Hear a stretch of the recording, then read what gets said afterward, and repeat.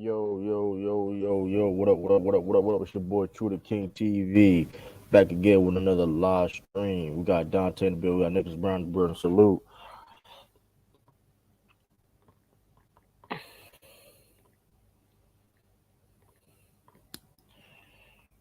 Salute everybody. Salute. Appreciate y'all for tuning in. Um, got Jared in the building, got Chris in the building. Salute.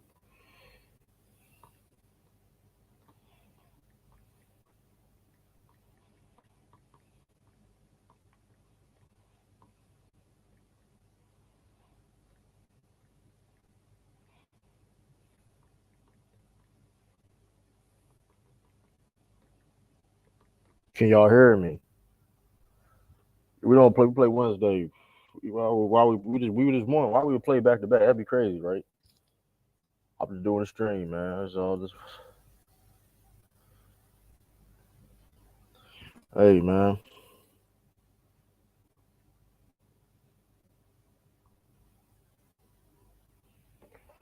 Y'all come hit that like button. Y'all come hit that like button, man. We live. We live. I'm on. Hey, if y'all would like to watch me on Twitch, I'm also on Twitch too at True the King TV. Same thing on Twitch. Same thing on YouTube, Clubhouse. I'm all that stuff. So I mean, hey, matter of fact.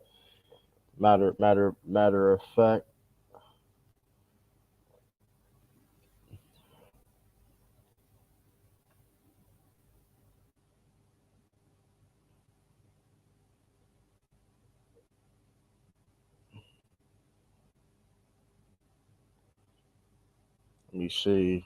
Um, we live.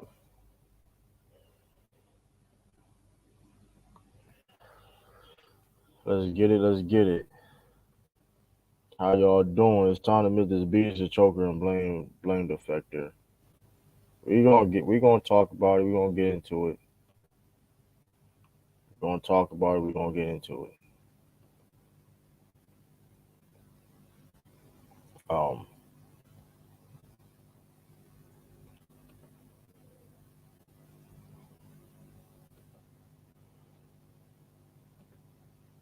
B is the weakest superstar player to win MVP. Damn, y'all going in, man. I guess it's kind of answer my question, my video time, my video. Damn. I mean, let's talk about it, man. It's just, hey, how y'all feel about that, man?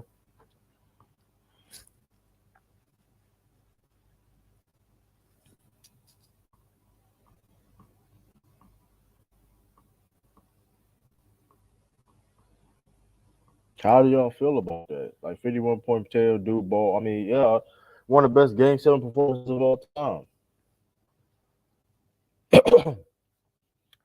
I think it's top three. I think it's the top three game seven performance of all time. Behind, of course, Magic. Um,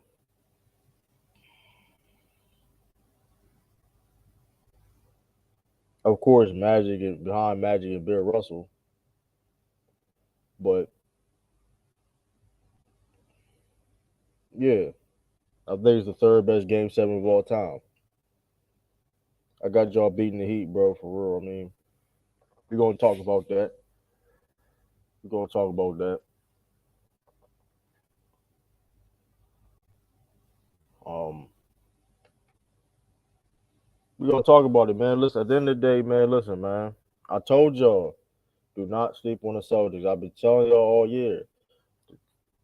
Do not sleep on the Celtics. Do not sleep on the Celtics. The Celtics,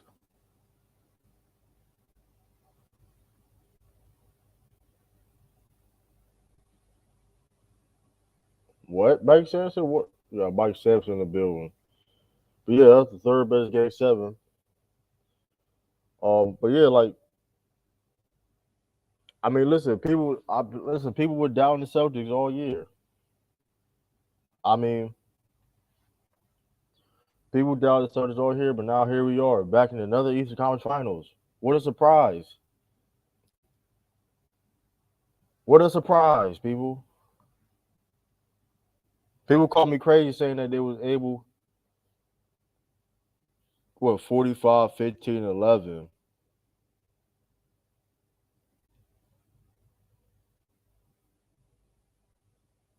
He said 45, 15, 45, 15, 11.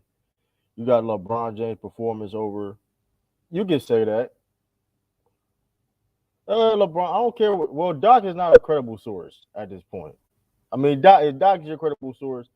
LeBron probably. I mean, let's go back to that game.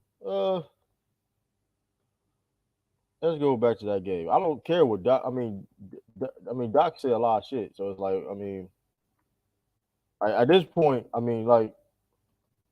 we really have a conversation with Doc Rivers. We really have to have a conversation with Doc Rivers.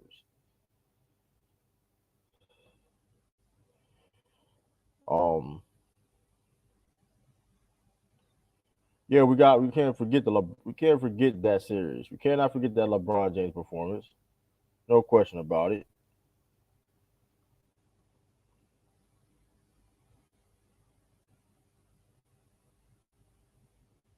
He didn't have 45. That was game 6. That was game 6. What are you talking about? That was game 6. I don't know why I was confused. That was game 6. Rondo had 40 in game 7. What are you talking about? That was game 6 he did that. Game 7 he had game 7 like come on. Game 6 he had 45 and 15. So there you go. Aren't you supposed to be a Heat fan? Mike Sampson, come on now. People always was quick to hate. People was always quick to hate. Listen, that game. That game was in game 6. LeBron James 45, 15, 11. It was in game 6, not game 7. What are we talking about? That was that Tatum. That was the best game 7 performance I ever saw. Per me personally watching. I mean, what like you talking about a guy that led his team in all categories, that dominated, played elite defense.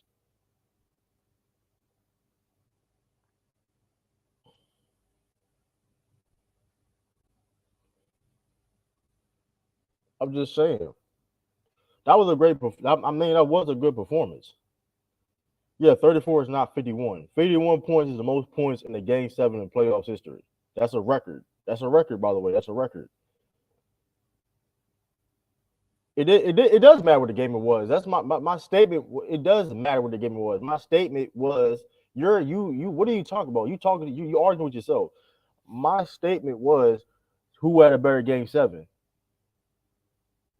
LeBron did that many times in game 7 because he did not have 51 points before in game 7, yo. Like, come on. He never had 50 points in the game 7. Why are we lying? Mike said, but why are we lying? Why are we lying? Well, how many times LeBron James had 50 points come on now, in the game 7? Why are we lying? Why are we lying now? Y'all come and hit that like button. Why are we lying?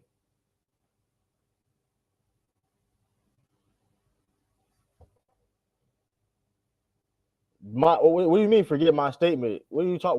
You're talking to yourself. I didn't say listen. I said game 7. I said game. Hold up. Well, I'm gonna say it again. Game 7.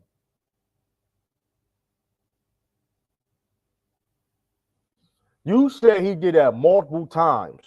That's what you said. Hold up. We can go back. We can rewind if we said LeBron has done that many times. That's what you said. That's what you said. I'm talking about game 7. See, what are you talking about? I'm talking about game 7s. I'm not talking about play. I'm talking about game 7s. Making that clear. If y'all, I'm making it game 7. That's what you said. I said game 7s. I didn't say playoffs. I said game 7 in the playoffs. Only in game 7. I didn't say game 1. I didn't say game 2. I didn't say game 3. I didn't say game 4. I didn't say game 5. I didn't say game 6. I said game 7. I'm not arguing that he dropped 40 points in a game 7 before. I said Mike Sampson said he did 50 multiple times. That's what Mike Sampson said. I said game 7. I'm gonna keep saying it. Game 7. I said game 7. I'm gonna keep repeating game 7. I'm gonna keep repeating myself. Game 7. He didn't say anything about the fucking playoffs. I said game. I didn't say anything in the fucking playoffs that's under game 7. Stop arguing with yourself, ass wipe.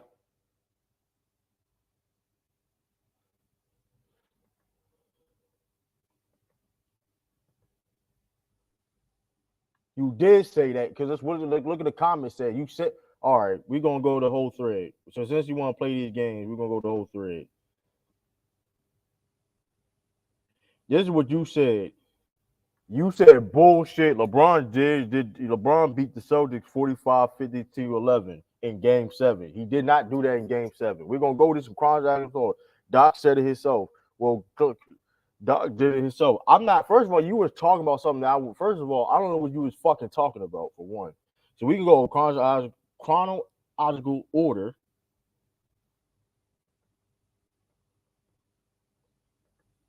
He was coaching the game. What do you mean? Coach the game 6.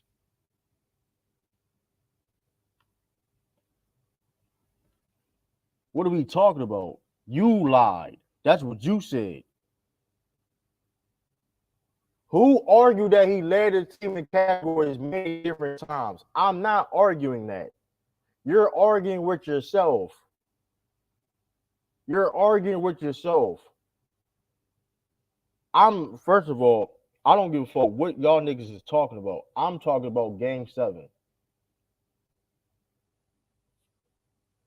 I'm talking about game 7. And I said this one of the best. This is probably the third best game 7 of all time. I said game 7. I don't care about them other shits, bro. I'm not talking about that. I would have said so. I don't care about how I'm lying. You are talking to us different. Listen, I don't give a fuck what y'all talking about. I'm talking. Y'all can talk like, what are you talking about? I don't give a fuck about no game 6. I don't give a fuck about no game 5. I don't give a fuck about no game 4. I don't give a fuck about no game 3. I don't give a fuck about that. I'm talking about game 7. You talking about some fucking LeBron James for no fucking reason. Like he played for fucking Miami still. He played for fucking Lakers for one. And I'm not talking about the Lakers right now.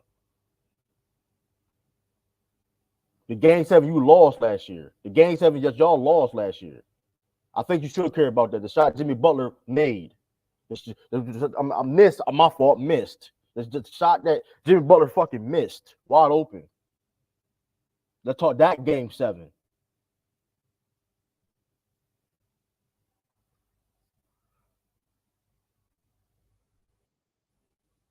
I'm talking about that game 7. So what did I lie about, Mike? What did I lie about? Because I'm talking about game 7 the whole time. If you're having a whole different conversation with yourself in the chat, that's not my problem.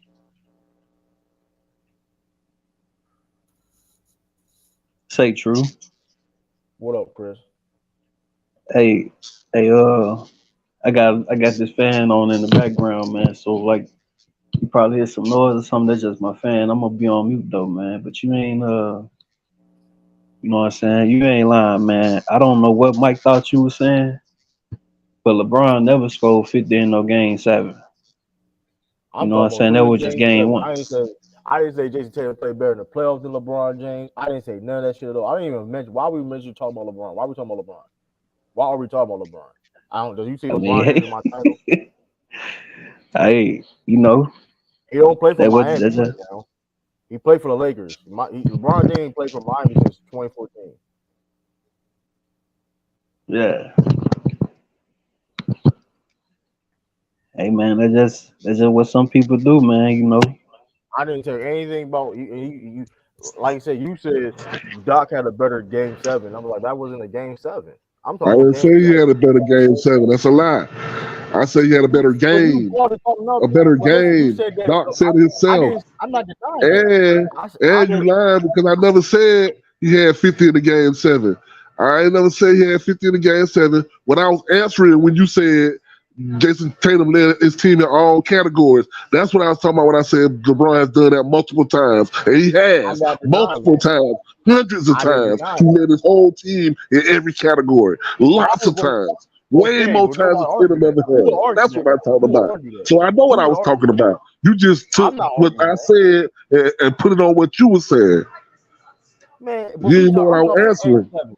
I'm talking about But game you did 7. you not say did you not say that Jason Taylor led his team in all categories? In Did game you didn't 7. say that? In But game did you 7, ever yes. say that? I did say that in Okay, game so 7. I said LeBron has done it multiple times. So tell me where I'm lying. Listen, I'm not denying. I didn't deny that, but Oh, we're you talking about just said game I 7. was lying. And Man, buddy, listen, whoever we're buddy talking. was I'm before saying. you I'm talking talking. about I'm Okay, lying. you cleared it up and That's saying all I that was you wasn't. saying. Hold on. You cleared That's it up and all I say you was wasn't talking saying. about game 7. Hold on, you You ain't know cleared it what I up and was. say you wasn't. Hold You on. just say You you cleared it didn't up know and what I say. was answering. No, you Hold just on. ain't know Okay, what and I I was was wrong. answering. I was wrong. No, You cleared up. You no, just you said weren't you wasn't wrong. You talking about made a game 7. mistake because you didn't know what I No, was no, answering. That's I I thought was you answering the fact that no, you you said said you about the wasn't talking about game 7 leading though. this But see, I team. wasn't arguing that. My whole thing, I wasn't talking about. Like you said, if you talk about that, then that's something different. I'm not. I wasn't gonna. I'm not arguing that. I'm just saying. I'm judging off the game 7 performances. The only game 7 you said was better was Magic Kareem. Magic Kareem. I'm not saying Magic Kareem. Magic Bill Russell, and then kind of Jason Tatum. There's no. I mean, that game 7 performance we saw last night. Tatum doesn't get a pass for selling multiple games. Tatum came through in game 7 and so does one. That was a huge, but Tatum can't start selling again versus Heat. I don't think he's going to. And my whole thing is, I don't think he's going to. He didn't do it last year. Why would he do it now? You know what I mean? Nah, I don't know. I don't know what you mean. I feel you, but I don't agree. I don't think he. Why would he settle? Like now, why would he settle? I hope we end up playing. I hope. I'm a Heat fan, but I'm a LeBron fan. You just got finished telling Ralph last week. It don't matter who he a fan of. Now you trying to No, I didn't fan say. I didn't. shame me. I can be a fan of Hold LeBron on, and the Heat. you reading the chat because I'm a I didn't Heat say I'm not fan. talking about LeBron. I didn't I'm a say you Heat can't be a fan. fan. I You said can't tell me I who I didn't can say be a fan of. I didn't say that. I I can never be a said you fan. couldn't be a fan. Hold on. What did I say? You couldn't be a fan of LeBron? Just now I you didn't was say talking we about weren't something. talking about Ain't you a Heat fan? That the LeBron don't play for the Heat no more. He play for the Lakers. I know that, but yeah, I'm a I said LeBron yeah. fan too. That has nothing to do with the statement you just said, I'm a though. big You know, time. Listen, I'm a big time. it has I'm nothing a to do with what you huge. just said. Listen, let me explain something though. I'm a huge LeBron James fan. Like when he came to the Heat, that was super awesome. And I ain't like Cleveland fans when he left the Heat. Burning the man jersey, just say, "Hey, all right, man, you helped us bring 2 championships. I Jared, what are you appreciate you." But talking? that's he always been my favorite player. So of Jared, course I'm gonna root for him to Jared, win. hold up, Jared. Oh, Mike. Well, Jared, what are you talking about? Tatum and Butler took turns choking. What are you talking? That's Paul. First of all, that sounds crazy. Because that's how that take is so bad that it was a pause worthy take. Nah, they didn't choke a couple of times. Come on now. At the end of the day, Just though, Say this Tatum series and just Butler. passed. This here's the thing series just about Tatum, right? passed. Here's the thing This about series, Tatum, right? Right, and this goes thing about Jimmy Butler too. Jimmy Butler could be part of the same kind of thing too. Jimmy Butler had bad that's games. what I'm saying. All the superstars, they always try to Let make me like let me they get this off superstar. though. Matter of fact, but let me get Don't this. do it. Everybody Yeah, superstar do it sometimes. yeah, but here's the Le- thing. LeBron did it. Jordan But did it. yeah, but But let they me say always this get though. on Jason Tatum. I like Jason Tatum. They But always let get me on get that this. man Let me say this, for Mike. Though, I'm about to say something about Jimmy and Jason Tatum. We've seen them play bad in the playoffs. We see them right. play great in the playoffs. And listen, and the reason why they get shitted on Hey, but and true. You or know what? But you know what, True? We done seen him play. We done seen him play good way more times than we seen him play bad. Right, but that's my point I'm trying to make. That's That's the what be point I'm tripping trying me to out make. about people. That's what be No, tripping me out. hold on, Mike. I mean, I'm explaining it to the people in the chat and everybody. Listen, you got to understand. These guys are accomplished with the past 4 or 5 years. They accomplished a lot more than other people. Yeah, we understand they didn't win a championship, right? We understand that. But still, they've been playing like a damn whole another season. They still, as players, have accomplished more than a lot of players. It's only Yeah, been, yeah. I mean, since we talk like these are facts. We talking about Right. And these especially motherfuckers been playing a whole nother season of playoff games. like. Shit. And my whole thing is this though. We understand they've been on nice teams and coaching and to be a part of that. They didn't do it by themselves, but at the end of the day, that's not that. I mean, that's a common denominator effect, right? They contributed that. True, So you it's know like what it when is? people say, You know what it is, right, True? A lot of these people have nostalgia and they don't remember their favorite player had games in the playoffs that was bad, and then they come back right, and then they make up for it. right. Nobody Okay, is Jimmy. perfect. Okay, Jay. But here's the thing, though, Jay. When you said Jimmy Butler did that, but okay, if I told you Jimmy Butler been a better basketball player, been better than Kawhi Leonard for the past 3 years,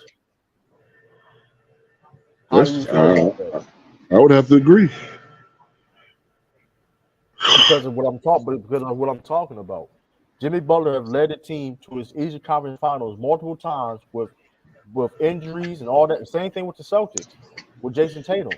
So when people say Yeah. like, and people are gonna hate that's why like I don't like you said it technically is a rivalry with the Miami and Celtics, but at the same time there was like I respect Miami because it's like if they got it, they get their backs against the wall too. People will doubt them too. I mean, even Miami fans have doubted them, rightfully so though. What they did this season, you know what I mean? Shit, I did too this But year. they look where they at now.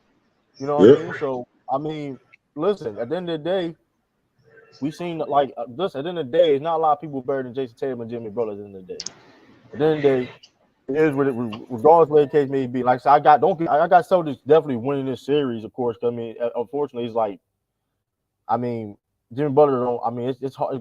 That's a tough tag. See if we can do that. It's gonna be that's a tough tag. But I'm not. I mean, Jimmy Butler just all this going is going to prove why he is who he is. You know what I mean? But I'm not. I didn't say he's better than all the time though. You're talking about rings and shit like that. But like I said, I specifically said the past 3 years. I'm not talking. I didn't say anything about. I didn't say anything. I didn't say anything about him. About him all the time. I didn't say Jimmy Butler better than him all the time. I said. I said in the past 3 years he's been a better basketball player than Kawhi Leonard. It is what it is. I don't care what the stats say. I'm going off of what the results and floor raising on their teams. Like these are just facts. And like I said before, well, injuries and all that. I don't want to hear no injury excuse because at the end of the day, availability is the best ability. And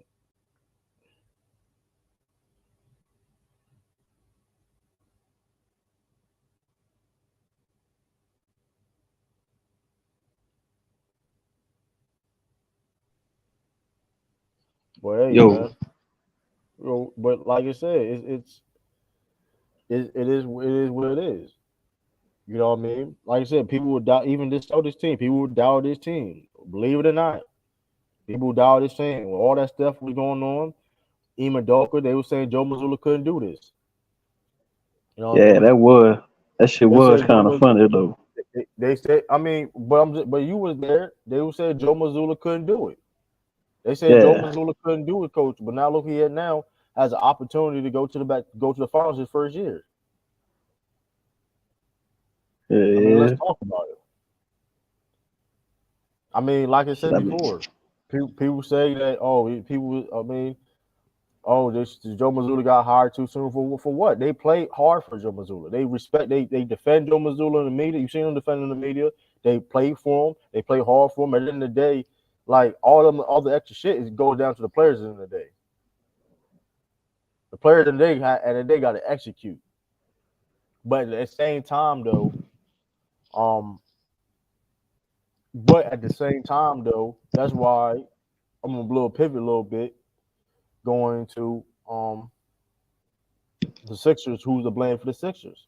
And for real, I think it's multiple blames you can put. I think it's Doc, um, James Harden's Joel Embiid's fault because Doc Rivers showed it. Like I understand Doc, like and that's why I said it's also Doc is not the sole reason why that he blew all them leads, right? He's not the sole reason why all the leads he ever blown. He's not the sole reason, right?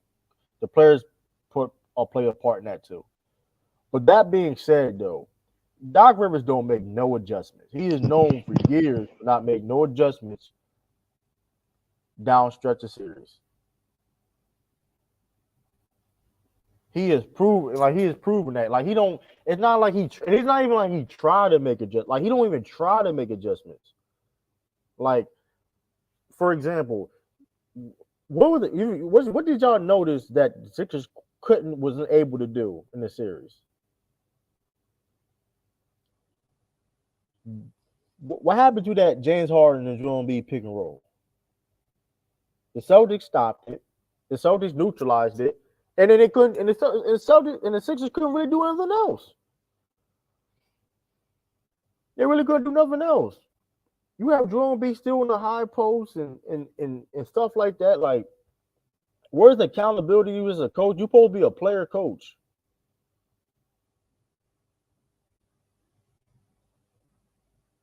And I don't care his escape. He had the injury. He was on the court. It don't matter. He's on the court. They slowed it down because they were putting their best defenders on them dudes. They had put Jaylen Brown on James Harden. But my whole thing is, you both your star players had 9 and 15 points. Like I said, that's why I'm not going. You can't sit there and blame it all on Doc Rivers. But at the end of the day, his lack or no adjustments during the stretch of that series was fucking is unexcusable. It's unexcusable. When you have to force Doc Rivers to make an adjustment, and it's during the series, he fails every time. It fails every time. Notice that, like I said, the only championship that he won, it was basically the Boston was heavily favored to win it. When you had Paul Pierce during that time, yeah, he let Tatum go off. You let Tatum go off. He had 11 points in the first quarter. That's not a good sign. If Tatum cooking like that early, I mean, and then forget that he had 25 points at halftime. So what was your adjustments? You put Maxey on him and you put Melton on him, and you're not even trying to trap him, get the ball out of his hands. Like you're not like at least try. Like my whole thing, you're not trying to do stuff. Like my thing is the thing about Doc Rivers is he don't even try to do nothing. He don't even try to do anything. You let Tatum go off. Not like come on. Then you're going to trap like you already down by like 20 points. You want to try to trap now, don't it? Like that was stupid. Now you want to do what was already over. Like it's basically over with. Like I just remember a bunch of series about Doc Rivers. Like he blew a 3-2 lead in his last series on the Celtics. He blew a 3-2 lead.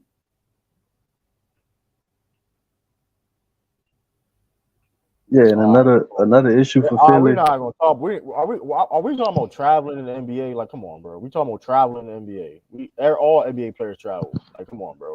What are we talking about? Look, True. Another issue for Philly, man, was that the fact that, you know what I'm saying, like they best players outside of Embiid, they didn't have a perfect mix of offense and defense like the Celtics players do. I mean, listen, you know what I'm saying? They wasn't disciplined enough. And my whole thing is this with Doc. Like you said, it's not. You can't just blame everything on Doc because when you have your best players not showing up. But at the end of the day, it's good when is Doc getting fired. Probably. Oh no. He may not coach an NBA game. He probably gonna retire. I'm blaming Doc for sure. I mean, at the end of the day, though, you cannot excuse if it was any other person that's not named Doc Rivers that blow leads. We're talking about just coaching history. Any coaching in any type of sport, they will not get a pass. Like it is what it is. You blow them many leads, bro. That's not like you can't listen. It is what it is. Cause I know in other sports and other stuff like that, when you blow leads like that, and you a coach, you in the NFL or you whatever, baseball, Yeah. any type of sport, you're going to listen. That's going. Nah, we can't do that. But Yep. Doc Rivers. But the reason why Doc Rivers get a pass because he won a championship in 08. Doc Rivers legit living off what he did in 08. If Doc Rivers did not do what he did with 08, would he be coaching that same with long he has done? No, he wasn't. No, he wasn't. Yeah. He wasn't going to coach that long if he didn't win a championship in 08. He would. No, man. Don't do your coach like that, true, man. Sturdy, you cannot prove that, Sturdy. So you trying to tell me he would have, if he without 08, he would have coached that long to this day? Yeah. That's baloney. No, I say that's true because even Why? after the Clippers didn't achieve nothing, he still got a job. Even Because after the Celtics did declined. Hold on, true. 08 was how many years ago? Nearly 16. We're going on 15 years ago. You telling me this dude was living off something that happened 15 years ago? Bro, Dude, how many black head coaches do not get the opportunity? Hold up. How many black? Let me ask you this. Don't finish that statement. Don't finish that statement. Black coaches get opportunities like Doc Rivers had? Hold on. Let me ask you. How many black head coaches get opportunities like Doc Rivers? All of them. Name. Hold on. True. You know how I know true? Know how I know true? Happened right no, now. true. No, I know true. Name a black head coach. Listen. I know you're emotional. Relax. Wow. Name a black head coach that was in the NBA in the last 10 years that didn't get a second job. Bro. Name. True. I didn't ask you all that. Can you name a black head? Can you name a black head coach that got fired that did not get a second chance in the last 10 seasons? True. A lot of black head coaches been hired. Yeah, but here's the problem with that. Do you know the answer? Here's a problem with that. Here's a problem. Yes or no? Problem with that. Here's a problem with that though. I'm not here to answer. Here's a problem with that. It's a bit more okay. It's a bit multiple, but then all of them. The answer is all of them. Literally every single coach that lost every black head coach, especially that lost their job, got a second chance. The only person, even Jay Skid, the only person that you should have said was Mark Jackson. Even then, let me finish. Even then, Mark Jackson, you can look this up. He was the finalist. It was between him and Mike Brown, which means he was that close. Means he was that close to getting a job. You said it just hold on, don't do that. Don't do that. You can constantly you can constantly say Joe Mazzulla. Hold on. How many times you said Joe Mazzulla was a finalist for the Utah Jazz? Don't do that. Don't do that. What is the context? Hold on. What is the context? The point is, and if you will go off reports now, hold on, true. Last thing. Even reports now, Mark Jackson is still a finalist for 2 head positions now. You can look that up right now. Let me ask you a question. So after Doc get fired, Mark Jackson gonna have another job. So that's all of the black head coaches gonna have a second chance job. Mark Jackson didn't coach for 10 years. What are you talking about? That's what I said within the last 10 years. That's what I said within the last 10 years. Put things in perspective. You ain't listen. You ain't hear nothing I just said. Hold on. How many? No. You hear nothing I just said. Hold on. How many years Mark Jackson coached? Doc Rivers. You didn't hear since 2015. All I say to this. There's no black coach in NBA history that got more opportunities than Doc Rivers.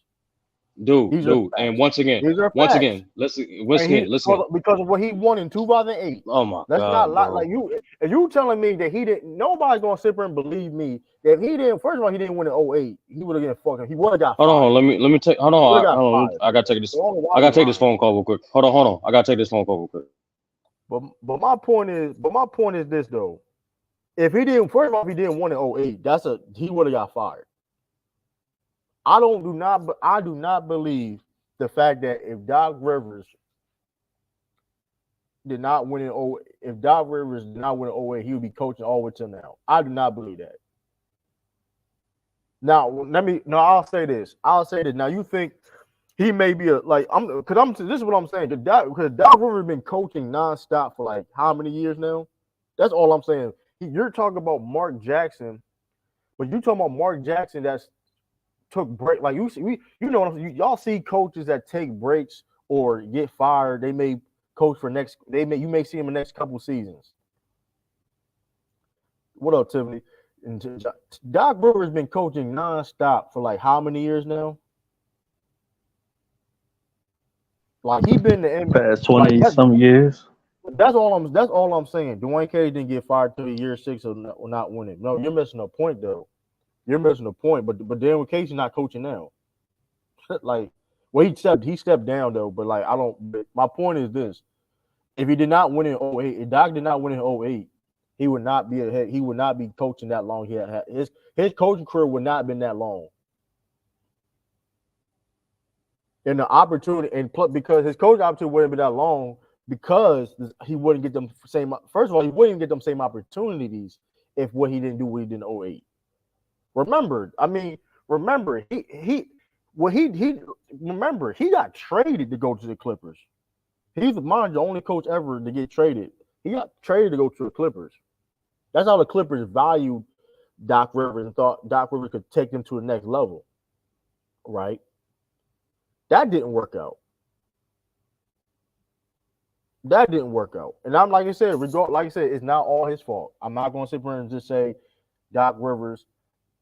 I'm not going to sit here and just blame a whole loss on Doc Rivers. Lon Collins got 2 jobs, but like my point. But hey, how many jobs? Hey, true. Lon Collins got 2 jobs. But my point is though, Lon Collins wasn't coaching consistently every year since he became a coach. That's my point. Doc Rivers been coaching nonstop for like 20 years, bro. And good for him. Like, get your money, good for him. Hey, that's what's up. If you can do that, that's what's up. But like my point is, he can do that because what he did in 08. Like he legit did that what he did in 08. I do not believe he will not be coaching as long. I'm talking about consistently long. Like this is consecutive seasons he's been coaching. He's been coaching consecutive seasons. Yeah, and Lionel Hollins is a good coach, but he ain't on the level of Doc. The hat's gonna expose you all. Give it up, groundhog. Man, tripping. I mean, has he won a chip as a coach? I don't believe so. Who? Lionel Hollins. Yeah, he didn't. And I'm saying, but we're talking about Doc Rivers. Doc Rivers I'm not gonna say Doc Rivers is a terrible coach. No, but all I'm saying is, and let's keep it real. If James Kidd don't win no championship, he ain't not gonna have no career like Doc Rivers has. Like come on now, he is not gonna have no He's not gonna have no Jerry Sloan career. We all know that. So I don't know why we talking about these guys like and like you said, Mark Jackson got another opportunity. But let's make this clear though. But it took him a minute to do, and plus, it's like that being said, he ain't been coaching consistently for years. You get what I'm saying? Like Doc Rivers was getting a job. Like Doc Rivers was getting a job just like that. It wasn't no problem. He got the Philly job was just like that. Soon as he got fired, they were saying he was going to Philly. So you get what I'm saying? My point is like my point is this though. If he didn't win that championship, he would. That's all I'm saying. And I mean, listen. I'm not saying he's not a good coach, but at the same time, though, the lack or no adjustments he playing time is just insane. It's insane. Yeah, he got to be a really good locker room guy or X's and O guy. Cause I'm not. He has to be a good person. I mean, he's a good person. I assume he's a good person. You know what I mean? But at the same time, though, it's like, I mean, we gotta keep it. We gotta call it how it is. And I'm not saying I've seen Doc Rivers coach great at times. I'm not saying that during his career. I'm not questioning at all. But let's keep it on. Let's keep it real. That his tenure with the Celtics elevated him a lot. Let's just call it how it is, because people don't talk about what he did in Orlando. And he did a good job in Orlando. He did a good job in Orlando. But that's what I'm saying. People don't even talk about what he did in Orlando. That's why I'm saying he's living off what he did in 08. And I think he's living off with the Celtics, period, at this point. Because nobody ever talk about Doc Rivers what he did in Orlando. Only time they talk about what he did in Orlando when they look at his accomplishments and they say he won Coach of the Year. They nobody ever talking about what he did in Orlando. That's my point. Because I'm just saying, man. I mean, it just at this point though, it's like and I'm not saying it ain't the player's fault why they leaves ain't blown. I'm not gonna. You ain't gonna argue. I'm not gonna argue that at all. Say true. I mean, damn. He stopped. He the same person stop that man. Come on, he the same person get Lando to get dunking. That's all I'm saying. They don't talk about it. Like you said, he was a good coach in Orlando. He got the Celtics job for a reason. But my point is, he is living over what he did on the Celtics, and he nobody even talk about what he did in Orlando. These are facts. But you don't think he was blowing leads? He was blowing leads in Orlando. But that's what I'm saying. You don't think that he get a little bit more respect just because of what he did in Orlando? Like, no, he gets. He got the respect. Yeah, of course he gets. He's a respectable coach. I'm not saying he's not a respectable coach at all. But I'm saying that at this point, okay, my whole thing is this: if you've been through something, right? Listen, I'm assuming I'm as a fan, as a viewer. If you've been through a shit, right, multiple times, next stage, you will make sure that doesn't happen again, correct? Or try to make that may happen again. You get what I'm saying? Yeah. He had experience having leads and blowns, but it continuously happens. You get what I'm saying? I'm just saying, like I said, and I'm not saying it is. I'm not saying, like I said before, we typing the conversation. I don't. And that being said, I blame more James Harden, and to that I blame more James Harden and Embiid more I do Doc. You get what I'm saying? But Doc is still part of the blame. You get what I'm saying? Yeah.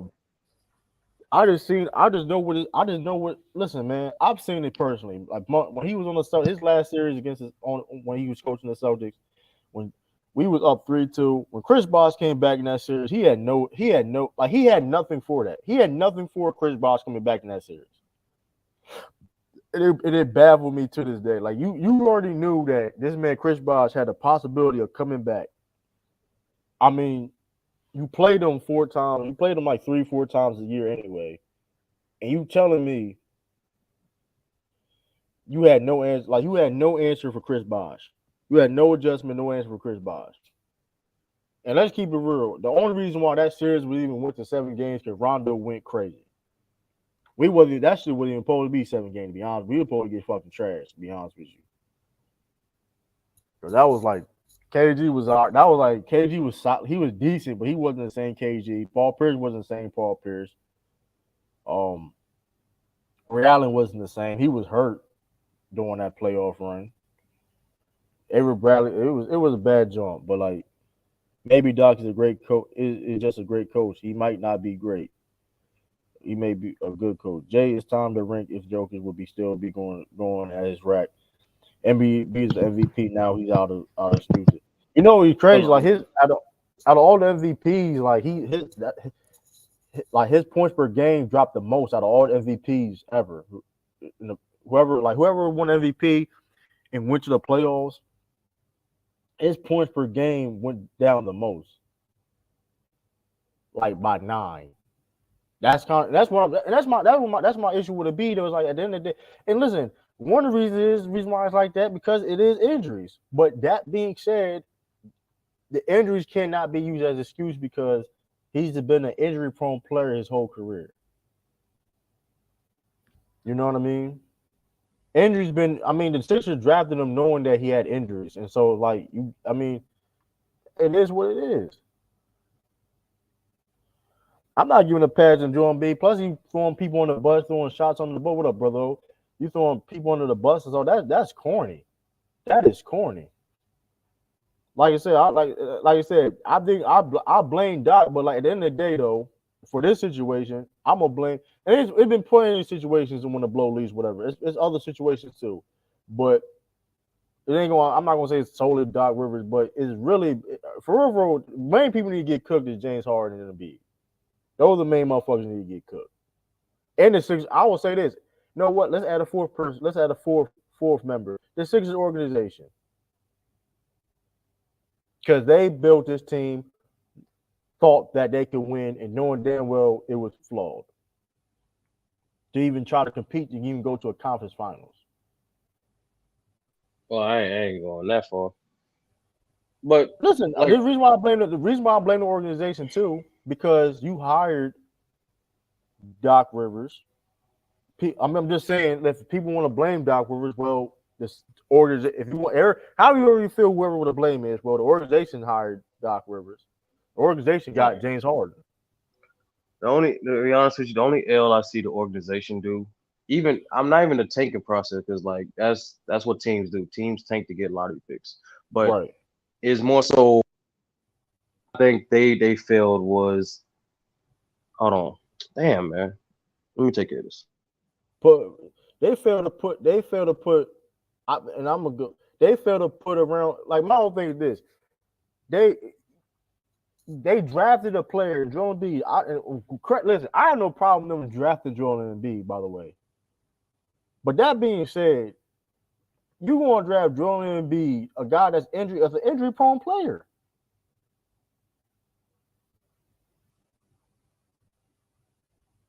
I'm just saying. And I don't know what that draft. In my part, in my own, and listen, this is what I do know also. Benson was on Instagram Live partying. Hey, man, listen. I mean, at the end of the day, though, do you blame him? Because you felt you got, and I'm not, listen, Ben Simmons, I mean, he needs to be more accountable too, but that was some petty ish. He needs to be more accountable, but. Man, shout out to my nigga Ben, man. Throw the party, my nigga. You feel me? The most flawed ass niggas in Philly, man. But I don't blame him for doing that because in the day he was a scapegoat, and I'm not saying he was part of the blame, of course, but he was a scapegoat though. I'm never going to argue that though. I do think Ben Simmons needs to be more accountable in his actions, but that situation on the Sixers, he was a scapegoat because everybody talks about his play, him not being a bad free throw shooter, him not being aggressive and all that, and them not playable. People would love to talk about that, but nobody want to talk about when Joel Embiid turned the ball over like crazy. True. And he was the main person to turn the ball over. Like the Sixers won. If you go back to the Atlanta series, Sixers won in every category besides free throws and turnovers. Joel Embiid was the main one turning the ball over. So see, that's what my issue is with this whole thing right now is that, you know, certain people come on to these panels and shit, you know, they get to capping about, you know, how this player play and, you know, this player being soft and shit like that. But last time I checked, if you're the second best player dropped 9 fucking points in the game 7. Hey, Cook, Ralph. 7 or whatever. Ralph, that is a fact, Ralph. He did talk about, man, I need the ball in my hands, and motherfucker gave you the ball and shit. You wouldn't do nothing with it. Look, what I'm saying is that don't sit up here and blame my nigga Ben. That's why I didn't like either. That's why I didn't like either. Don't get twisted though. I think Ben Simmons. I'm not be cooking Ben Simmons, but I think Ben Simmons needs to be more accountable for his play, right? But at the end of the day, though, that was bull. Man, come on, true, man. But we all knew what Ben Simmons was, bro. That's not the point. That's not the point, though. That's not the point. Of course, it was Ben Simmons' fault. He had blamed when it comes to his play. His play was terrible. You can't excuse his play, but as a teammate, if you're someone on their team and you didn't play excellent, you were part of the blame. Like you turned the ball over like crazy. Yeah. Now my only point, bro, is that I understand B had injuries, but in the day he was still turning the ball over. You on the court. If you on the court and you feel like you injured, you can't. If you on the court, you on the court at the end of the day. Man, come on, man. Nigga ain't trying to hear all them excuses, man. I'm just saying, though, listen, like I said, I'm having no problem with people issuing on this. That's why my issue wasn't that serious. I had no problem with people killing Ben Simmons, right? I had no problem with it. But my problem was the fact that people was trying to let Joel Embiid get an excuse. That's what I'm saying. Like, how you gonna sit up here and cook a dude because you say he don't want to shoot the ball or he's scared to lay the ball up? But then when you get a guy that's one of the greatest scorers in the league in NBA history on your team, and you still get the same damn outcome, what is that saying? That's a fact. That is a fact though. Cause y'all open up, y'all some of y'all Sixers fans. I'm gonna say some Sixers fans. I ain't say all y'all, but some Sixers fan was doing that. I'm not like I said. It's like, bro, y'all. I mean, and I'm gonna be honest with you though. They had it. I mean, my whole and then Doc Rivers. I didn't like what Doc Rivers did because, like, bro, you got like, I mean, I'm not saying this man ain't played bad, but you threw that man on the bus. Like they threw that man on the bus, bro. That was corny. That was corny. And like I said, even if I felt like, damn, he played bad, but if I'm going to be in Doc Rivers, I'm like, damn, I could have done better too. I ain't shit either. I have never talking. Like, listen, we gonna go back to drawing board. And that's some whole ass shit. The man Drum B gonna sit there and say, well, James Harden, it's 5-on-5. Fuck you mean it's 5-on-5? You play fucking. Y'all were the two worst players on the Sixers. That was some whole ass shit, bro. I'm sorry, that was some whole ass shit, bro. Hey, I'm telling you, man. This dude, the only superstar in the league that can get passes. We can sit up here and cook Joker all day, cook AD all day, cook LeBron all day, cook all these motherfucking niggas all day. But Embiid, the only motherfucker that, man, come on, bro.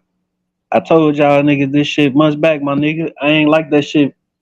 Sturdy, everybody was up on the panel that. Was I'll out? tell you this, bro. AD went to a conference final as the best player. Man, hey, real shit, and he got a chip. Know what I'm saying? Truth be told though, Rob, his dribble package was never like always like that. It's just that step back. It's just that step back was just dangerous. The step back was just dangerous though. The only thing he really had in his game, it was just the twins and the step back. His step back was unstoppable. And it's not even that his dribble was gone. It's just like he's not just athletic he used to be. His dribble really wasn't all that. He was just physical. Like he was just physical. True. I don't think you know how hilarious this shit is right now. Like I've been trying to tell people for however long been off that team. You know what I'm saying? However long he been off that team, man. Been trying to tell everybody, man, it wasn't really his fault. You could probably give him some of the blame because obviously he's out there playing. But you just trying to say it was him just because he passed up a shot. And I'm like, okay, so you trade him for James Harden. Just for James Harden to give you 7 damn points in a game 7. 9 points in a game 7. Come on, man. He was passing them shots. Yeah. This nigga doing this. Yeah. And he was passing up shots. So what are we talking about? This nigga did the exact same thing Ben did, man. You could have kept this nigga. At least he played defense.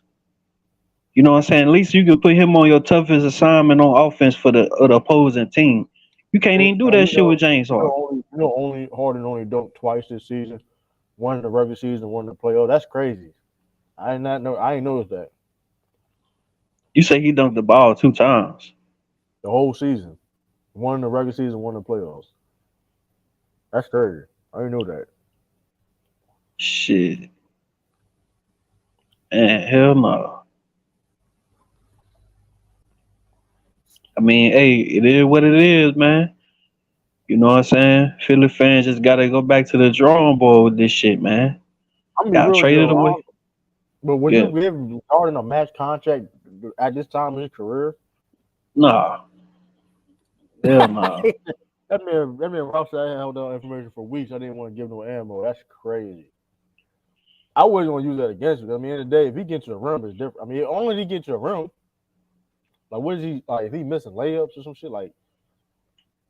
Man, I'm cooking James Harden ass right now, cause what he did in game 1, then what I think he did in game 4. You know, niggas were trying to at least give him a chance. You know what I'm saying? Cause everybody was cooking him. Everybody was ready to cook this nigga like he gonna fold. He gonna do this. he not gonna show up. And I was like, nah, man, just give him a chance. He gonna, you know what I'm saying? He gonna do what he do. And what he did, reverted right back to the damn old James Harden again. You know what I'm saying? And like I say, That's man, always, that's always been. This always been James Harden though. He have good double games, and the big games you need most, the games you need the most, he fold.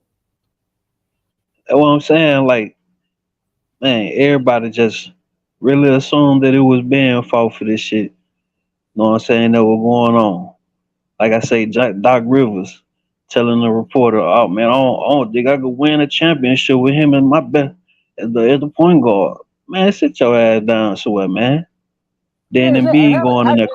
what about James Harden? Like, come on, you won't say shit with James. That's come on, bro.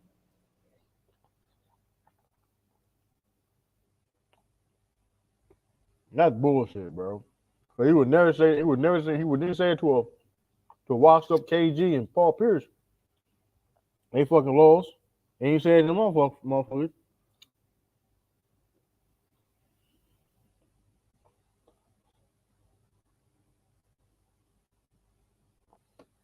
That shit is crazy, bro. That don't make no damn sense.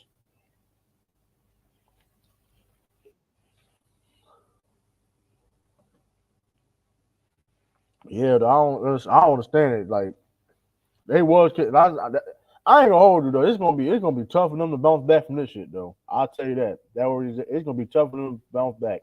Nah, they can if they only need to make 2 or 3 smart moves, they'll be all right. I mean, but They'll be all nobody. right. But here's the thing though. It sounds like I was talking about it last stream. It sounded easy said and done. 'Cause let's be Here's all how the way easy it beyond. is, true. Here's how easy it is, true. I'll lay it out for you. One, you fire Doc. You fire Doc now because there are a multitude of better options out there in free agency. Doc gets fired, he retires, go to Hall of Fame. Boom, whatever. Second thing is you can trade Tobias Harris contract for quality pieces. The reason why you can is because next season, after the following season, his contract is going to be expiring. He's still a quality player, and someone going to take that to get nearly $40 million, 30, I think 35, nearly $35 million off their books 2 years later. Number two. Number three, James Harden's the guy that he's the tricky guy, be honest with you, because me personally, if I was a GM, I'm not keeping him. However, I can definitely get James Harden to do a signing trade to get a guy that can replace him. Right. Now I just realized there are a few options. You can trade him for Bradley Beal. You can trade him for Dame.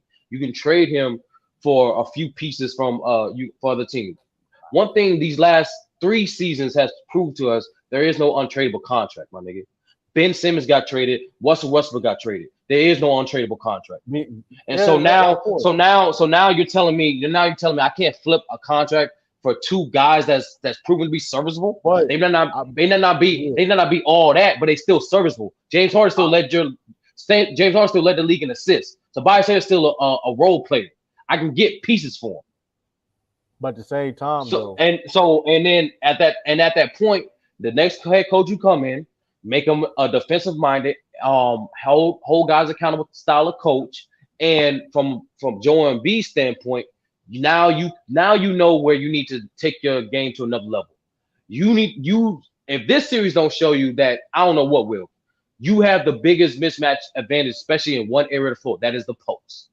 Learn how to play make from the post. You'll be back to being a top 5 player, arguably the best player in the league, and then you'll probably get it out of the East. Now, to be fair though, Hold on. be honest though, we gotta be fair though about the B thing about being the post. Now, if he's hurt, it's gonna be. He's always hurt in the playoffs. So if he's hurt, he got bad knees. You ask him in the post, he may not physically able to do that. That's why with this new CBA now all you need to do is play 65 games. That's it. That's 80% of the season. That's easily manageable. That's 65 games. I get it, true. I get what happened, but it ain't about what happened. It's about the now and the future. That's what it is. It's about the now and the future. And what the now is, they just got their ass kicked. That's the now.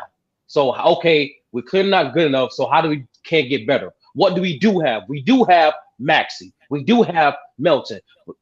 Embiid, whether injured or not, he's still a top 10 player in this league. He is our franchise player. We do got PJ Tucker. So you have things you can still work with.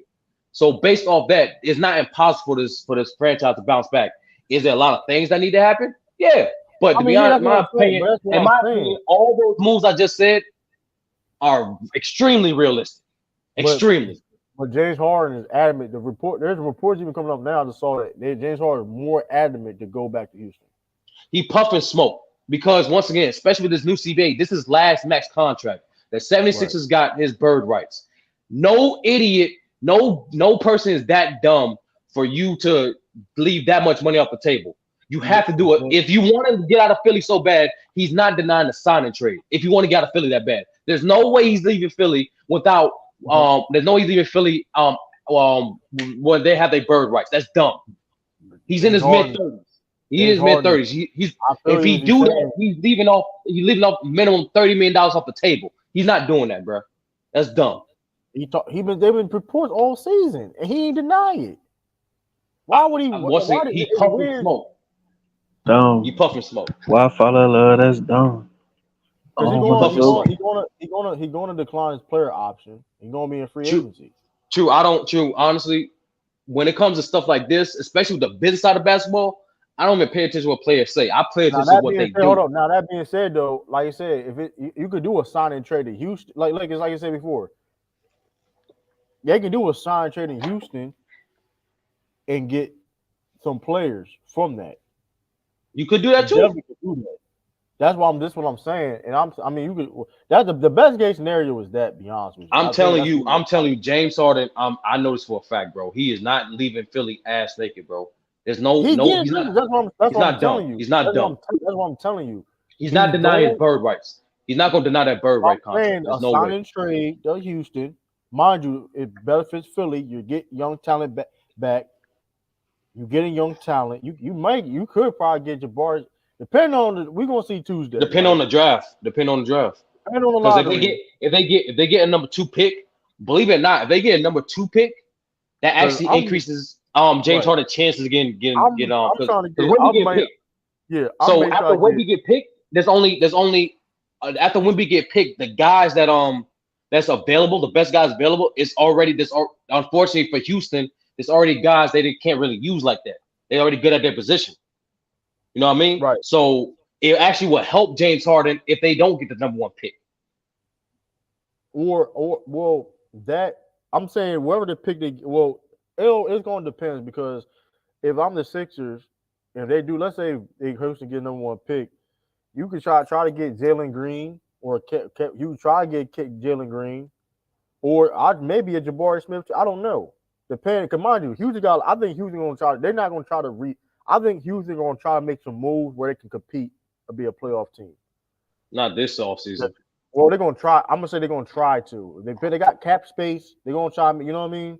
If you got try to compete to go to be a playing team, whatever. You get what I'm saying? I'm not saying they're going to be. Listen, man. But they projected to get a top 4 pick minimum in one of the most talented studded drafts in years.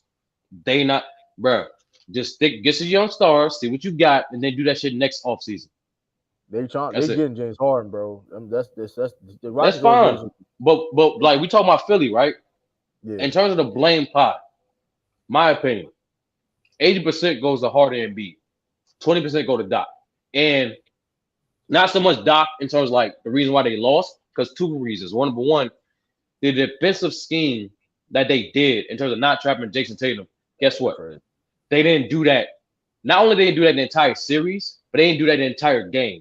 And the reason why I'm saying the entire game matters is because, remember, the game was still tied midway in the 3rd quarter. Yeah, 25 at halftime. And he was like, No, I understand. True. But guess what?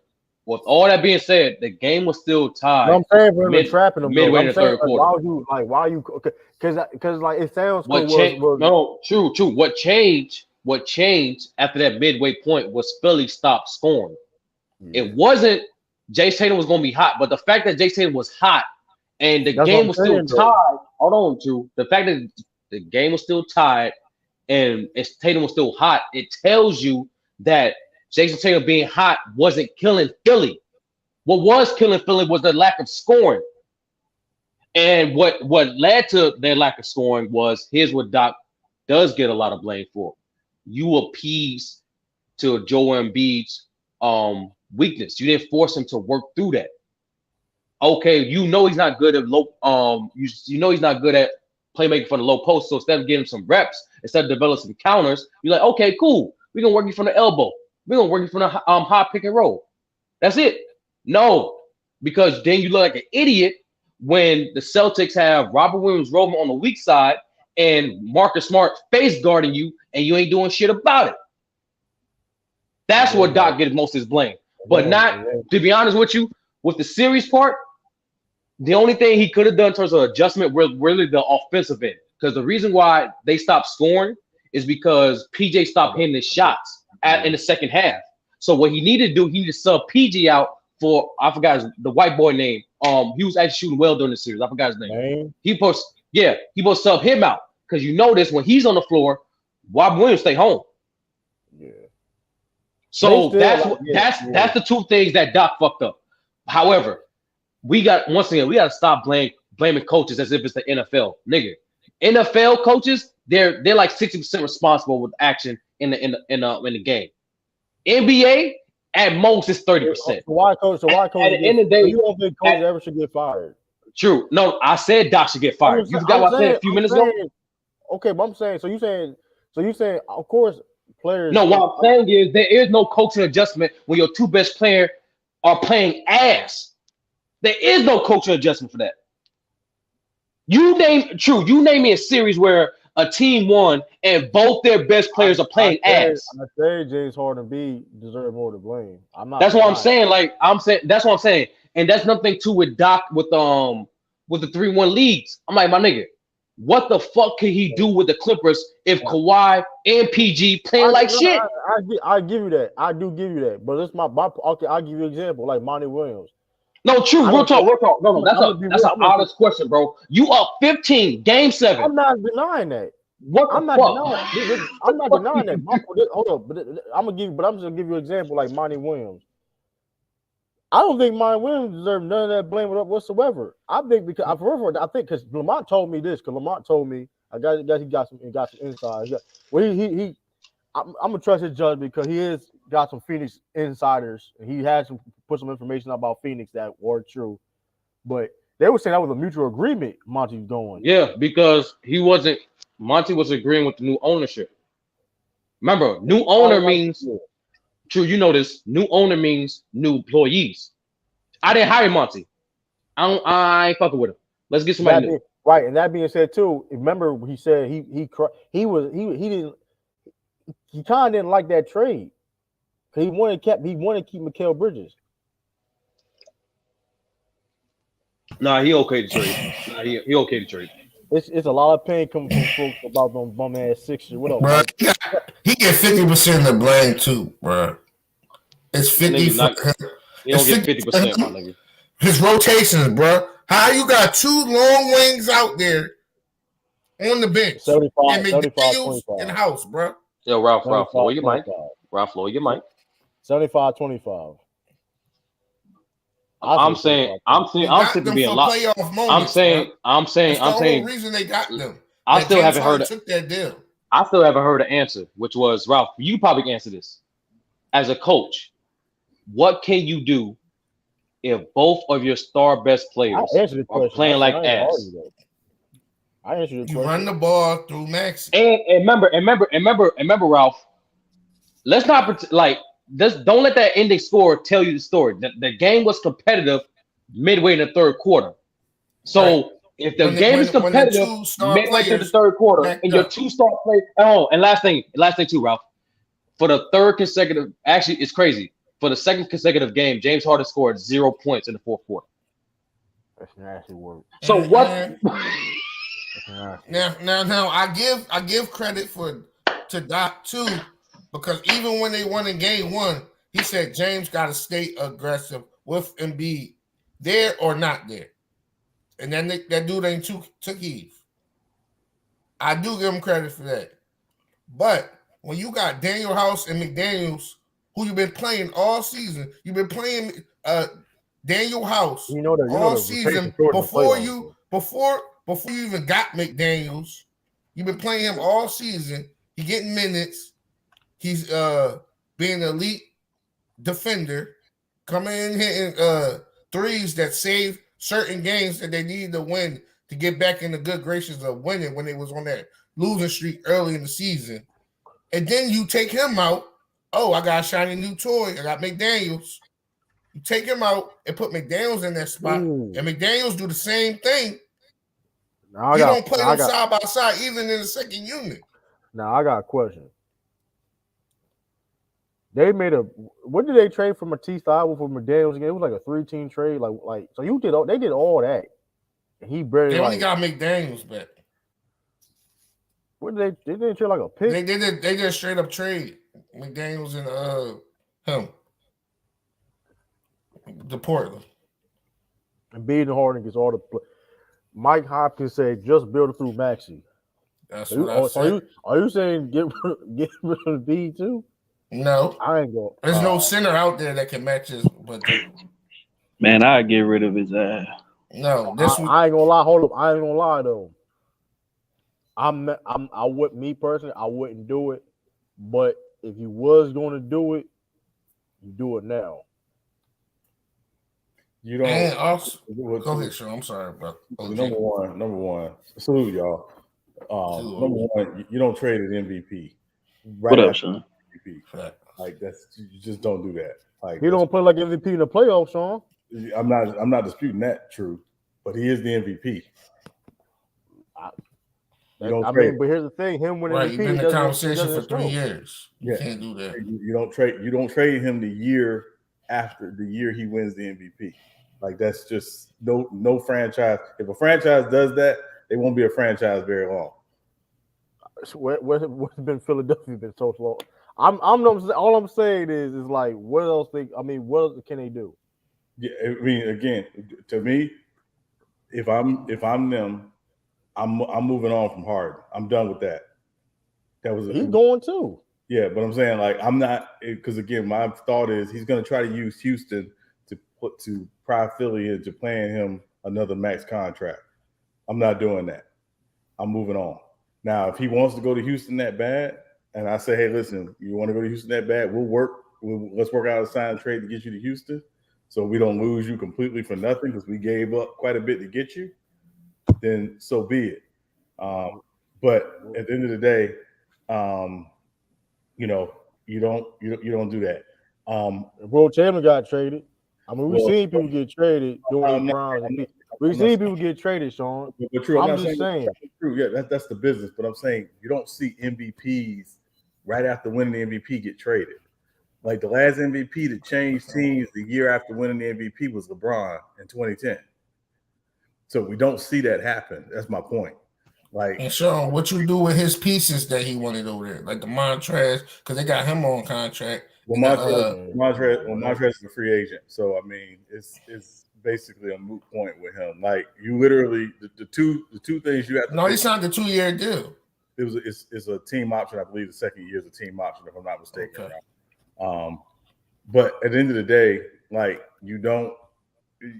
If you're Philly, you're obviously you still want to try to see if you can win with Embiid. Maxey, you know what Maxey can bring. You saw what he was as a starter when he was starting. You try to figure out with those two, but Harden, goodbye. Tobias Harris, goodbye. You kind of stuck with PJ Tucker. It's $10 million a year. You ain't gonna trip on that too much. But the bottom line is that team has run its course as presently constructed. I don't think you get rid of Doc because I'm not sure there's necessarily an obvious upgrade out there from Doc. People quick to say Nick Nurse and all that. I mean, listen, yeah, but he got a player option, the 23-24. So. Okay, yeah, and I don't know how much it's for. I don't think it's for very much. $2 million. Yeah, he'll decline. $7. I ate Sean. He better not decline. I don't know how much it's going to say.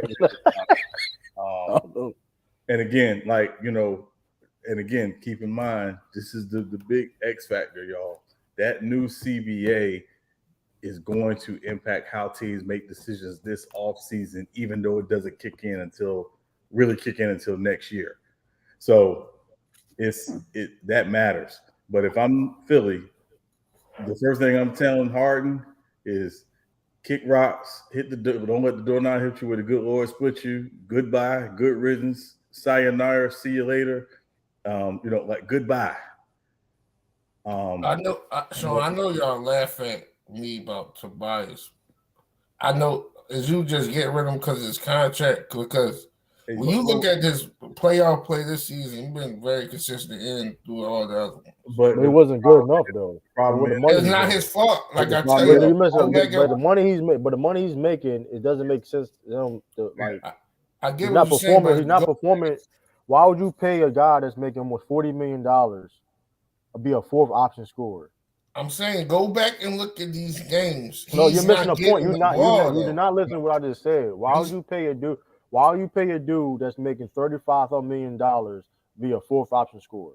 Because can you find that many better defenders than him? But he was not defending at a high level. Yes, he was. No, he was not.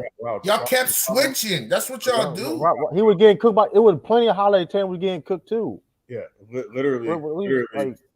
The problem when you build a roster that's so top heavy, and the Sixers, believe it or not, were top heavy, is you expect production from guys you're paying that amount of money to.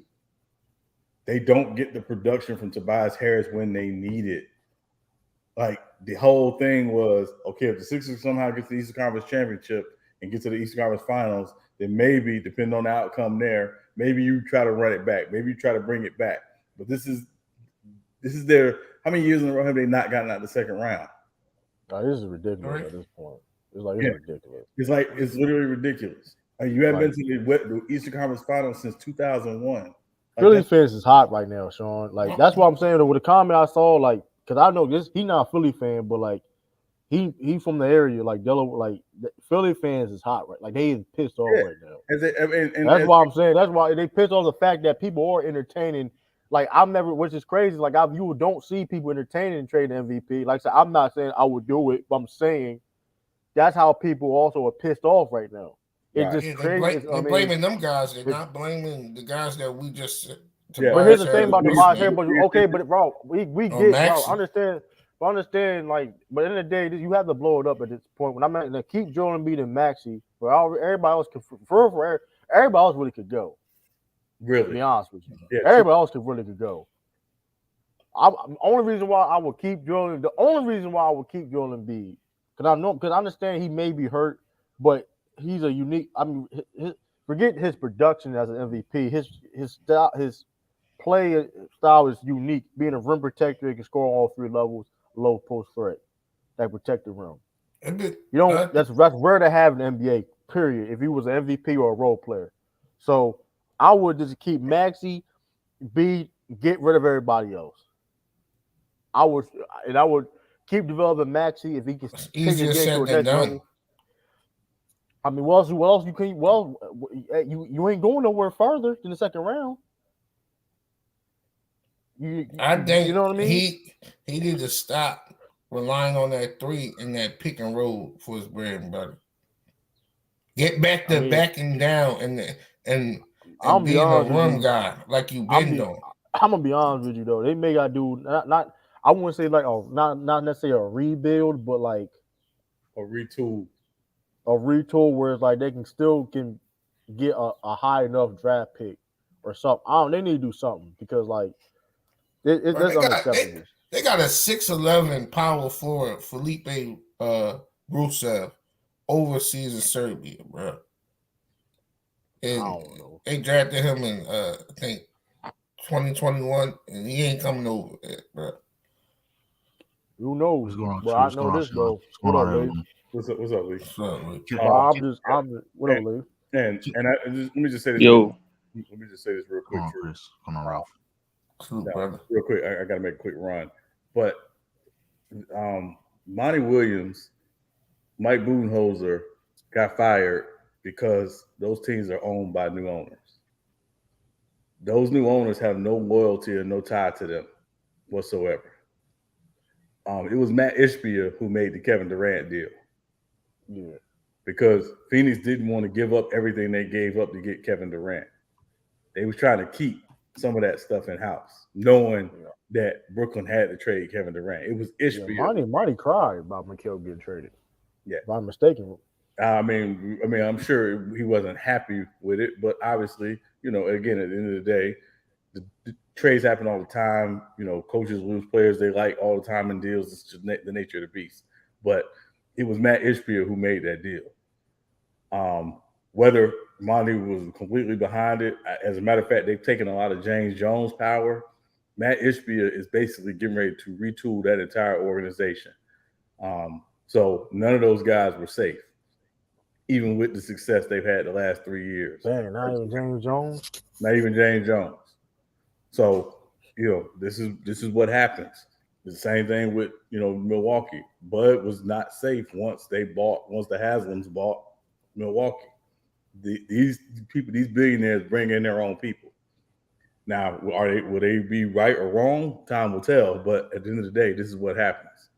So, when they bought the Bucks, it was I think the deal finalized probably like 2 months ago.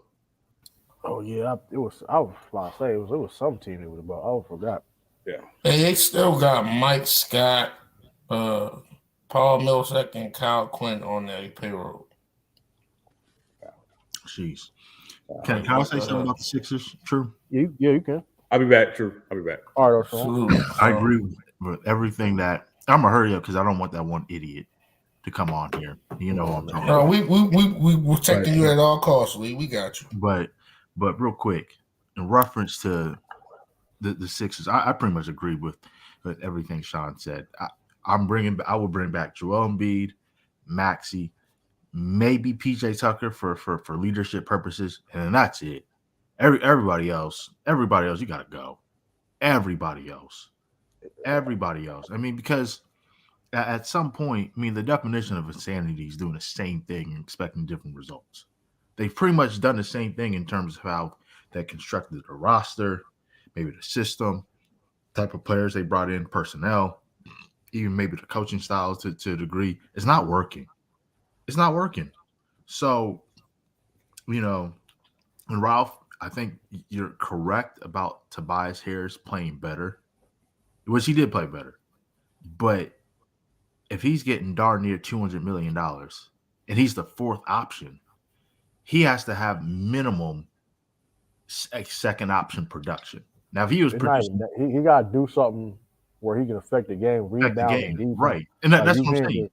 Second option production, and that in second options, who are typically valuable, impact the game. Now, Tobias Harris was really impacting the games. I was like, okay, keep him.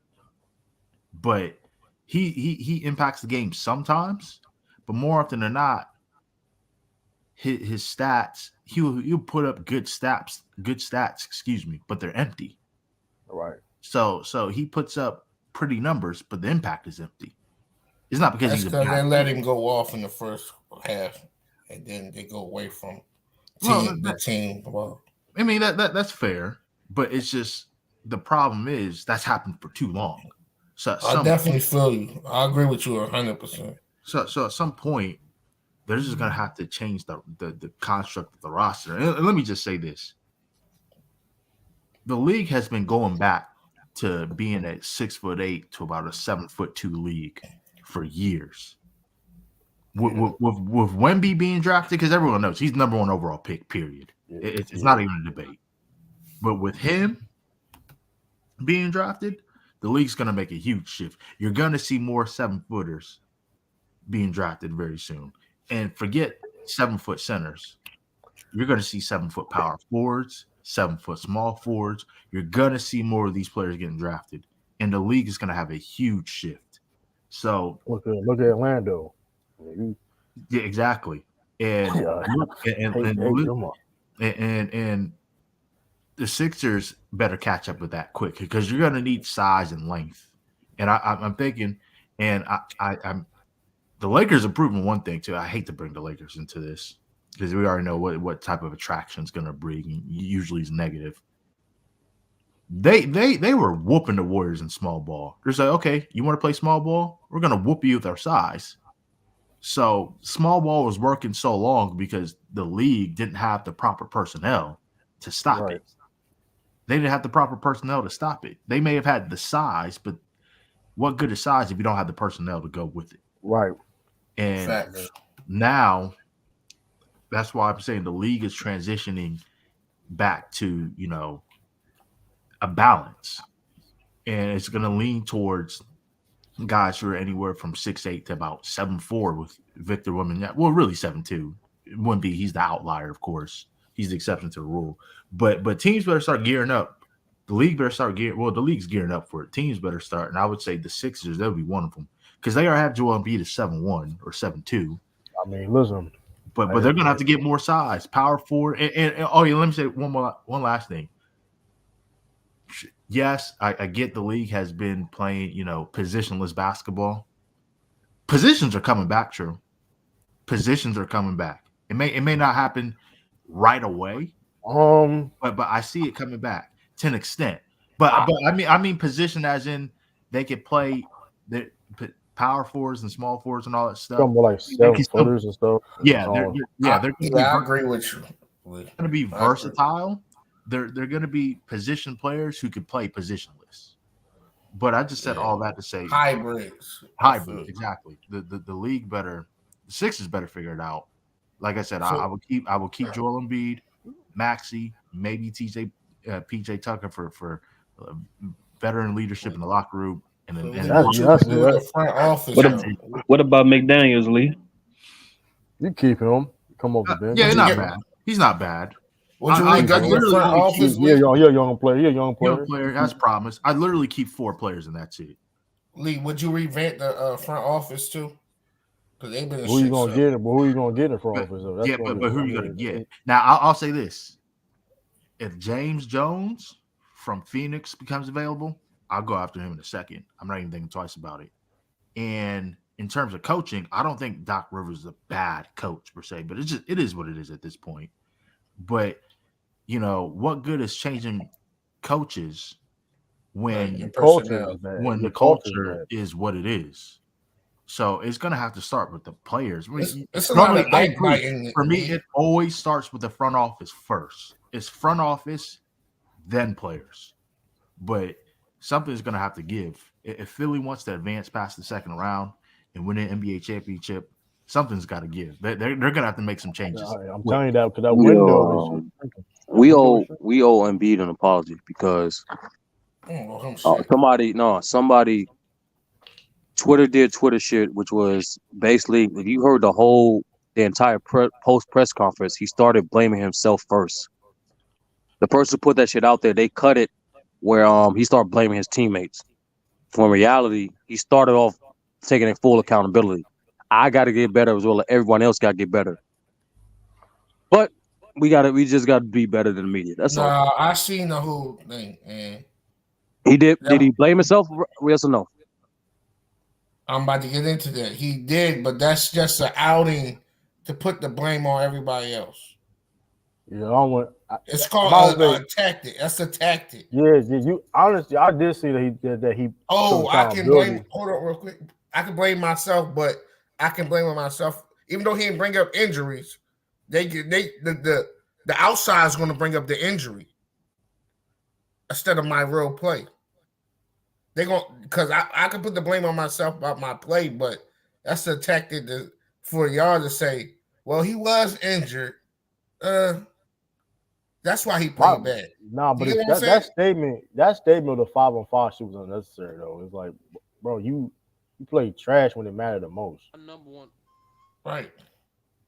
That's all I'm saying. I feel with you. Like if he didn't say that other comment, then his whole statements wouldn't be like, yeah, it's all my, yeah. That's like saying, yeah, it's my fault though, man. But yeah, though, we gotta get better. At least Harden said he was trash. Harden just straight said he was trash. And what else he trying to get a bag? What else he want to say? Right. Well, that's another tactic. It's contract time. Now everybody else, they took the blame, even though they was the best players out there, and that's crazy how you did Tobias like that, Embiid. But at the same time, and though, listen, I mean, like Joe Embiid did start off saying that, but at the same time, that 5-on-5 comment was unnecessary. Bro, my number one problem with the basketball community is Yo, like, this is a very strange time, man. Cause you know what I'm saying. Like I say, Hold on, Chris. 30 why with my number one problem with the basketball community, why is it one or the other? Why can't both things be true? Like, why can't Embiid got hurt, his affected his play at the same time, he still needs to improve? Why is it one or the other? The nigga took the knee brace off and start flexing like he's a shit now. Ralph, did you see what I just said? I said, why can't it be both? You still got flaws in your game, but at the same time, we understand, nigga, you play on damn near torn LCL.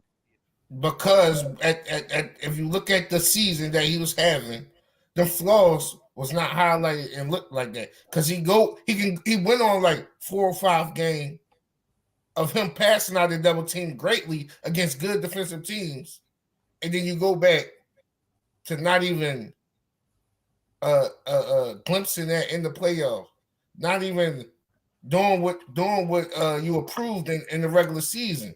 You're going back to late reactions and decision makings that cost you playoff series. You was a complete player during the regular season. He wasn't. Yes, he was. No, he wasn't. But hold on, we gotta put things in context too, though. Certain teams can't do certain things to Joel Embiid. Like that's the biggest difference between regular season and playoffs, Ralph. Like Celtics been doing like Celtics guard be better than anybody else. Like, but but he still was dropping 30s on y'all. Ralph. Mid-season, they moved him from the low post to the high post before his leg injuries, bro.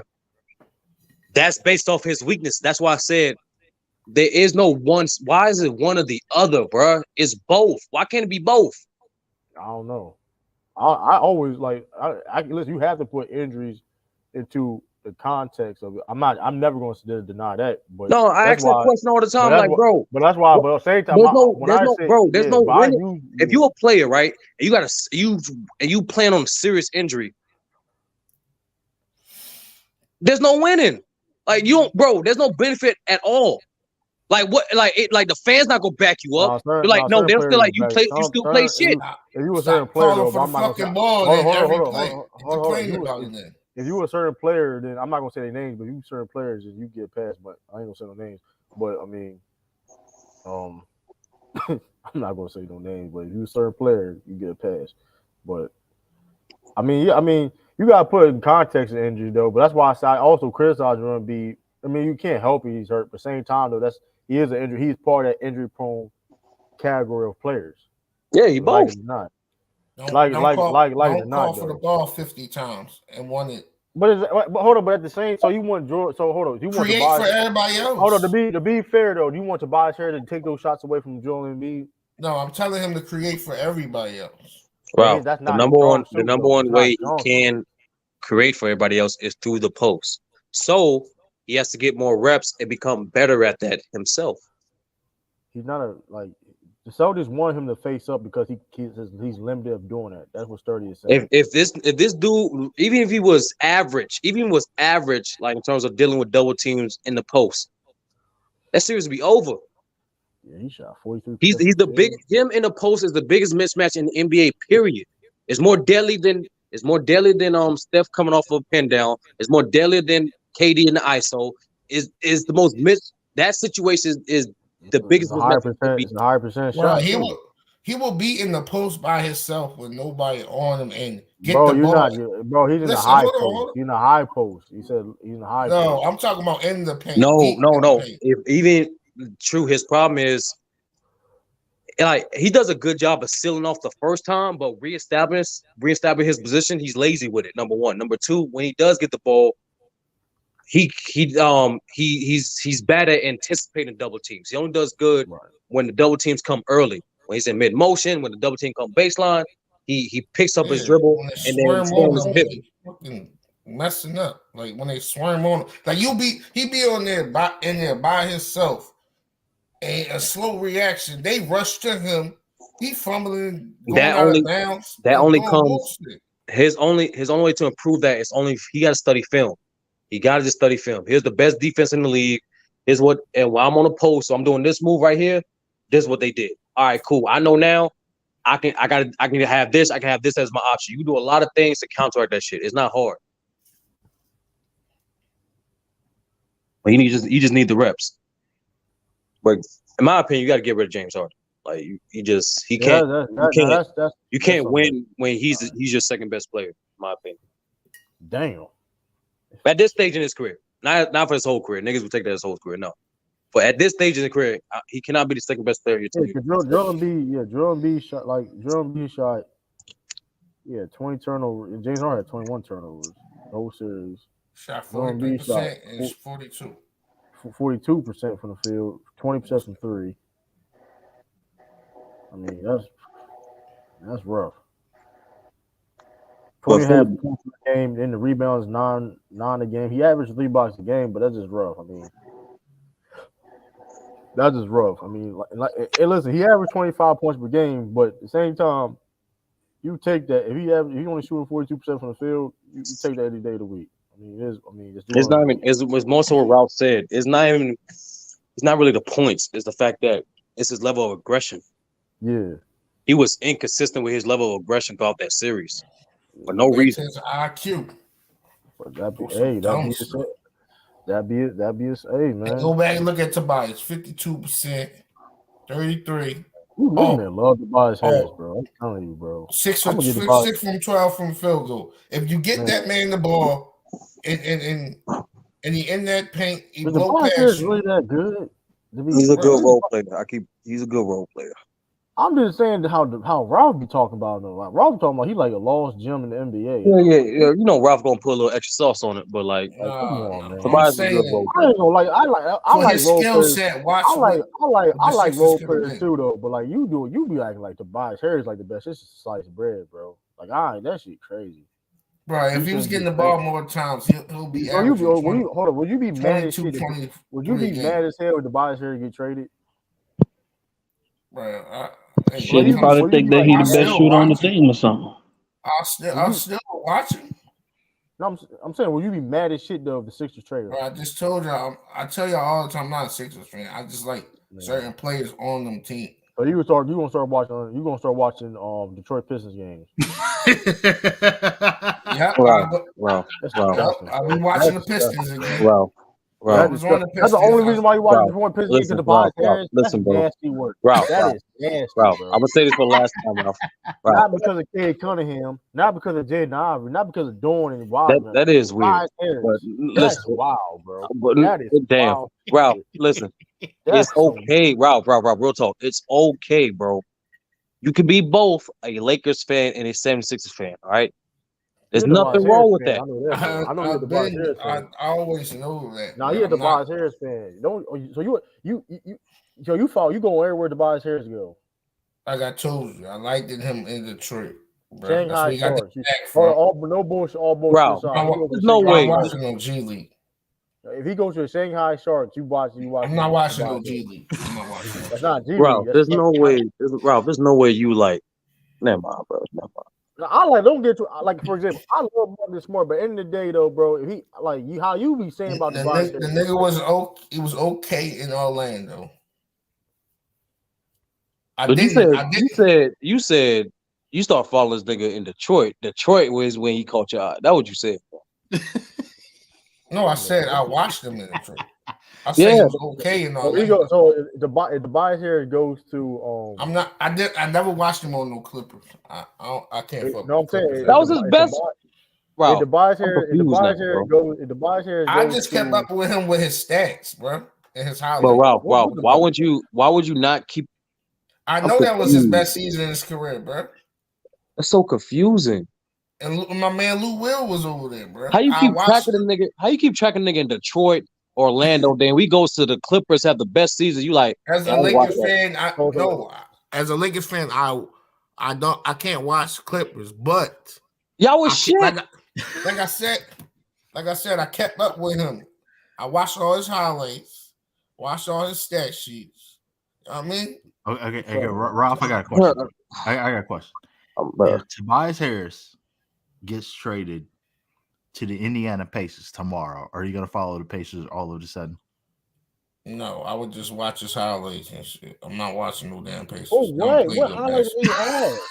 he have? For All true, right. man. Did you just hear what he said? He Like, tracked Tobias Harris from. How you? I don't want to Ralph. question. This nigga ain't no damn superstar, my nigga. Stop it, man. Hold on, we know. Listen, hold on. We know Tobias Harris. He's a scorer. He makes the money off of putting the ball in the basket. There's plenty of people in the league that can do that better than him. Like, what does his highlights difference where it's like, oh man, I'm about to watch some Tobias highlights. Like, he's not no crazy leaper dunker. Like, Bro, like, I just okay, fuck like, with him. Leo. Like, Bro, I just fuck with him ignorant because he fan. remind me of my James favorite Harden rapper, J. Cole, nigga.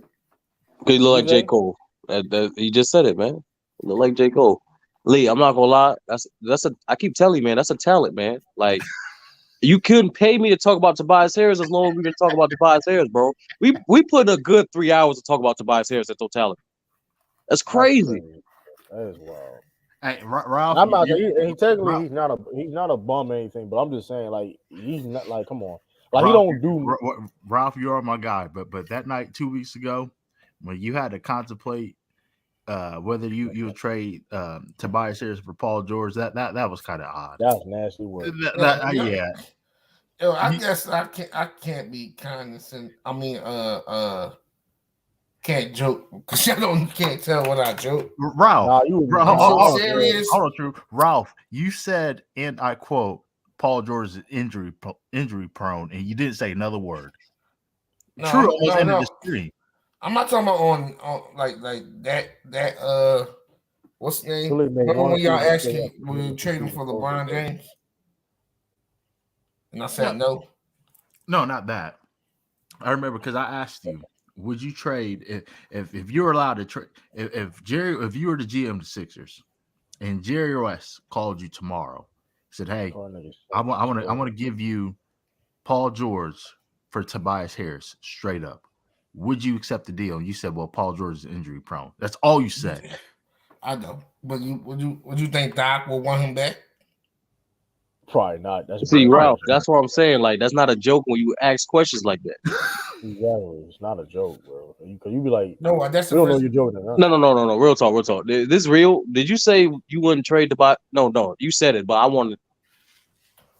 Hold on. 30, I got you. So, Ralph, I'm gonna ask you the question one more time.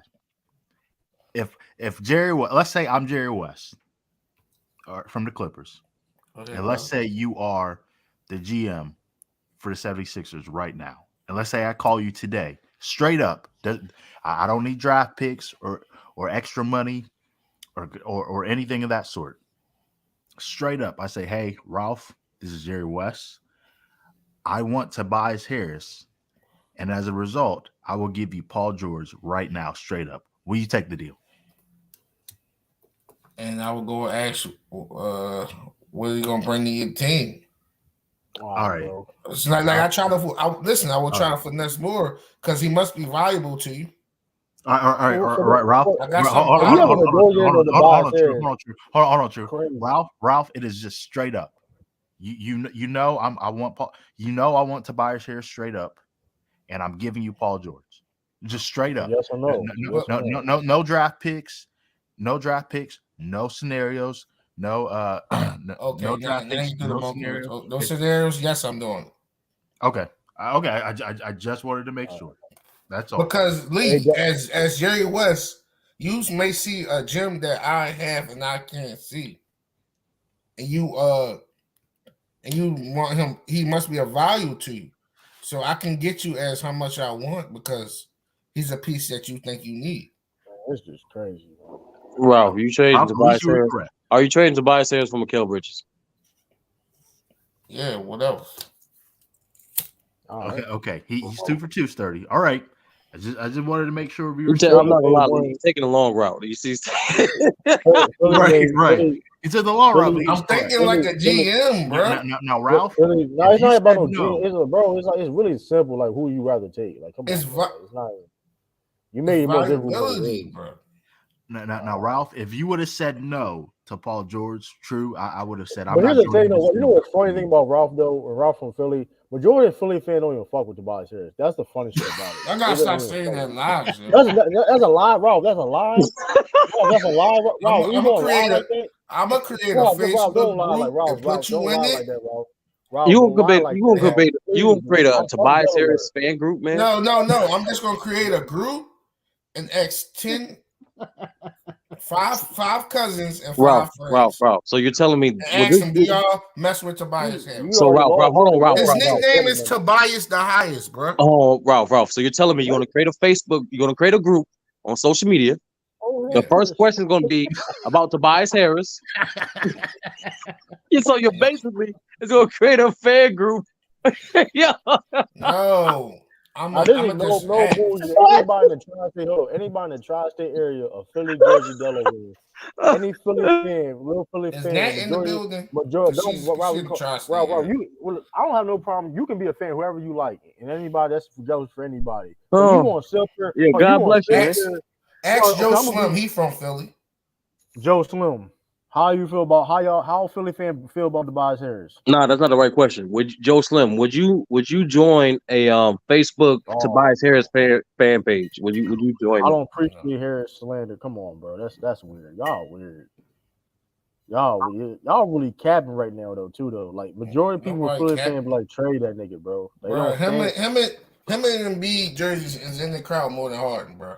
All right, Ralph, I got this one. I got one. Hold on, Ralph, I got this one. No, but that's not. You said his nickname is the highest. You said please don't respond to that. Don't respond to that, please, Ralph. All right, this is the last question. And Ralph, if you don't answer this correctly, true, I will not join the stream for the rest of the year. I swear. No, man, you valuable. No, I'm so serious, Ralph. You're valuable, bro. No, I'm so serious. I appreciate you, Ralph, but I'm so serious.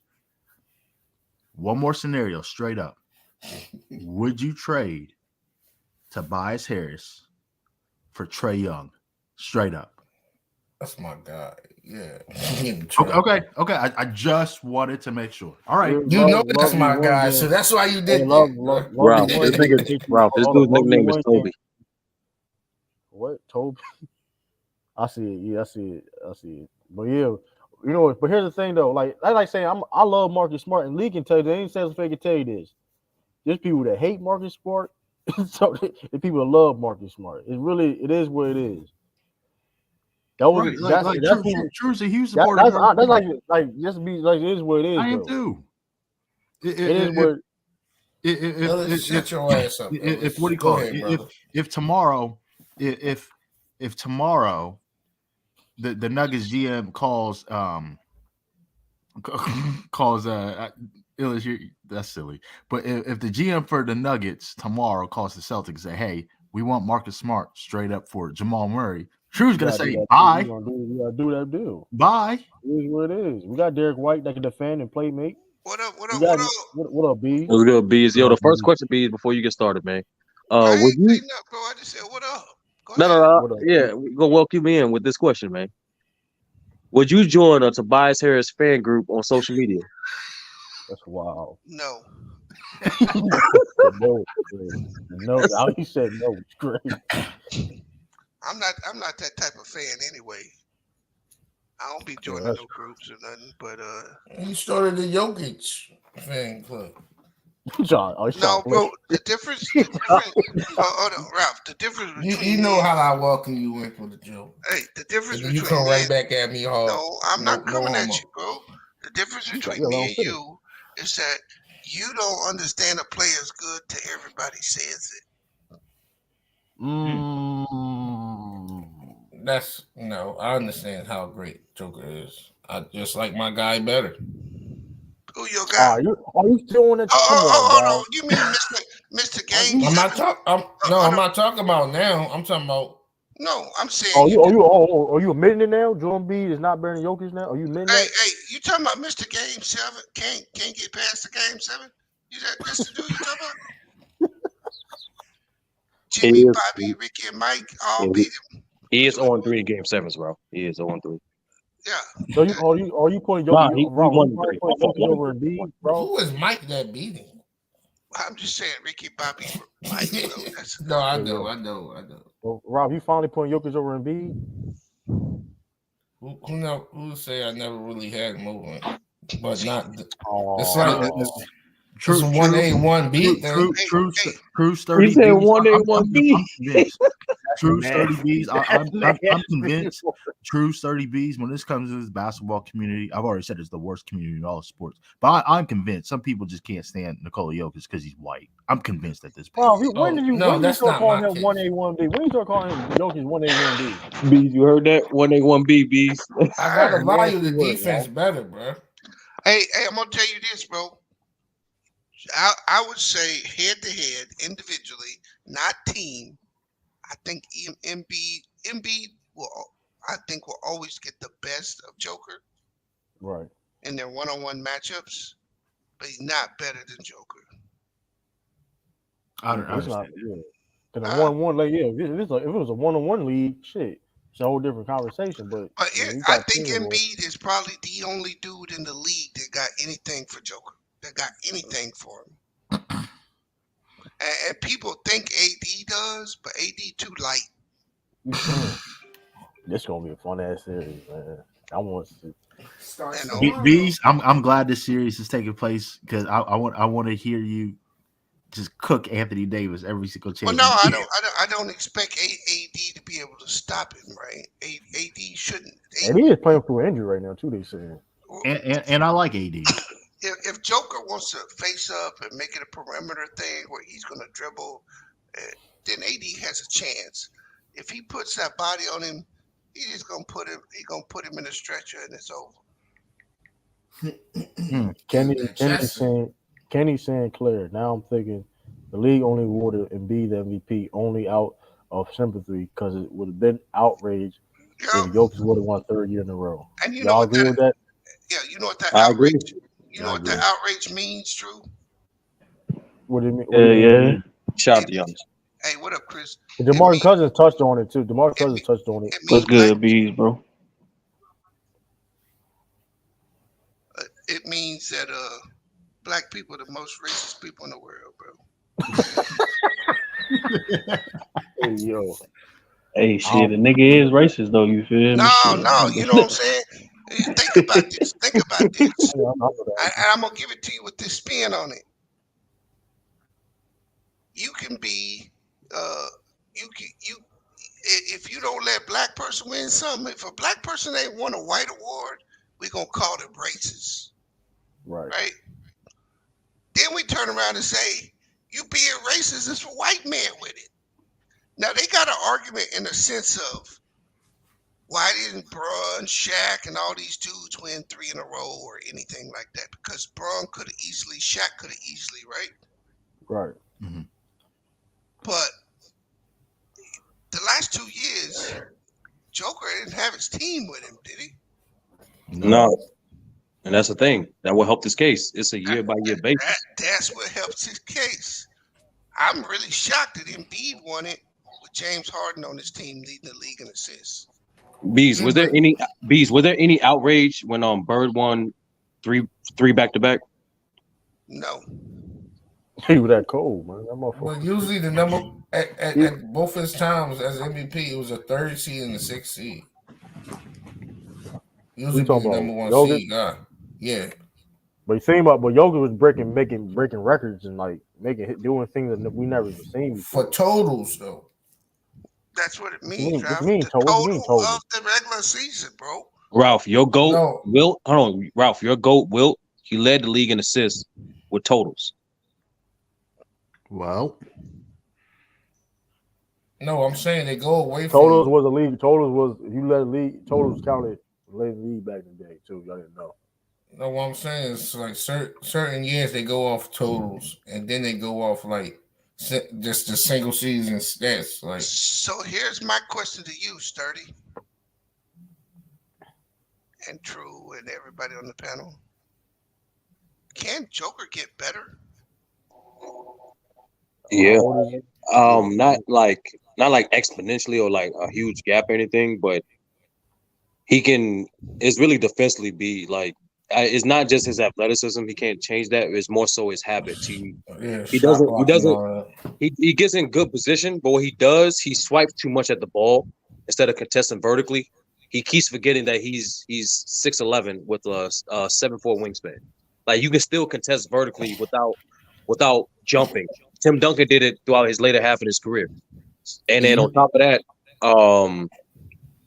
it's really, and even on the offensive end, his only flaw, this is a barely flaw. What he does is at times he gets hesitant in terms of like knowing when to pass and when to score at times. Like, you can tell sometimes, like, he goes in the paint, he's looking for the pass, and so he will get a turnover because he's like, I wanted to pass here instead of being aggressive at the cup. But that's like a slight weakness. Besides that, he's only 27 years old. Right. That's why I was asking if he could get better, True. Because he's Beast. He's the most complete offensive player. He's 28, but still, good point. He's the most complete offensive player in the game. He can shoot from three. He can shoot from mid range. He got this behind Embiid. He got the best footwork in the post. Playmake from the post. Score from the post. Got the best floater in the game. Even though he can run for shit, he's still the best outlet passer in the game. He's the most complete offensive player in the league. Not Kevin Love. He's most, and he's already he's already averaging 12 to 13 rebounds. So it's like the only thing he can improve in is some of his defensive habits. And getting to the line more. Is he a better outlet passer than Kevin Love? Yes.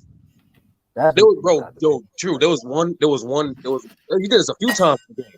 He would grab the ball right with one hand, palm the bitch off the rebound, don't even look, turn around, whip that bitch down there for Aaron Gordon.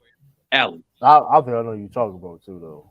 Insane. Aaron Gordon. Well, hey, so with this matchup, Sturdy, because the funny thing is, I saw someone did a meme last night, and this is the 4 teams from 2020, right? Yep. Cool. From the bubble. Yep.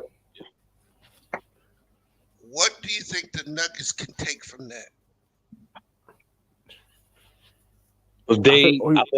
I think this thing, from their experience, they can understand the level of physicality this series could potentially be, because that was their first time making the conference finals last time in 2020 in general.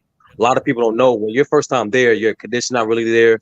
You don't understand, like, every level you get in the playoffs is not officiated the same. The teams are way better, so now they got that experience under their belt. So now they're expecting the physicality from the Lakers. The execution is way better now. Like, now that's what they can learn most from 2020. Joker's already way better. Jamal Murray's at worst the same caliber player, and be honest with you, Bees, they have a better supporting cast. Okay, because and people think I just because when I go back to 2020, AD couldn't really do anything what Joker did, and I think that was a better version of AD. So here's the thing, Bees. That's what this series is going to go down to, because he can't play Joker straight up most of the game. They have to put AD as a roamer, because they play Joker straight up, he can take him outside the paint himself. And that's when it's over from there. And then when he does want to score, he can just easily back him down the post, reestablish it. So what they have to do is, as you noticed in 2020, when they started with JaVale, when they started with Dwight, they used AD more as a help defender. And when he was Joker about to make his move, they trapped him. They're not as big as they were in 2020. So now they have to be a little more creative on how they defenders do. Right, and that's what's worried me, right? Because individually, I think AD's a really, really good, one of the better defensive players in the league. I'm not going to argue against that, right? But I think he's a better help defender than individual defender. I mean, for his position, right? I think he's going to need a lot of help in this series. To that point, though, people forget Dwight Howard played a major part. Him and JaVale McGee played a major part defending AD on ball in the post. So, because Bees, that's Joker, how the Joker. That's the biggest thing Joker learned from that series too. Bees, he learned how to deal with physicality.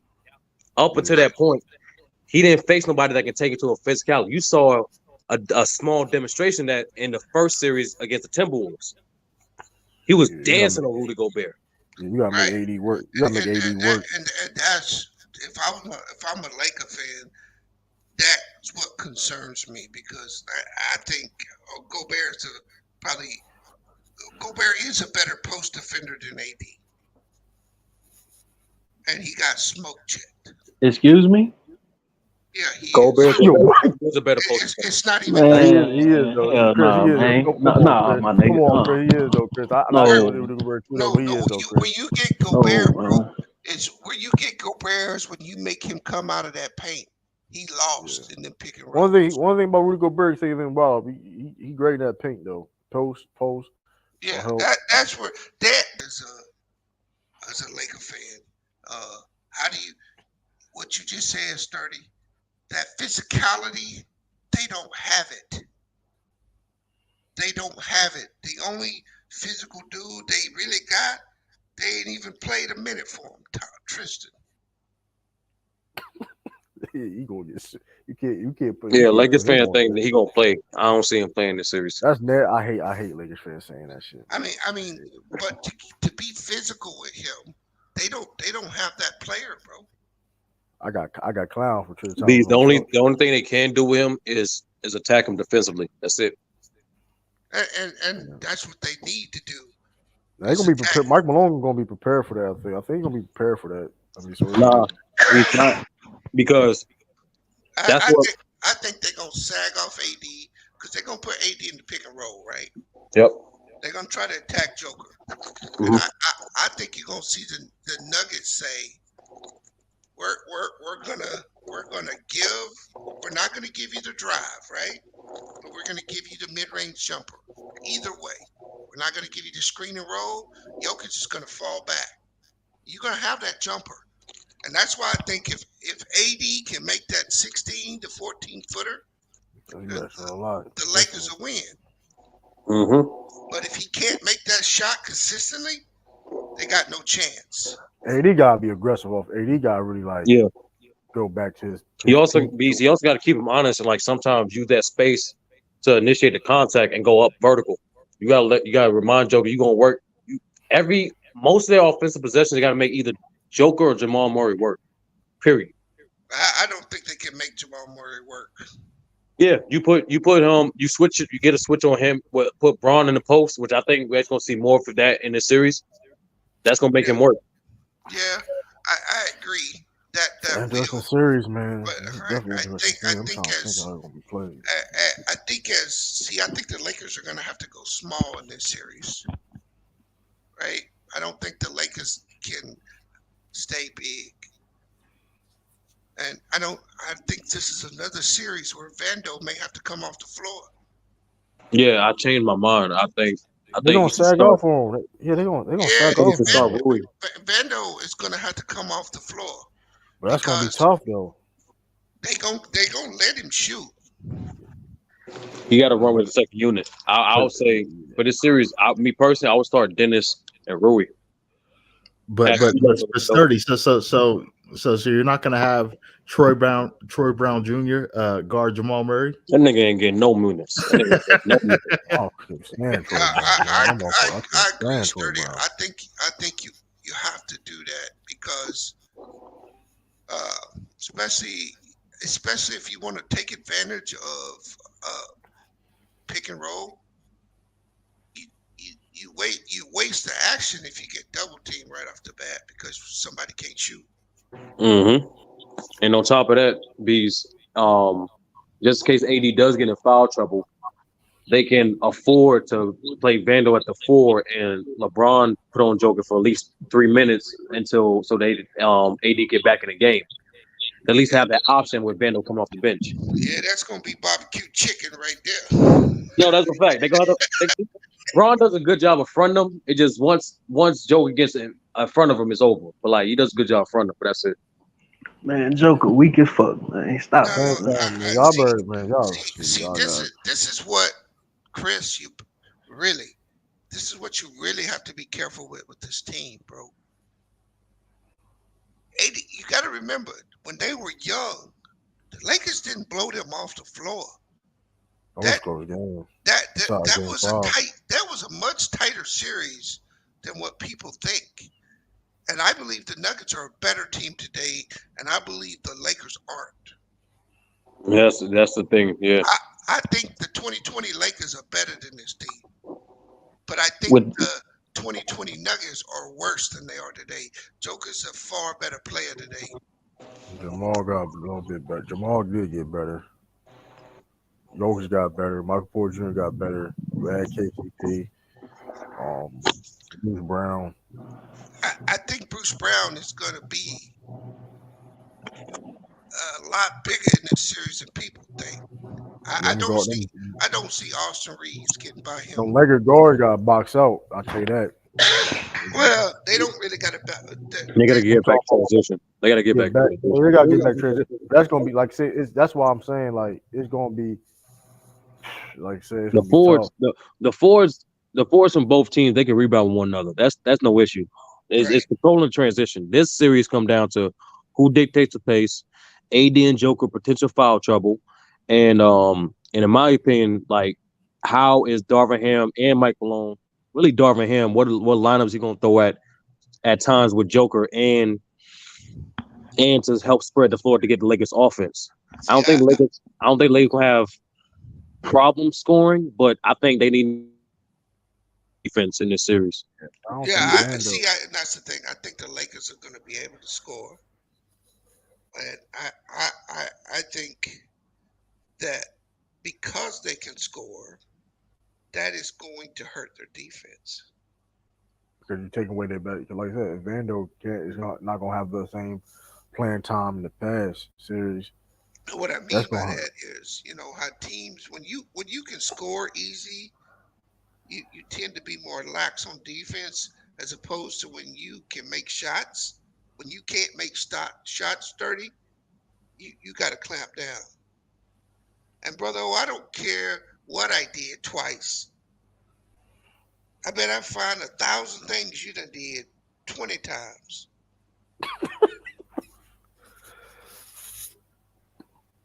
Man, look, the Nuggets. Let me just tell you this, bro. For the Lakers to win the championship, they have I'll say they have a 33% chance to win the championship. Mm-hmm. Right? I think the Heat have the least odds. Mm-hmm. So I'm just going to take them out. Now, let's be real. I don't think the Lakers can beat the Celtics. I really don't.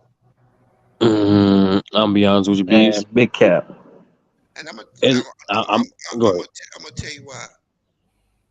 If I'm LeBron, I don't want that matchup. Yeah, he got to force him to play defense. Well, LeBron, not really. No. LeBron got to play defense in that series. He got to. But here's the other thing. In the past, when they play, Robert Williams is rarely playing when they play the Celtics. Mm-hmm. Rarely playing. But this time, AD got to see him. The Lakers ain't got no advantage on the boards. I mean, it's been nip and tuck games without a big man when they played the Lakers. Right or wrong? Yeah, but that was the pre-team, Beast. That wasn't this team. It's not no pre-team. It's the same shit, bro. It's not. They didn't improve on the perimeter enough to deal with Jaylen Brown, Brogdon, and what's his name? What's the boy from San Smart? Tatum. They can't. Tatum. The Lakers cannot match up with that, bro. They're too small. The Lakers guards are too small. The reason why I say that, Beast, they got with the trades. Now they got guards who can make shots. I know, Beast. With the trade. Hold on. Tell me the guard they got that make shots. Shit, Austin Reeves. So D'Lo and Austin Reeves, they don't make shots. When the defense collapses on Braun and AD, they gets out to D'Lo and Reeves, they don't make shots. Rui don't make shots. Hold on. You said since the trade, Rui ain't a guard, is he? No. I was about to get to that. I was about to get to the fourth. So you just talking about D'Lo? I'm talking about D'Lo and Austin. They don't make shots? Hold on. Since the trade, Austin Reeves didn't get traded. What are you No, talking about? Austin didn't get traded. D'Lo. I'm talking about D'Lo. I'm trying to figure out who you was talking about. Hold on, let me. He said, Illa said, ain't put no type of negative way. No, because I'm riding with the Nuggets, Illis. Yeah, that's a fact. And also, Bees, with Dennis, now you got a better defensive point guard to actually not let Malcolm Brogdon cook your previous defensive backup point guard. Yeah, but their shoulder too small, bro. Here's Let's the not thing. come on, bro. Here's the thing with that. Hey, he been doing a good job with a lot of these point guards. Hey, here's the thing with Brogdon though, with Schroeder. Brogdon gonna get fouls on Schroeder because he's gonna take him down to the rim. Too slow. He's too small. He gonna get fouls on Schroeder. He too physical. Bees. He's too Schroeder gonna wide. get fouls all playoffs. Yeah, but this time it's gonna be even worse because worse than Ja and Curry. Yeah, because Ja and Curry, if you notice, this 30, you can't do that, bro. Because what you mean? In those situations, the Lakers were scheming for both of those players, were they not? Yes. He was getting help on both sides, was he not? Yes. He not getting that scheme for Brogdon. He gonna have to play Brogdon. Brogdon. No, he gonna have to play Brogdon heads up. You on the Man, island. Brogdon, weak as a motherfucker, man. He is weak, but he gonna get to the free throw line, is what I'm telling you. All right, and the other Lakers improvements, Bees, with Rui, that's a 3-point shooting threat, and a guy that's a transition threat and helping the boards. Vando has proven to be a very good defender and could defend. Will definitely make Tatum or Jaylen Brown work defensively. Oh, no, he won't. No, offensively. No. How can I say that right? Okay. Yeah, okay. Vando is gonna play good defense with either Jaylen Brown or Tatum. How many minutes he going? Okay, let's be honest. Here's the thing. Against the Celtics, he'll play 20 minutes. Hey, check this out, Sturdy. Vando is one screen away from being unplayable. Nah, Beast. That's not how the Lakers, bro. You saw what the Lakers did. That's what I'm trying to tell you, Beast. I don't care what they did, Sturdy. Hold on. I got you. But let me break it down. The type of teams that Lakers have to beat and have beaten to get to the finals, they actually help train and get familiar with the Celtics. I can explain a little more. But you want to know the difference between the Warriors and the Celtics, Sturdy? No, and this blows your whole soliloquy out. No. I'm gonna tell you. You let me explain. No. The difference between the Warriors and the Celtics, even though they kind of play the similar styles, is that their best two players are better isolation players. See, you can take all that bullshit and tell me all that shit about the Warriors when the Warriors don't have individually great ISO players. The Celtics do. So when you do all this, you clamp this down, at the end of the day, can you keep Jason Tatum or Jaylen Brown in front of you? Hell yeah, they can. And the answer is no, they can't. So what the hell the Warriors did last year, man? Hold on. Forget that, Chris. So Bees. Actually, that's part of it, Chris. Thank you. Bees, like I said before. Just like the Celtics play 1 in, 4 out, or 5 out sets, just like the Nuggets. They're not if the Lakers beat the Nuggets, they're not facing a better offense nor a better player if they get past the Nuggets. Number one. Number two. Just like the Warriors, the Celtics also run a 3-guard set where they also throw some zones in there. Okay. When the Lakers are making shots, they carve up that zone. That's the only way they won that series. They made timely shots and threes during that series, and excellent defense. So let me ask you a question. Put this to bed. Was the Warriors' defense this year on par with the Celtics? Yes or no? Regular season, no. Playoffs, yes. Playoffs, definitely. They're not. No, they're not. All right, let's do it. No, they're not, Sturdy. Let's do it. If the Warriors' defense, they held the Sixers like 8 points, like 3 times. Nah, I ain't talking about no whack ass offense like the Sixers, bro. No, bro. What I'm saying, Sturdy, it's a whack ass offense. Had one of the best offenses in the league. You can't be. They shot one of the best. They're not one of the best offenses in the league. You cannot be a great defensive team and win 10 games on the road all year. That don't make sense, 30. No, I said in the regular season, you're right. They're better. In the playoffs, no. Even in the playoffs, what they average? I'm trying to tell you right now. What the Kings put up on them per game? All right, hold on. Yeah. You asked for nigga. You asked for a few things, nigga. Hold on. What you saying right now is blasphemy. No, it's not. They got blown up by a lackluster offense Lakers team. But he's trying to tell me, blown out twice. Come on, bro. Okay, so before game 6, before the game they got eliminated, the Celtics were 8th and the Warriors were 7th. Bro, I don't care about those defensively. Bro, No, that's average. That's per game, please. Defensive rating is per game. Stop.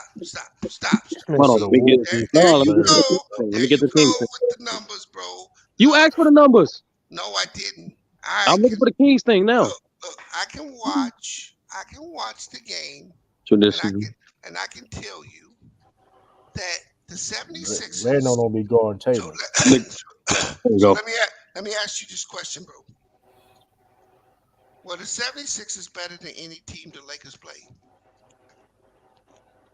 The Warriors. Kings and Warriors? Warriors. Yeah, they better than both. No, the Warriors are better than the 76ers. No, they're not. No, they're not. Why would you say that because they lost? Because I'm saying that because they're dumb.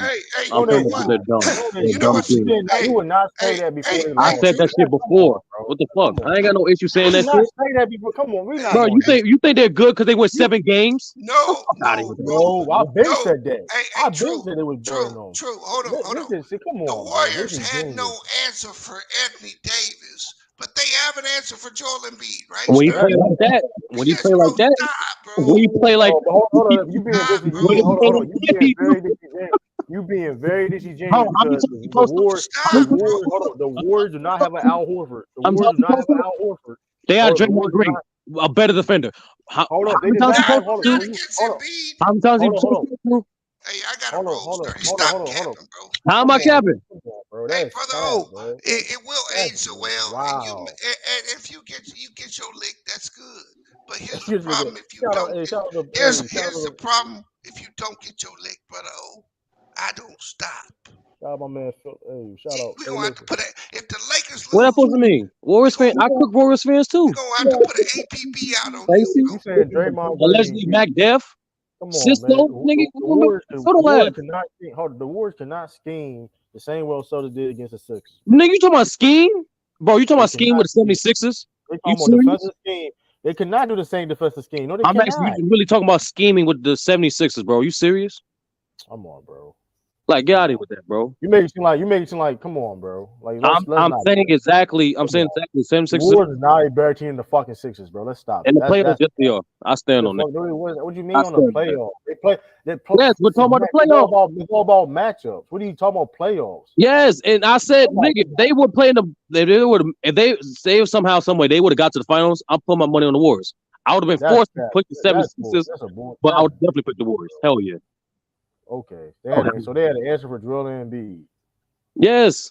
They couldn't stop Anthony Davis. Bro, they cannot pass out the double teams. They cannot tell for Anthony Davis. Anthony Davis can't fucking pass out double teams.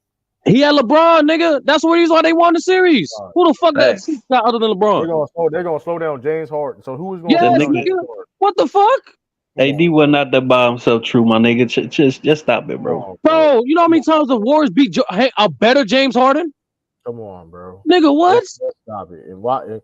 Come on, bro. Y'all being very this is funny. Y'all being very disingenuous, bro. No, now you trying to hype up the 76ers. I didn't hype them up at all. I didn't hype it up at all, though. You said how you gonna flip flop? How you flip flop? How you gonna flip flop? No, why is it flip flop? How's it flip flop? This is nasty. How's it flip flop? How's it flip flop? You hyped the Sixers more than I did. How? Who I picked to beat the Sixers? Who I picked? Who I picked? True. All right, bro. I picked them niggas. You picked everybody come out the East. I said 5 to 6 games. I said the Sixers plenty of time was better than the Warriors. And now you want to sit there and flip flop because they lost against the Celtics. True. Once again, who I picked to win the series? True. Who I picked to win the series? How many games? Pick who to win the series? Between the Celtics and let's make this shit clear. See, this is the bullshit. Let's make this shit clear though. Y'all the same motherfuckers that said that the Kings had no fucking chance, right? They beat the Warriors. True. Who I picked? True. Hold on, pause real quick. They struggled. Hold on. So since we judging, who pick who? Between the Kings and the Warriors, who do I pick? I picked the Warriors in 6, my nigga. Don't matter. You said the Warriors. I picked the Warriors to win. I picked the Celtics to win. So what's your point? Kings had no chance. You told me. I was told. I did say that. That's why I picked the Warriors in 6. You said the Kings had no chance. That's why I did. That's why I picked the Warriors in 6. Hey, survey said that was a fucking lie because it was a close. Exactly. I picked the Celtics to win in 5. And guess what the survey said? That's not the point. We're not talking about the Celtics. We're talking about the Sixers. We talking about the 76ers. The point is this though. You picked the Warriors over the Lakers. No, I picked the Lakers over the Warriors. Hey, they got the ass whooped. You didn't think they'd get the ass whooped. Regardless if you picked them or not. Regardless if you picked them or not, though, you're not gonna sit there and hype up the Sixers. No, I picked the Knicks over the Heat, and that was a mistake. You hyped up the Sixers up being a team that could possibly win a championship to a team of Warriors. Who are you talking to, Drew? You said that bro. So all season you did not say it. Hold up. So we going lie? Are we going to lie? Say that you never said the Sixers was a more championship contending team than the Warriors? I never said that. I never said that in my life. I never said that. I never when he be doing this nervous laugh. I never said that. I never said that. I never said the 76 was better than the Warriors ever. You never. The only thing I came close to saying that was any team that never said that. I'm picking. That's why I move on. You never said that. I never said that. Find the clip. I'll pay you to find the clip. Well, Young Africa said you said it. I don't know why. Young Africa I'll pay him to find the clip. Young Africa not gonna lie. Though. I'll pay, nigga. He was the most dominant player. Nigga, man, who the fuck gonna pick this? We're gonna ask Chris. Chris, does 36 was better than the Warriors all year? Yes or no? Shit, I don't know that. See how Chris don't have to lie? Brother, I'm gonna ask brother on the chat. I'm gonna ask Mig on the chat. I'll pay anybody to find it. I'll pay anybody. I'll pay anybody. Lucky Ralph in here. I'll pay anybody. He right there. You lucky Ralph not here. Ralph is right there. You lucky Ralph not here. Ralph, he right there. If he was there, I'll say the same shit. Come on, bro. You never said the Warriors were the contending team. Warriors was not a contending team. What are you talking about? I said this, bro. True. I said this. I said, lying. Bro. No, you really capping right now. I didn't say the Warriors were contenders now, True. Hey, but one thing I will say, contenders. Look, hold on, bro. One thing I will say is that. Hold on. You said, you did not. First of all, you said we're talking about teams that was great chance of winning a championship. True. He was not that high on the Warriors. Bro. I said the Warriors not that high on the Warriors. You was lying. Bro. I said the Warriors are not getting out the West. Lying, I did not say they're not. That's dumb. This is sad, bro. That's dumb. Nah, but hold on, brother. Hold up. Listen. I literally had a bet with you really lying right now. Say True. I had a bet with Mac. What are you talking about? True. He did criticize Philly for the Celtics are rather for taking this series as long as it should have. So by that, playing with these niggas like bums. We're not talking about just happened because that's recency bias. No, nigga, I literally true. I said for days. I said multiple times it will be an embarrassment if the Celtics go more than 6 games with these niggas. They're way better. That being said, you was not that high on the Warriors like that to say they are true. The only thing I said about the Warriors, you can ask Tracy, you ask Mac Depp, you can ask anybody. Only thing I said about the Warriors that y'all not getting out the West, y'all not winning the championship. I never said they're not contenders. You said Sixers had a better chance of winning the championship, and the East was better. So how that make any sense? I said once again. True. Here's why I said true. Here's why I said true. I said the Sixers had the hardest road to this before the playoffs started. The Sixers have potentially the hardest road to the finals. So if they do get to the finals, because they're from the East, I'm going to pick them. That's why I said verbatim. That you can find. This is nasty work, man. The switch up, man. This is nasty work right here. Man. True. Look, I'm just saying, like with the Warriors track record, right? With the Warriors track record, right, and the Sixers track record, why would somebody pick Philly over the Warriors when Philly clearly doesn't have Nah, a lot of people might argue Embiid is a better player than Steph, right? That track record is a bad. That track record is not. It's not. That's not a good argument. And the Warriors just lost to a Laker team that was a playing team. It's not a good argument. Bro, that's not a playing team, bro. They They won. are They won the you know playing. what? They are playing. You know what they are? They won the playing team. They was. They're I mean, playing I team. You're right. They got LeBron and AD They're won playing championship. I'm just saying. But true. Playing teams don't matter, bro, because y'all about to face another playing team. What that supposed to mean? Meaning that playing team don't matter because they're in the conference finals. It don't matter. It do matter. Listen, It matters now? How does it matter? Because it mattered the context I was talking about. I'm not talking about Miami. I'm not talking about motherfuckers getting to the conference finals. I'm talking about the fact that if you're going off a track record, the Lakers have been freaking trash. They ain't been playing for if you talk about all the way before the trade deadline. They were trash months ago. They were trash all the way from last season all the way before the trade deadline. Months ago, exactly. They were trash months ago. So I'm just saying, we talking about track record. So that being said, that's not a good argument to use. The track record. That's not a good argument to use. I ain't bring up track record. Man, I'm going off of what happened in the past couple of seasons, man. Who won a chip? Ricky Wiley said that. And Ricky Wiley. Hey, Ricky Wiley. I'll pay you to find it, bro. I'll pay you $50. $50 American dollars. So tell me this then, right? Hold on, True. Why did everybody pick the Celtics to beat Philly, right? But if I can recall, everybody picked the Warriors to beat the Lakers on this channel. No, this not. I'm not. No, Chris. What we did a vote. We did a vote. As we did have multiple brackets. It's very simple. We have multiple brackets, but we also voting as a panel. So majority vote won on the panel. Some people picked the Lakers, some people picked the Warriors. I'm not gonna count. At the time, before the playoffs started, I was like, all right, the Warriors in 7.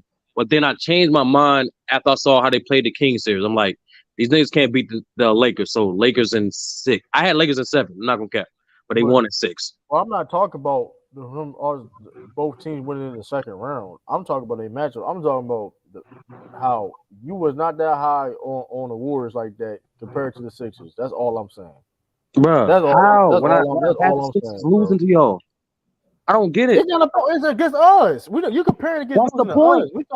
We're talking about okay, if the Sixers somehow True, why did I pick this is what I'm saying. It's simple as this. We're talking about if Warriors somehow make it to the championship and Sixers make it to a championship. Now, the Warriors would no, and true. What I said once again, I said the only reason I will pick the 76ers because they're from the East. Period. Bro, you know how many times I told Tracy to his face, my nigga. Any team come, I said for months, my nigga. Any team come out the East, they win the championship. I have to down the hill. Warriors, who the hell gonna pick a team that can't even make it out of the second round, my nigga? The Warriors had no answer for fucking. Bro, you see how that nigga react. You see how Joel Embiid react to zones and doubles, bro. Warriors had a person to do that. The Warriors can't zone up and double. What are you talking about? Wow. They can do that, but it's more than that though. And then once again, and that series real talk, you need Harden to be consistently aggressive. You can't lay Clay and Steph and them niggas rest on defense. Man, look, hell no, bro. Jaylen Brown, to be fair, Jaylen Brown was on James Harden, so I don't think they have. Well, you could have put Wiggins on him. Nah, bro, that nigga was bro. There was multiple times he actually beat Jaylen Brown, but he kept. I'm saying though, I'm not saying you saw that shit. Hey man, listen. He didn't look at the rim. I think he already said he would only pick Sixers because they was in the East. Okay, but still, I don't care. That's what I said. I got to down that hill. But my argument, okay, and I said the same exact thing, but at the end of the day, though, it was more just because they came out of the East. It's just like they're the better teams. I broke that. That's also I said that too. I said no. That, I also said hypothetically, if they end up beating the two best teams in the league, which we did project was the Bucks and the Celtics, why would I not pick them? That's what I said. If they got out the East and Bucks and Celtics, let me see. I think. No, even by some miracle, if Miami somehow beat y'all, I have to pick Miami. Why you keep talking about go keep proving you wrong with AD the best player on the team right now? Like, let's stop it. Like, let's give AD some credit. Like, he is the best player on the team to a conference finals. First time ever in his career. What? Man, AD ain't the best player on the Lakers, dude. Oh, that's why y'all gonna lose. That's why y'all gonna lose. Hey, What? it's AD is the LeBron best all the player. way, man. That's AD the reason why is the y'all best gonna player. lose. That's the reason why y'all gonna lose. AD is legit, like defensively is showing his.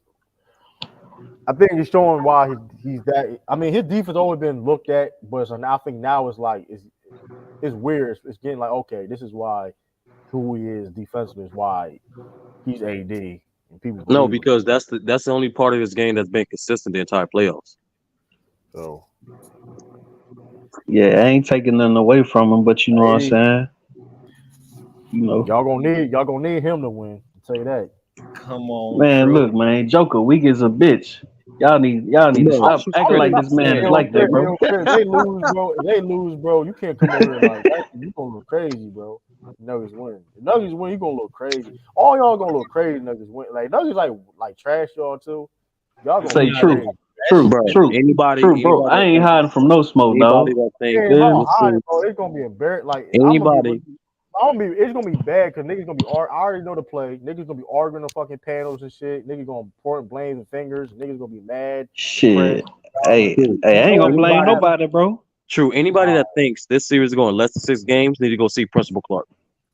Man, I'm going to see that nigga, man, because it's Lakers at 5. I got Lakers at 6. I think it's gonna be a 6-7 game series. Though. I'm just saying for them to all that talking they doing, we don't. I think it's still an unpredictable series. Ain't nobody watching nobody. If the Nuggets, listen, man. Regardless, if the Lakers lose, y'all gonna still be salty. Say true. Let me tell you something right quick, bro. I'm gonna go back on mute, right? Nigga, I said this shit in your chat 2-3 months ago, way before the playoffs was even thought about, that it was gonna be the Lakers versus Celtics in the finals. This was way before the playoffs. I don't think y'all want that. No, Chris did say that. I give Chris that. He did say that. Chris said that. I know you said that, Chris. But I don't think So y'all want that. I'm not, bro. We just went through this shit in the first round, my nigga, and the second round. Listen. Hey, worry about y'all matchup. We gonna worry about our matchup. I bet we you know what I'm saying. Yeah, we gonna handle that. You know you got that easy. That's me. That's that. You feel easy Miami Conference Finals. We know that. Miami's annoying though. It's not. I don't want to say it's gonna be easy because Miami's annoying. Young Africa, watch your mouth. Watch your mouth. Yeah. Miami is an annoying team. So we'll see what happens. Hey, Sean, come on. I'm gonna be real. You know what's funny though about these conference finals though? It's like you can say how the outcome going to be, but really, it's unpredictable. It is unpredictable, but playoffs, Sean, because the reason why the playoffs been unpredictable. Sean, you didn't even believe in your Miami Heat like this, Sean. They're surprising you, right? Well, no, I mean, listen, I didn't pick us to beat the Bucks, but also I didn't expect Giannis to miss 2.5 games either. So once we got past the Bucks, I felt and to be honest with you, and Sturdy will back me up on this. When it came to Cleveland and New York, I said I'd much rather play the Knicks than Cleveland because the size of Cleveland has given me troubles the last couple of years. So I was like, I'd much rather play the Knicks. Obviously, we know Boston very well. We've seen Boston 3 of the last 4 years in the Eastern Conference Finals. Although there's a different team from last year, there's a different team from 3 years ago, obviously. So I don't expect it to be an easy series. I expect Boston to win the series because to me, what made the series go 7 last time was Victor Oladipo. Jaylen Brown, which is going to be missed in this series. So Walter Roberts going to have that job now. It's going to be some combination of Strus and Caleb Martin. And why you laughing, Drew? Caleb Martin been playing decent. Why you laughing, Drew? Why you laughing about Duncan Robinson? I know how Sean feel about Duncan Robinson. That's why. Yeah. So my thing has always been, at this point of the series of the season, it comes down to matchups. This Boston team is a bigger, deeper matchup problem for the Heat because I think they're much better on the wing this year with the addition of Brogdon than they were last year. So, I think Boston's gonna win the series in 6 again, provided there's no injuries, of course. Okay. Michael Brogdon, man, that was a good man.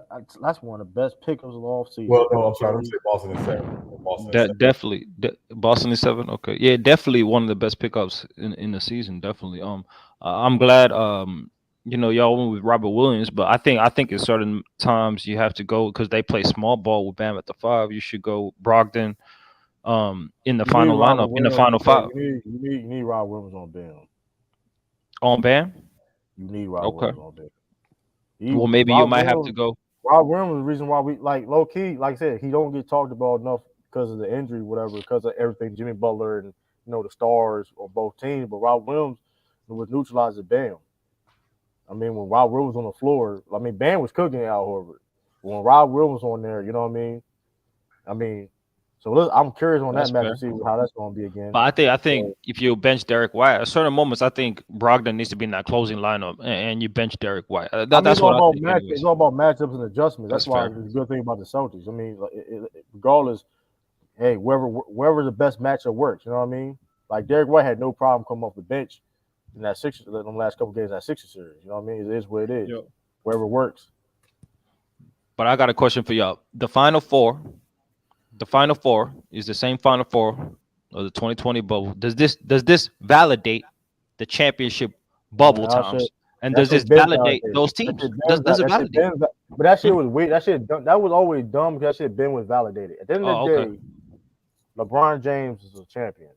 He led teams before, so that shit was weird to be right. Jokic, young up and coming player. That team, listen, regardless of what setting it is, bubble, Mars, Jupiter, Atlantis, it came back to 3-1, 2 back-to-back series. Mike Malone was coaching his ass off. So that's not a fluke to me. If you can do that, it wasn't like they were beating teams. They came back down 3-1 twice. Like people don't understand how hard that is. And then you look at the development of Jokic in that Nuggets team over the year. After that, Jokic becoming arguably the best player in the world. The team got better. You know what I mean? Adding pieces to the team. Then you got the Boston Celtics. Boston Celtics was making conference finals before that. And then last year do the finals. And then Miami, Jimmy Butler made his conference finals last year. So where was the validation come from? It's been validated. Okay. You know what I mean? That shit was over. That shit was always a weird angle to me. Because it was a bubble. And I would say this, Young Africa, this Denver team, top to bottom, is better than that team they got to the conference finals in the bubble. Oh, definitely. I agree.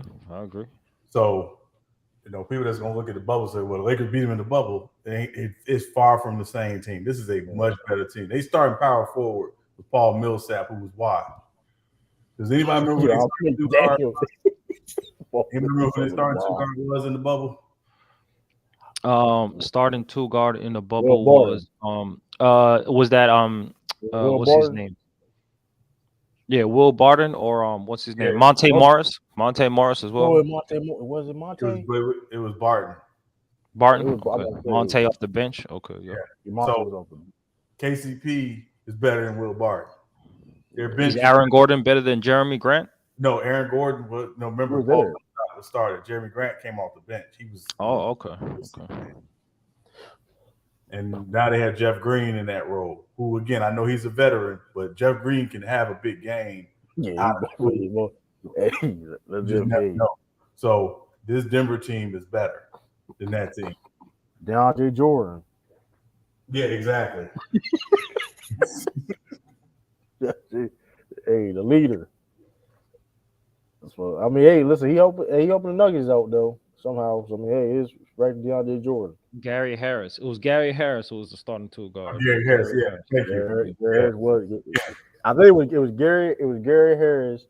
It was Jamal, Gary Harris, Will Barton, Grant and Jokic. Yeah, Jeremy Grant was starting. Oh, they put Millsap on the bench, but Millsap was so again. I think Aaron Gordon, what he brings them, and especially how they've been using him this year, he's better. So like I say, I'm not saying the Nuggets gonna smash the Lakers. I don't expect that. I expect it to be a long series, but Laker fans don't need to get too crazy about we beat them 3 years ago. That's fair, but they played they didn't play great, but I would say that they were better. They got a better defensive rating this season, but wouldn't you say they had the better defensive pieces with Jeremy Grant and Paul Millsap compared to Aaron Gordon and MPJ now? What Paul would you say? Millsap was done. Paul Millsap was done, bro. He was getting cooked. He was still providing quality minutes though, but yeah, he was at the end of his career, bro. He was done, bro. That shit was crazy. Dwight Howard was done, and he locked Jokic up. That motherfucker, hold on. You know what he mean by being done. Like, don't do that, bro. Like, don't do that. So was Dwight Howard? So was Dwight Howard really still? Being done is like having no impact on the team. Like, you won't bring. So Dwight Howard still had impact then, true? Is that what you telling me? Yes, he did. Yes, he did. Wow. Wow. Okay. He did. But Africa, I got a question to Sean. Africa, who's better, Joker or Embiid?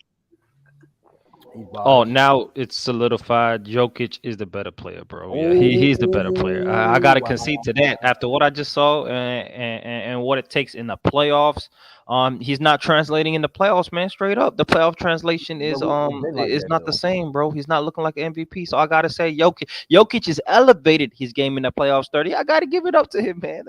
That's not light. That's not light at all. On top of what he's been doing the last couple of seasons, regular season Embiid is better than regular season Jokic, but that's just me. But that don't matter. As a player, individual player, Jokic is a better player than Embiid. Yes. Or what I would say, he has more impact on the game than Embiid. Yeah, he does. Consistent impact, no matter what he comes across, still gets it done. Yeah, Sturdy wanted that. I give you that, Sturdy, man. You can have that, Sturdy. You been shooting bricks in the gym, brother? You can have that, Sturdy. First of all, True, you don't want to see me, True. Like I told you. Like, hey, the dude, you know the live. Remember my live stream dude? He was like 6'1", 6'2". I'll be locking him up. So I mean, True. He ain't on my level. I don't care what you tell. I don't care what school you're going to. He ain't on my level. At 38 years, well, I'm 37 now. No, he will. I ain't gonna lie though, brother. Like, he ain't cooking me. We play. If we was on 5-on-5 at the gym, I gave him the ball. Like, he will cook shit out. I ain't gonna lie. Like, he cook shit out. All right, True. I only got look, when y'all get back to the States, I ain't hard to find. Talking. I got line. Here's the thing though, like I got line. Like I go to like listen, I tell you this, like I'll be True. Line it up. Don't give me excuses. Line it up. I'm gonna tell you this. I'm gonna tell you, cause I'll be hooping out here, right? I'll be hooping. You know what I mean? 2 days. I'll be like Wednesday, Saturdays.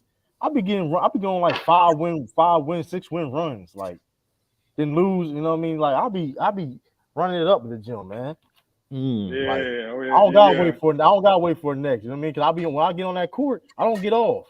Okay. I mean, you playing the troops of 2023. Y'all, I understand that. You know, y'all doing a great service for us out there, and I respect that. I'm listen, man. I'm playing with. I mean, I'm playing people's in shape. I play against athletes though, man. I'm playing against people. You know what I mean? People. One thing about military is people from all around different places. You know what I mean? No, so I know a guy that did D1 that went to the military. I know a couple of guys. So I'm not disrespecting. You know what I'm saying? Like I be getting, man. You know what I mean? You know what I mean? But when he said he ain't had no right hand yesterday, look, you lost me. So, look, ain't nobody with no right hand gonna do me. I don't know why he said that. I don't know why he said that though. But I know. I know why he said it. He ain't got no right hand. What you mean? But that being said though, I don't think you can do nothing with it though. Oh, I mean, all these. I'm done talking. No more. Hey, but the way you're talking, True, you make it sound like you're doing all the carrying out here with all these streaks going on, huh? I tell you this though. I know how to pick a team. I tell you, GM. Hey, hold on, right quick, bro. Hold up, very quick. Say Mingle, bring your capping ass up on the panel and say that shit, nigga. Fuck you talking about, boy? I just came up with one thing. Hey, I fucked with my guy Chris, man. Salute Chris, man. One thing, I'm gonna go back to the chat because I'm a little tired up right now. I'm gonna get back on. See, but y'all know, y'all were talking about my man's was cooked in the Denver series against the Lakers. You know, it's funny he get cooked in, but the first 2 rounds he was good enough. It's always the next one, right, brother? It's never props. It's always the next mountain you got to climb, man. It's all good though. He been climbing mountains 20 years straight. It is what it is. Yeah. And I'm not saying clearly he wasn't the same cat he was in Atlanta, but for that team, he provided what they wanted and needed. It just wasn't good enough that year. Like, come on, man. You know, come on. We can be honest about that, right? We can say that. You know, Man, that's all I'm hey, saying. man. First 2 rounds, he wasn't cooked. What Denver? No, Paul Millsap was still kind of like we was like you defending Paul Millsap. He was still defending and rebounding at a decent level. You acted like he had no impact. That's kind of crazy to me. He was still rebounding. Michael Porter Jr. Because Michael Porter Jr. That's when Michael Porter Jr. had more. That's when he was getting Michael Porter Jr. started getting more minutes. He was coming off the bench though. Like he wasn't really. Hold up, he was getting more minutes. Bro, we can go look at the minutes. Paul Millsap was not. I bet Paul Millsap played more than Michael Porter Jr. that series. I bet you that. He really didn't. No, he didn't. And Paul Millsap, he didn't. Gave him 11 a game that year. Like, we're not gonna act like that was such a. He was getting benched in the fourth quarter. Hey, why we acting like 11 in the NBA is nothing? Like, as a role player for what they want. Exactly. That's exactly what he was there to provide. He was there to be a 20 point scorer. Hold on, y'all know they paid him very well, right? Like, it wasn't like they was paying him to be a role player. They was paying him to be their second or third best player. He averaged 8 points. Second or third best player. How much did they pay him, Sean? I don't know that because I don't know about that. Hold on, he averaged 8 points in the playoffs, shooting 39% from the field. Like, come on, bro. Like, hold on, go back and look at their roster, y'all. Jeremy Grant was better than him. Jamal Murray, obviously Jokic. Yeah, come on, man. Will Barton was a better scoring option. Hold on. Are we forgetting about Jeremy Grant? Gary Harris. Gary Harris. Yeah. You know, young African, you're making the point. His pay was not equaling his production, is what I'm telling you. How much was he getting paid, Sean? I don't know how much he was getting paid. That's fair because he was getting paid. But I mean, that happens a lot though, because he was playing bad. The point is, he was playing bad. That's the whole point. No, he wasn't playing up to the money. But man, for what he 39% from the field, averaging 8 points.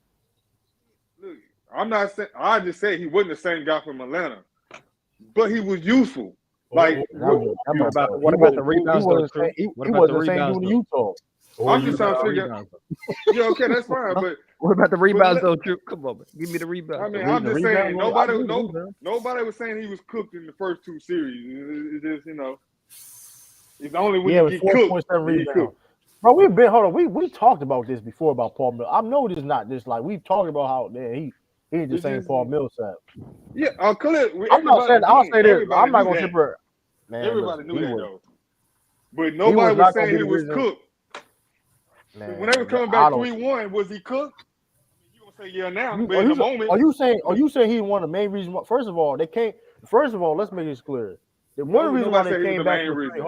One of the reasons why they came back from the 3-1 because when Gary Harris came back, he was slowing down Donovan Mitchell. Yep. He was slowing down Donovan Mitchell for one. He was a key part. Then you had Monte Moore. It was other role players that did way more than Paul Millsap. That's all I'm saying. That's fine. That's fine. But in the moment, every role player. The point I'm making though, in the moment, nobody was saying he was cooked though. Man, all is you saying, nobody pointed out that he was cooked. He was the worst player in the rotation. Khalil said it best. Khalil said Millsap was out there like Goat Mike on the court. What do y'all think? I do remember. It's funny we can do this Monday morning quarterbacking with it now. I forgot. He wasn't cooked.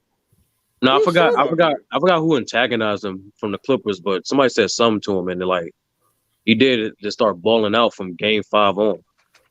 I forgot. Yeah. No, why he did that? No, why he did that couple game stretch. But I'm talking about the total playoffs period.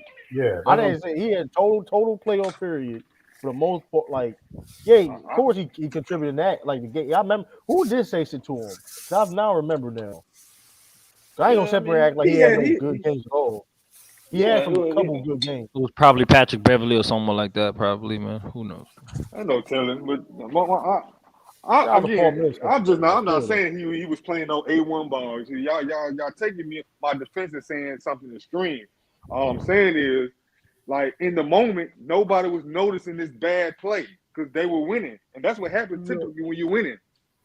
It's only when you lose, all of a sudden, now we got to micromanage and pick at things and like, man, this man was. But in the moment, he was doing what would need to be done for his team to win. He was the worst person. He was the worst player in their rotation.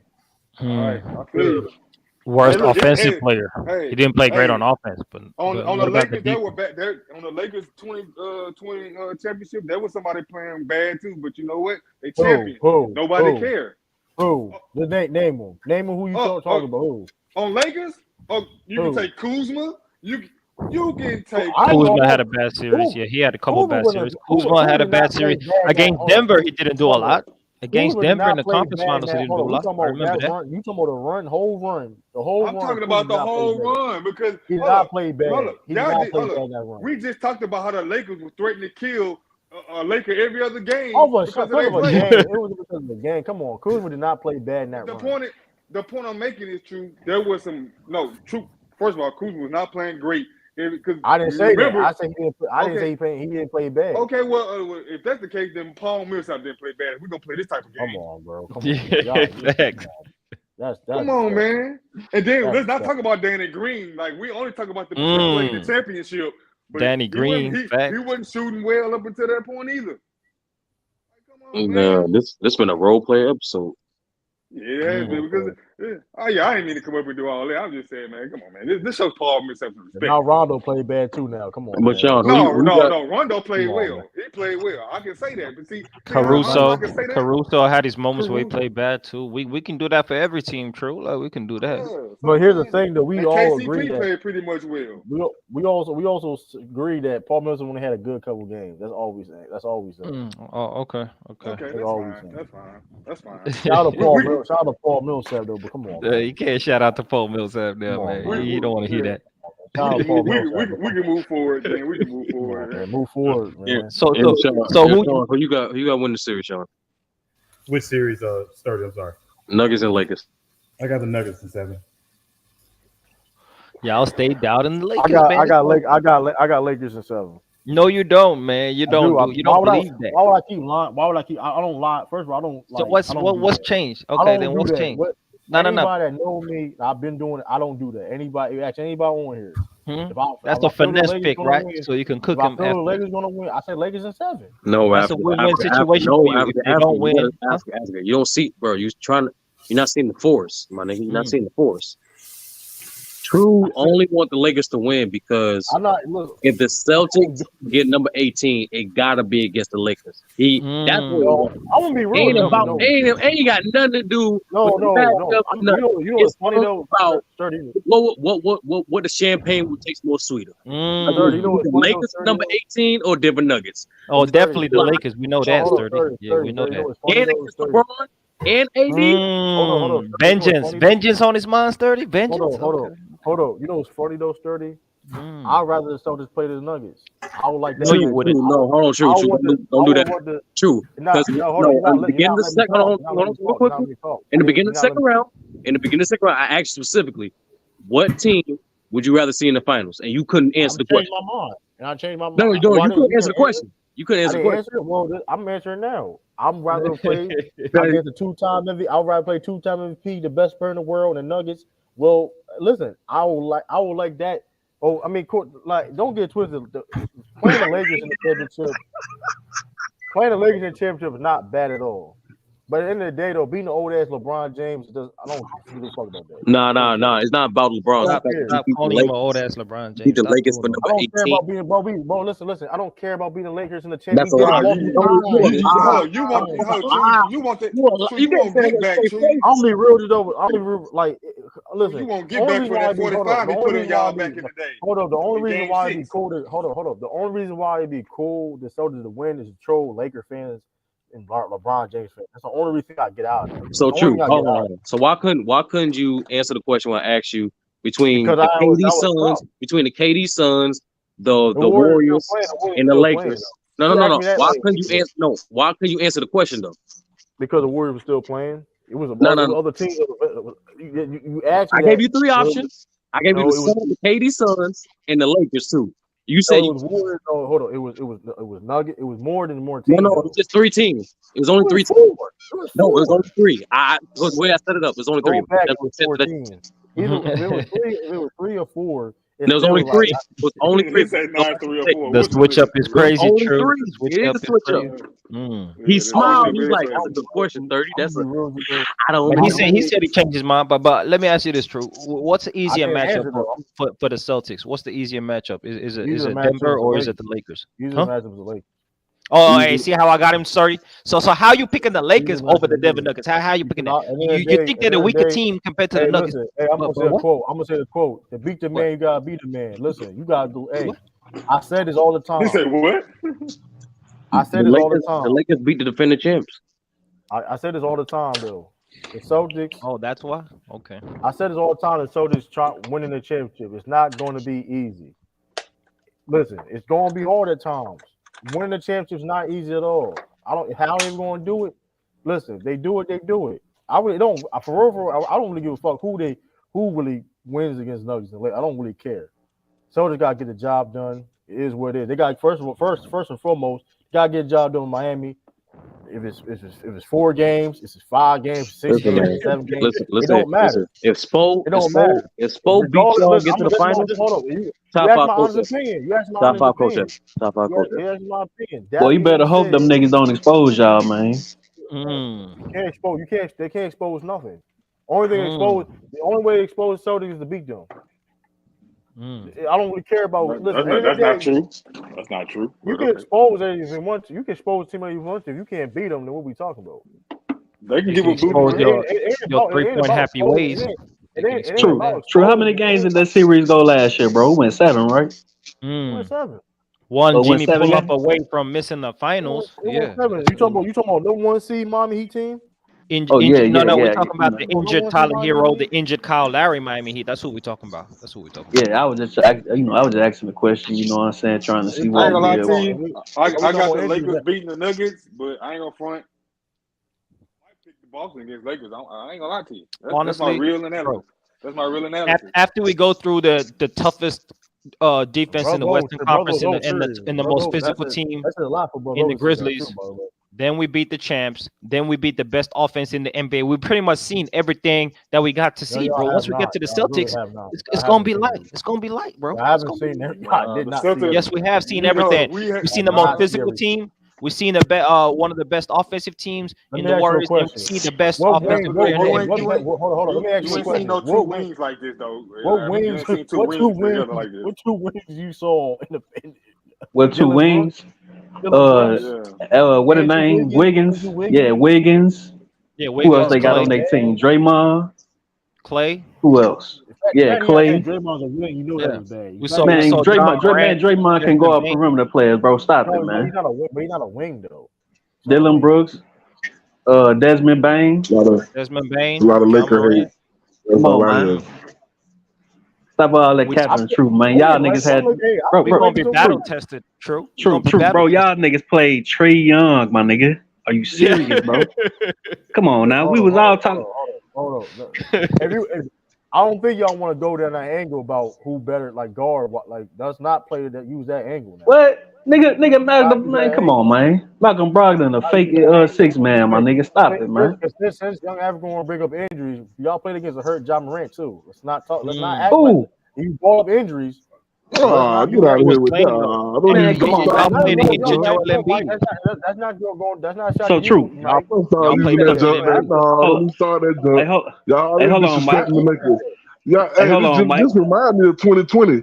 They disrespected every team. They disrespected the Lakers all the way to the championship.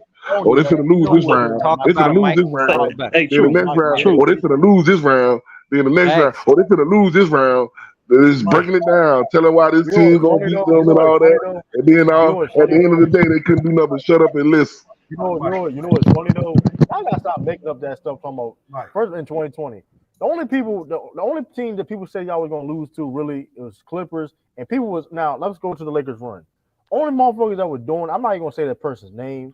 The motherfucker was betting money and shit. That was Ticket TV, man. Come on, just say it. I'm Ticket not gonna, TV. The motherfucker was betting money. The only people that were fucking saying that shit, that was a weird era time. That's the only people that were saying they would lose to the Trailblazers and the Rockets and shit like that.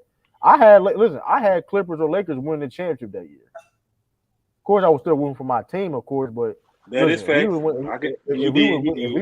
if we would have beat Miami, we would have lost against Lakers. We would have lost. It's what it is. It is what it is. So I mean, I had Clippers or Lakers at least win the championship. So it's like, man, it's tripping, man. Y'all tripping. Y'all know what time it is. Y'all see it forming in front of y'all eyes, and y'all don't like it. Right. That's what it is. Man, bro. Y'all see it, but y'all don't want to admit it. That's what it is.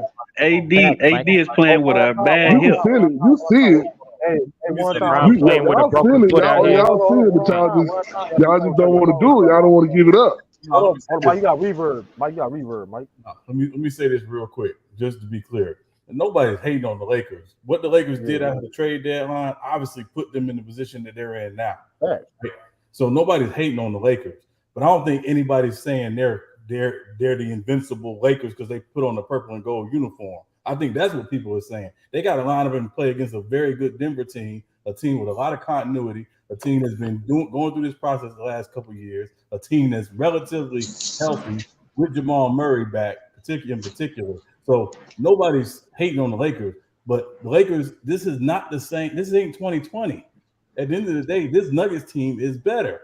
And this Lakers team is better. Are we better? Yeah, we're better too, right? Don't do that, Mike. Don't do Hell that, no. Mike, Yes, we are better, bro. Stop it, man. Y'all tripping right now. We are better right now. We're a lot better. We're younger. Hey, we younger. We got a better defense. We're a better defensive team now. What we talking about? And we're a better offensive team. We're better on all levels. What are y'all talking about? Yeah, they just don't want. That's like I said. All you can break down. I understand all of that, but y'all don't want to admit that the Lakers better too. Hold on. That's my whole point. Hold on.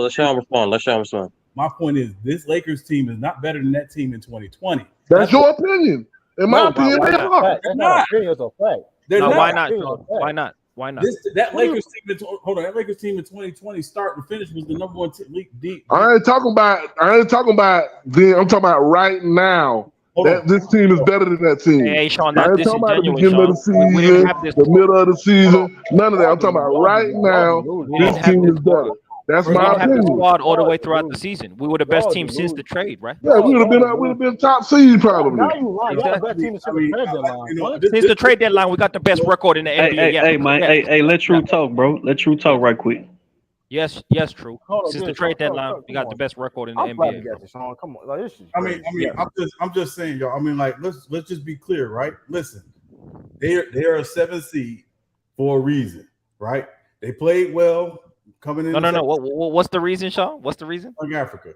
May I finish, please? Go ahead. Yeah, you're finessing the facts. It's all good. The trade deadline.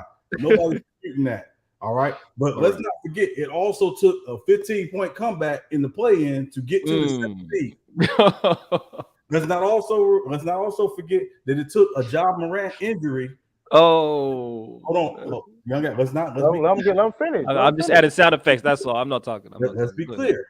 Right? Nobody's saying the Lakers ain't got a chance. Nobody's saying that. But this misnomer that, because we the purple and gold and we 17 strong and all this crap, y'all got to stop that. That team has been the best team starting to finish all season in the West for a reason. I gotta go out there and play because I'm telling you this right now. No doubt. The Bucks are number 1 seed too. That they out. But so go ahead, True. Listen, Bucks. Listen, you fuck around, you find out. Look what the Bucks. Listen, at the end of the day, Lakers better not have that same attitude either. You know where Durham came from. Man. Hey, where we came from? Yeah, it came from the Bucks. What you trying to say though? What you trying to say? Yeah, bro. Say what you gotta say, bro. Look, I'm gonna exclude Sean from this one. You know what I'm saying? Because I think Sean giving his true analysis. This comment is more for these irrational people that really just don't want to see the Lakers do well. And I don't think it's about just putting on the purple and gold. I mean, look, as Laker fans and LeBron fans, you're gonna root for your guy. But we can't be like oblivious to the fact of the matter since the trade deadline. Because we know before the trade deadline, we were not any good. I don't think nobody had no high expectations for the Lakers before. But once we did get the pieces and we started to watch it play out, and as Africa said, as it played out, they have been the best team. Just like True last year, he always pointed out, Hey, since January 15th, the Boston Celtics turned it around with the best defense going forward. But nobody cared about that though. But you did. But I did say that. But let's put it. And anybody on this panel and anybody in the chat can agree. When I said that, nobody really give a fuck about that shit. Okay, I'm not going to deny.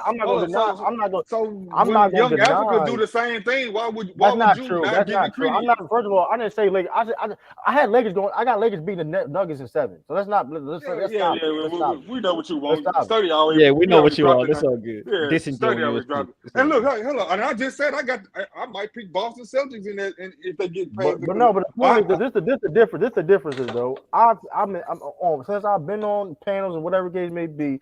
I've said in 2020 the Lakers when the Clippers got put brother, you're not stop that. What? What'd you say, Sonny?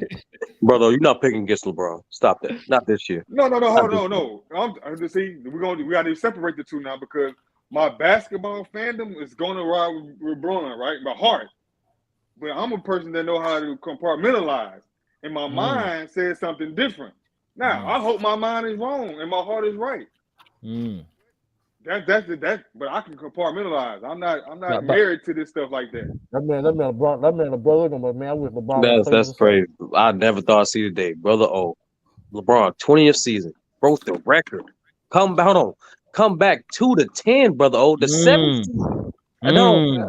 The only team to make the finals will start at 2-10. The last team to do that was the Supersonics when they went against the Bullets. They're gonna put 7. And brother, you telling me the only Laker who's an all-star, all NBA, you gonna go against LeBron? This probably his last. I just explained it to you. I don't know what you want me to say. I told you. He got the brother. He got the told you. I just told you. Look at 30. Like you can formulate that narrative all you want. I told you what my heart is. Facts. No, but I told you what my heart is. But I told you what my mind was. That's Mike. Damn. So look, I can compartmentalize like I said, and that Boston Celtics team, which is giving this new iteration of Lakers since Bron got there, the main issues they've had problems with are wing players, and they have 2 of them. Hey, brother, listen. 30. What was that fact about the Western man? We're gonna walk straight through them niggas, man. Brother, hypothetically, if they do get a job done, I don't want to hear you say, Bron, I never doubted you. That's all I want. That's all I need to say. I'm not gonna say that, but I'm gonna come in here and say, "Go, James, prove me wrong." But that being said, though, 30, was that fact about the Western Conference Finals or the Finals? 7 seed. That being said, though, hypothetically, no, that's a fact. That's a fact. The last team to start 2-10 and make it to the finals was the Sonics in the mid-70s. Okay.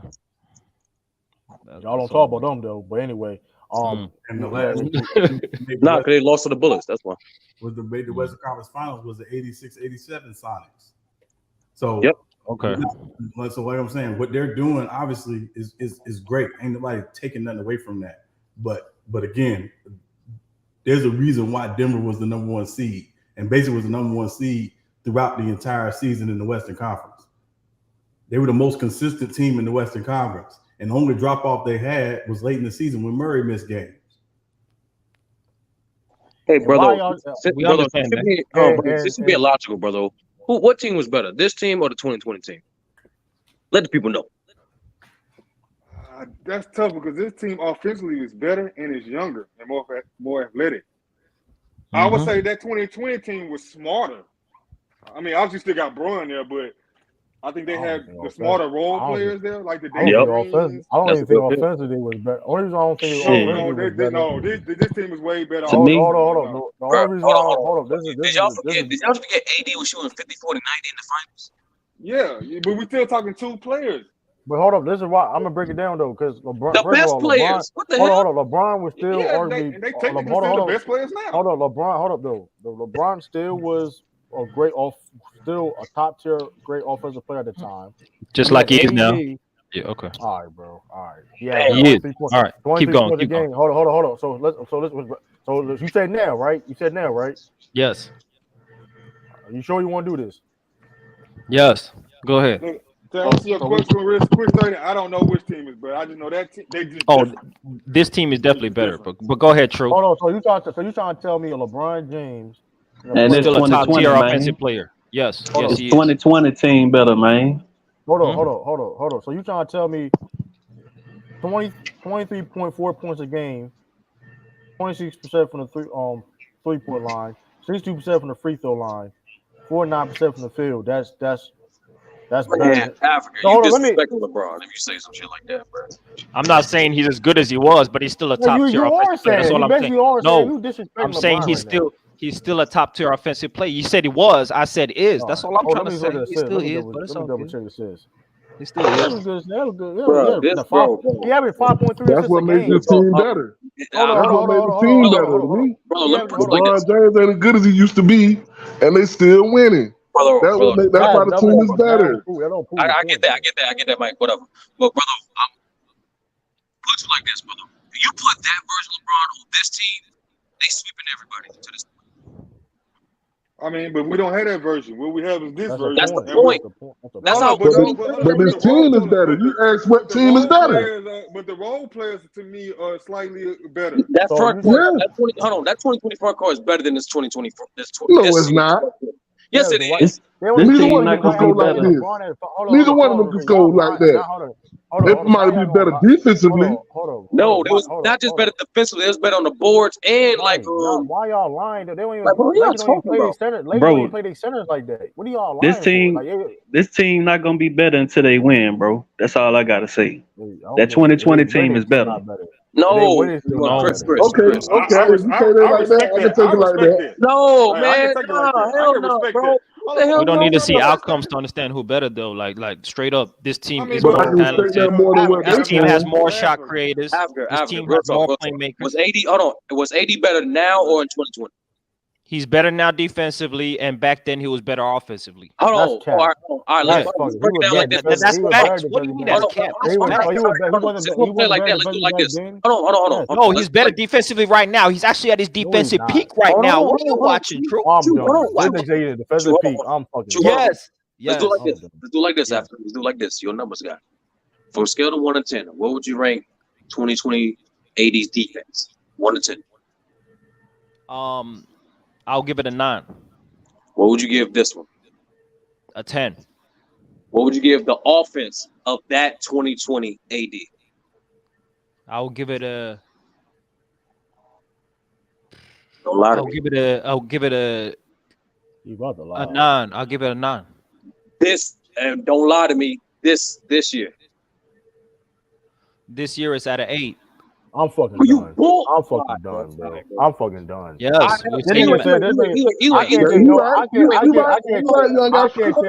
can't take nobody seriously.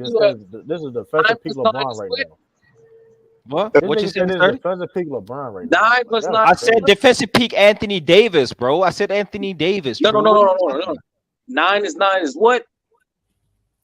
18. 9 and 8 is what? Yeah, simple mathematics doesn't tell the whole story. So based off your scale, this is your rating. I just actually the scale. Your rating, you still have the 2020 AD better. That's the point. That's the only point of this. The difference is the 10.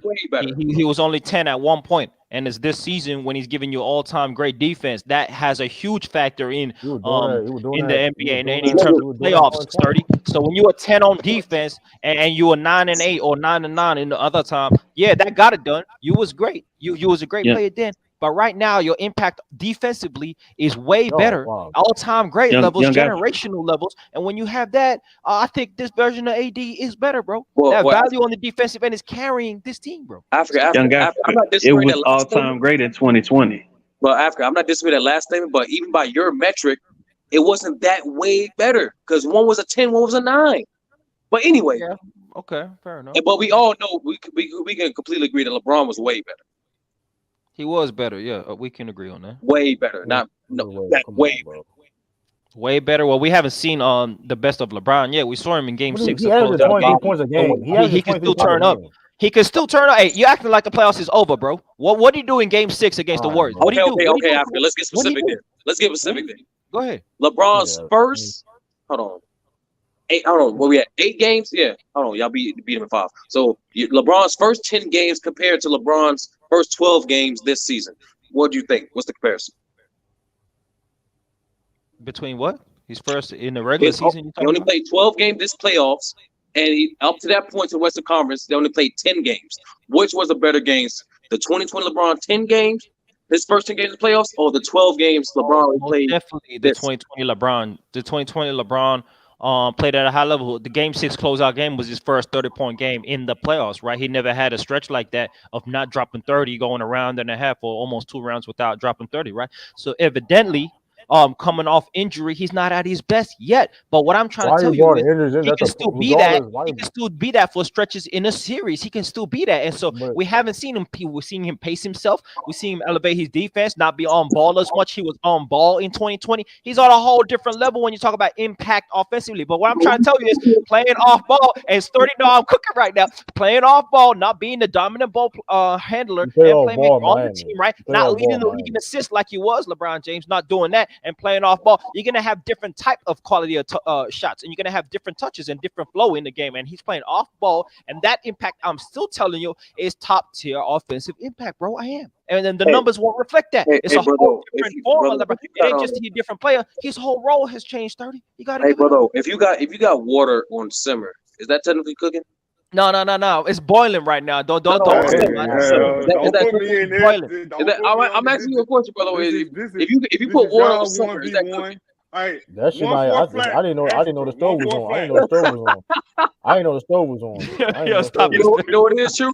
It's true. Stop it, true. I'll give you this. I'm be real, though. Like y'all are. No, you like gas water. You put it down, and the sunlight hits it, and it gets a little warmer. That will happen. That'd be true. This was 30 do when he can't rebut a point, and I'm cooking. He just got to take it somewhere else and go on control 30.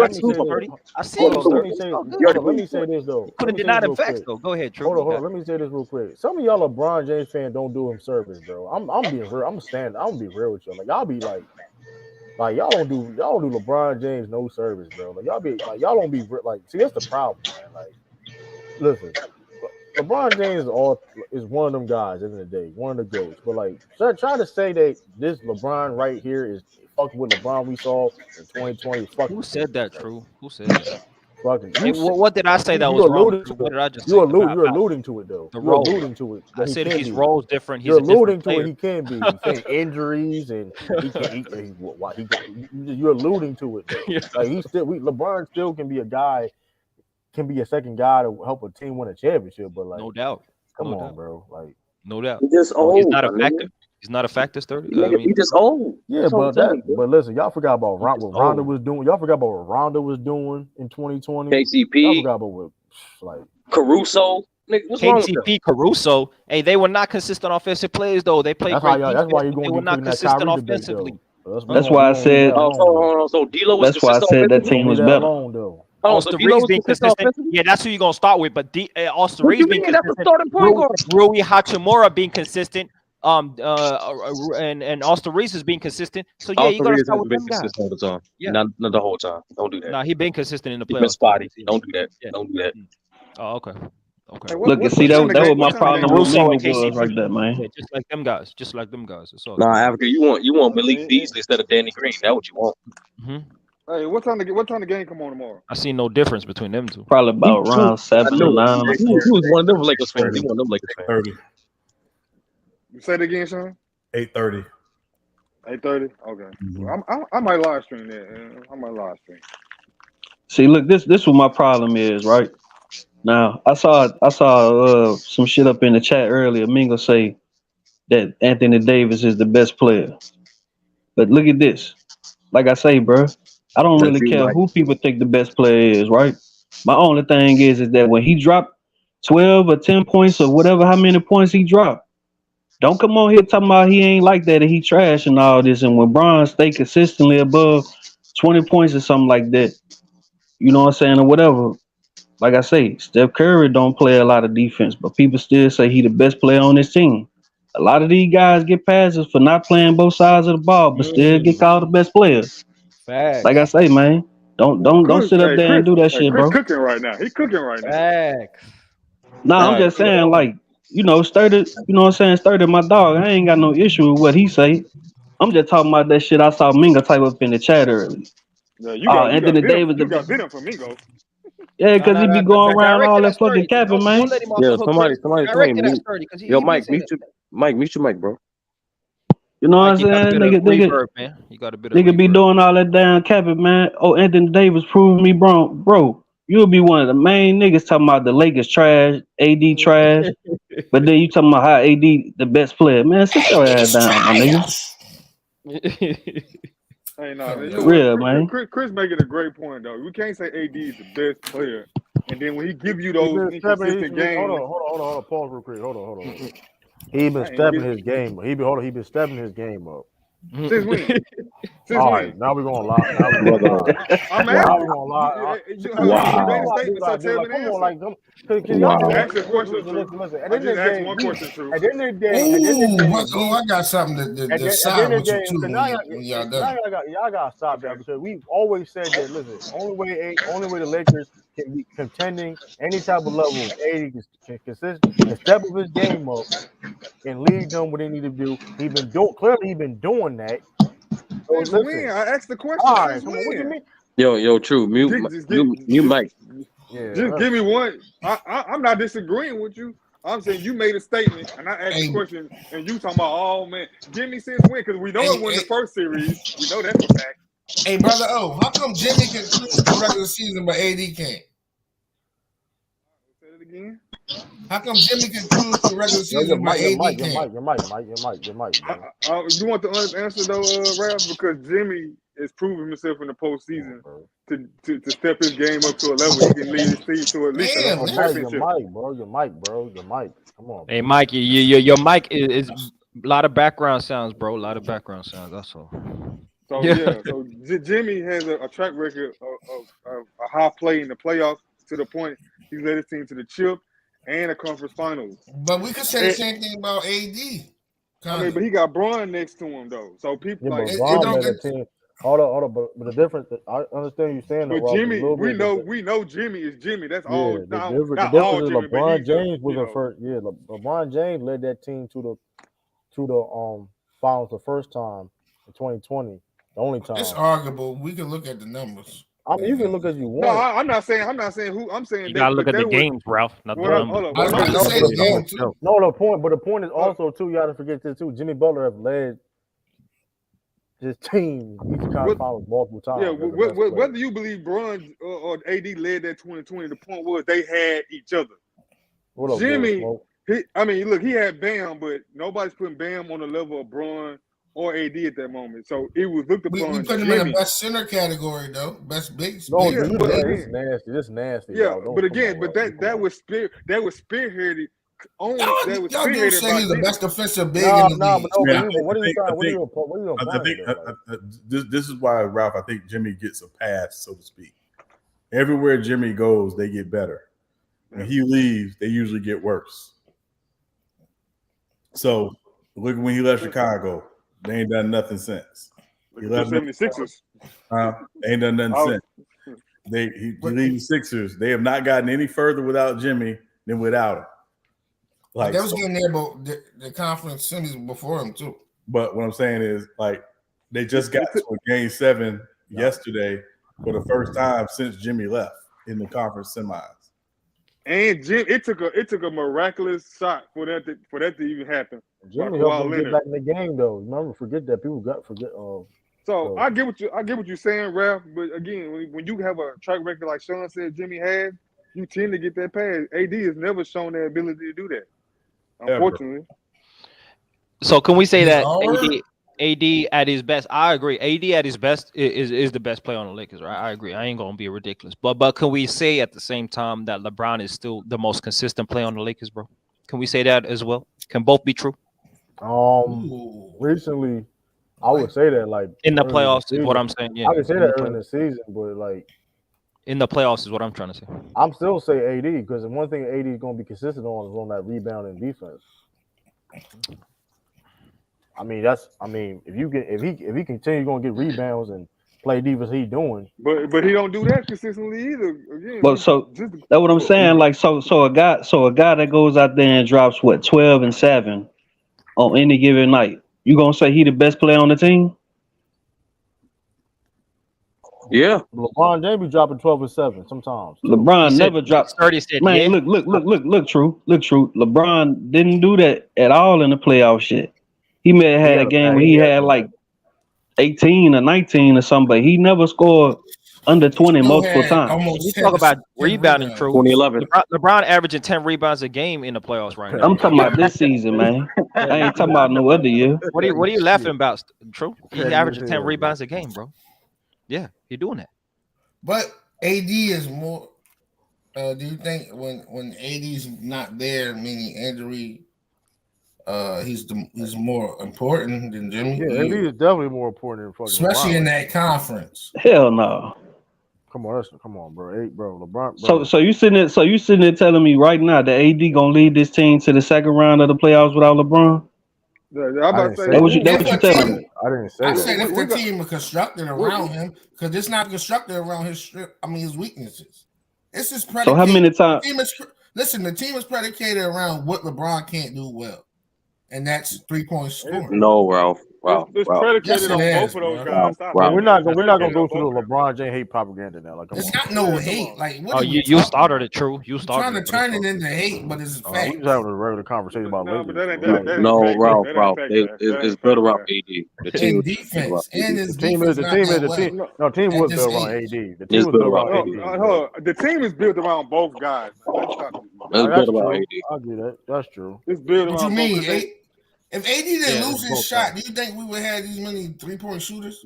Right, he was shooting. You still need floor spacing in the NBA, bro. Like, it's just standard. You need if you had AD there, you still need floor spacing. Yeah.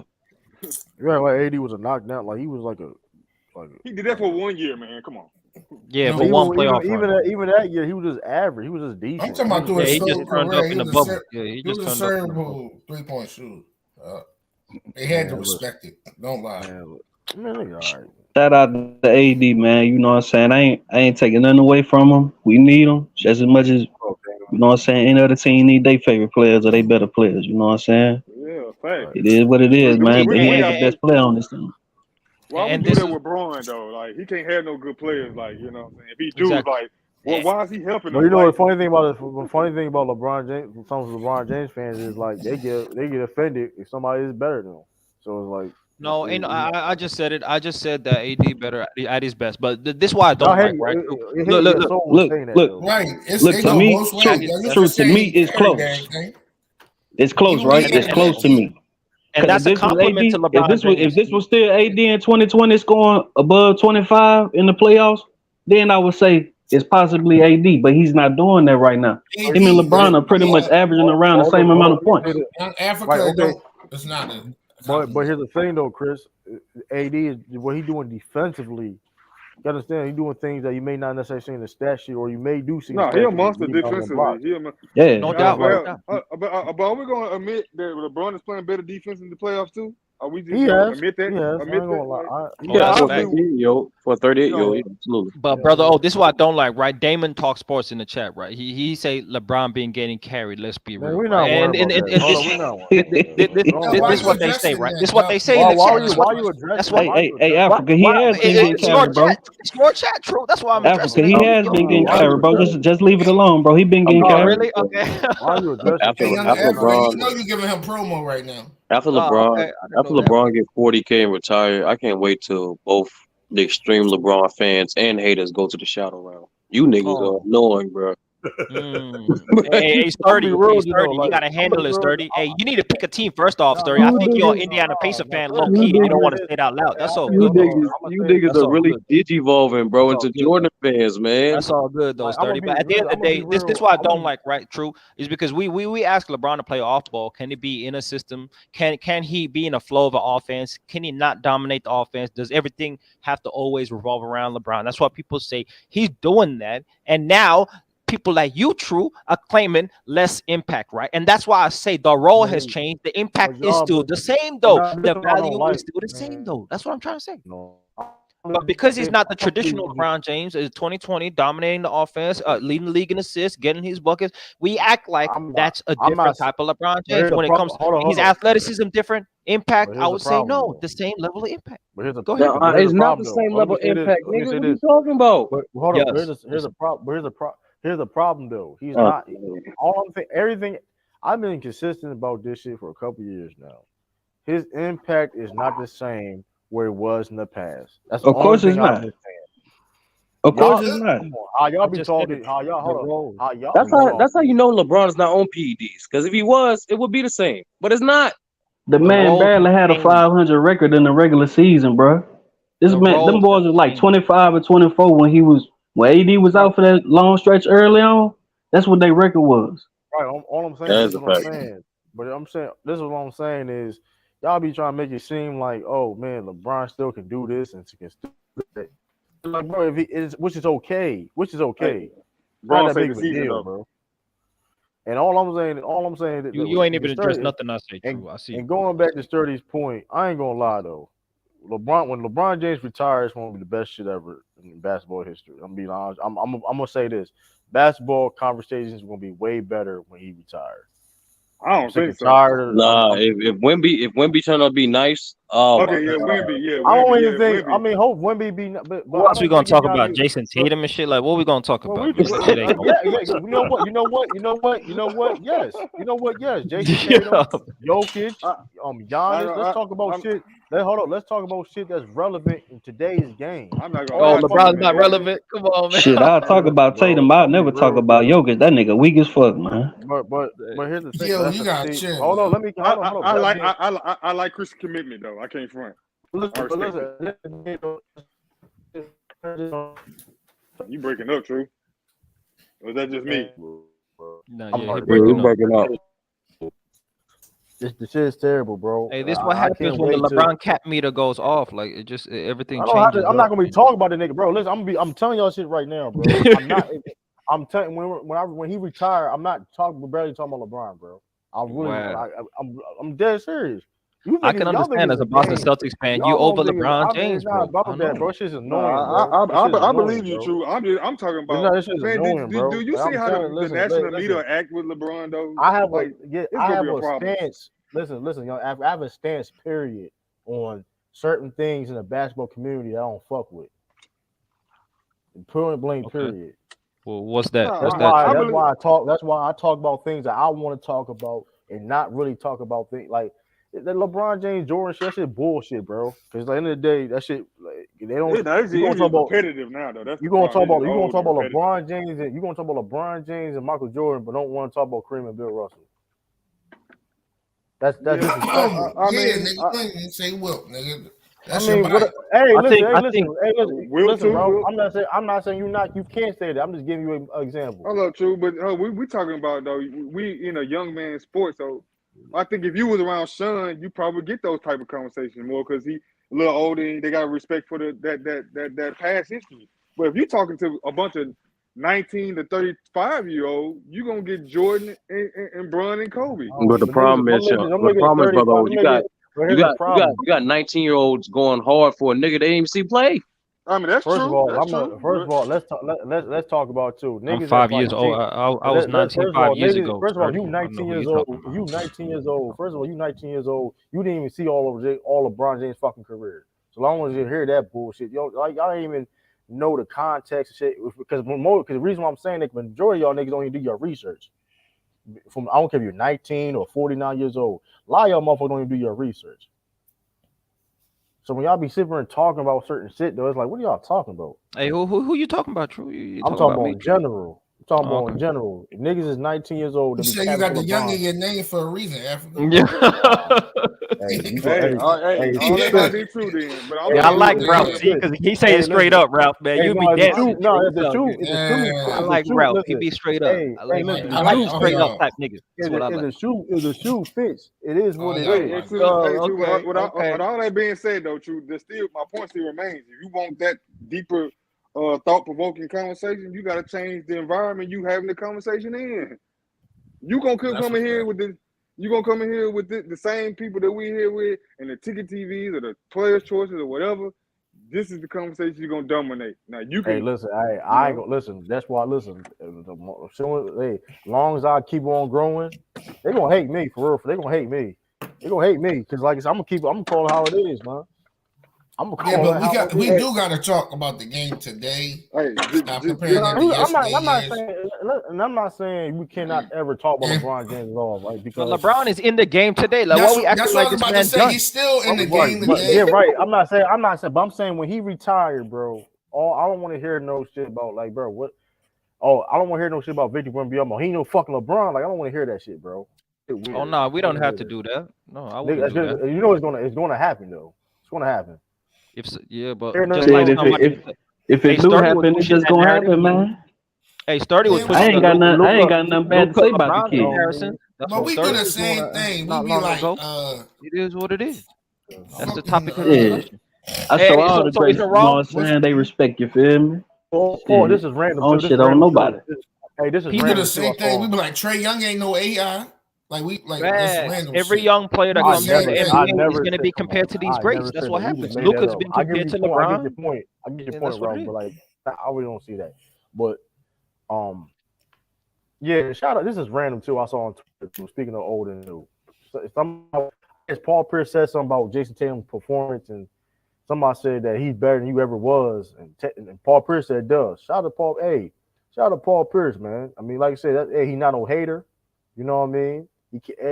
What? No hater. Hold on, time out. Yeah, you. Hey, hold on. Before you go there, hey, hold on. Yeah, he the Kanga player hated. Man, that nigga been hating LeBron his whole career, man. Come on. No, you don't have a problem. You don't have a problem with LeBron. You don't have a problem with LeBron, bro. Oh, they passed it up. Okay. Of course, when you reach a Billy. It's the Jay-Z effect. When niggas hit a Billy, you facts, Ralph. Facts. What are we talking about? But didn't KG say he the GOAT now or something? I thought everybody chasing that paper, Ralph. You're right, bro. No, but here's the thing, but KG, listen, y'all got hold on. Y'all have to hold up. Y'all have to be. Go ahead. You may have that's nasty work. But here's the thing, though. You may get like a competitive rivalry. You may go back and forth with a person, though. But you got like nobody. Listen, they know how great LeBron James is, though. Like it is where they talk shit, but like whatever. But you're not gonna sit there and say, "Oh, this motherfucker's a bum," or he's not like that. You know what I mean? I mean, for a while they always saying that. Paul Pierce, and KG always had high. And shout out to Deshaun Stevenson and Lance Stevenson. They keep that same energy still. Say true. Who a better player, Paul Pierce or D Wade? Come on, man. We already know the answer to that. Don't even answer that. Come on, man. You say D Wade? Hey, real quick. Hey, True. So which performance was better, this Tatum or that LeBron James 45 special Game 6? It's for LeBron James game. I just wanted to see what you're gonna say. Hey, and so you agree, True, that Jason Tatum is better than peak Paul Pierce? You agree that's just clear Jason Tatum? I didn't know that was just a clear cut conversation. Right. I ain't never seen all time. Now I'm not gonna rate Jason Tatum all time. No, at their best though, yeah. He had way more talent than Paul Pierce early on, bro. Paul Pierce had some shitty teams that took him to conference finals and shit. I understand that, but you just look at individual player, forget all the like success, individual player wise. I mean, Tatum is. I mean, listen, Tatum is calling the truth for nothing. Okay, bro, I understand that, but Tatum is the only person to average 30 points in the season for the Celtics for a reason. He's the only Celtics player ever do that. That's, I mean, is that who took more shots in their like? But you understand, but listen, you're not hard. But listen, you know how hard it is. You got another dude on the team, like the Celtics, giving you almost 30 points a game. That's hard to do, though. Like it's hard to do. Not in that system when the other three players on the court is not offensively sound like them too. So Michael Brogdon is not offensively sound. Is he a starter? He gets started minutes. What are you talking about? He's a 6 man a year. How many shots? Who take the most? Is Michael Brogdon's shots compared with any other role player combined to what him and Tatum? Michael Brogdon was averaging like 20 points a game before he was like on the Celtics. What are you talking about? Bro, you're talking about that. You're talking about before. I'm talking about. You're crashing out, bro. You're crashing out. When you take two, when you got two guys dominant like them two, and Kobe and Shaq, they're taking the most shots, so they can average the 30 together. But you just, you said Kobe. 1, 2, 3. But you saying how great Kobe is as a scorer. What? So what are we talking about? Like I don't understand. It's easy as 1, 2, 3 when you're taking close to 30 shots or whatever they take. Let's averaging 30 to 25. Hold on. Let's put it on record. So you said Kobe, what Kobe was doing is easy when he was playing with Shaq. Yes or no? Are you putting it on record? Whoa. Bro. Well. Oh no, he can get no, don't try to say use his logic. Are you saying that when Kobe was playing with Shaq, one was easier? Bro, the duo and the team concept. What are you talking about? You're trying to make it something that it ain't. No. Nice try. Nice try. Nice try. I want some clarification because I don't know what you're going with it. Hey, what the hell is going on right now? I'm talking about two people together at their talent peak. Like what are we talking about? So you're down. Nice try. You lost. You're downplaying Jason Tatum 30 points because he's playing with non-talented scorers. Bro, ain't nobody downplaying anything. I'm saying it's easy to do with two ball dominant players. So it's easy for Kobe to do it too. With Shaq. Nice try. Stop trying to flip the narrative. I'm curious. I'm asking the question. You're trying to make it. You're trying to make it like it's a slight on him. Nice try. It's not a slight. That's what you're trying to make it. That's why you're saying that and trying to bait me. Nice try. No, because you're contradicting yourself. That's why you saying I'm not contradicting anything. You did contradict yourself. You contradict yourself, but it's cool. I didn't.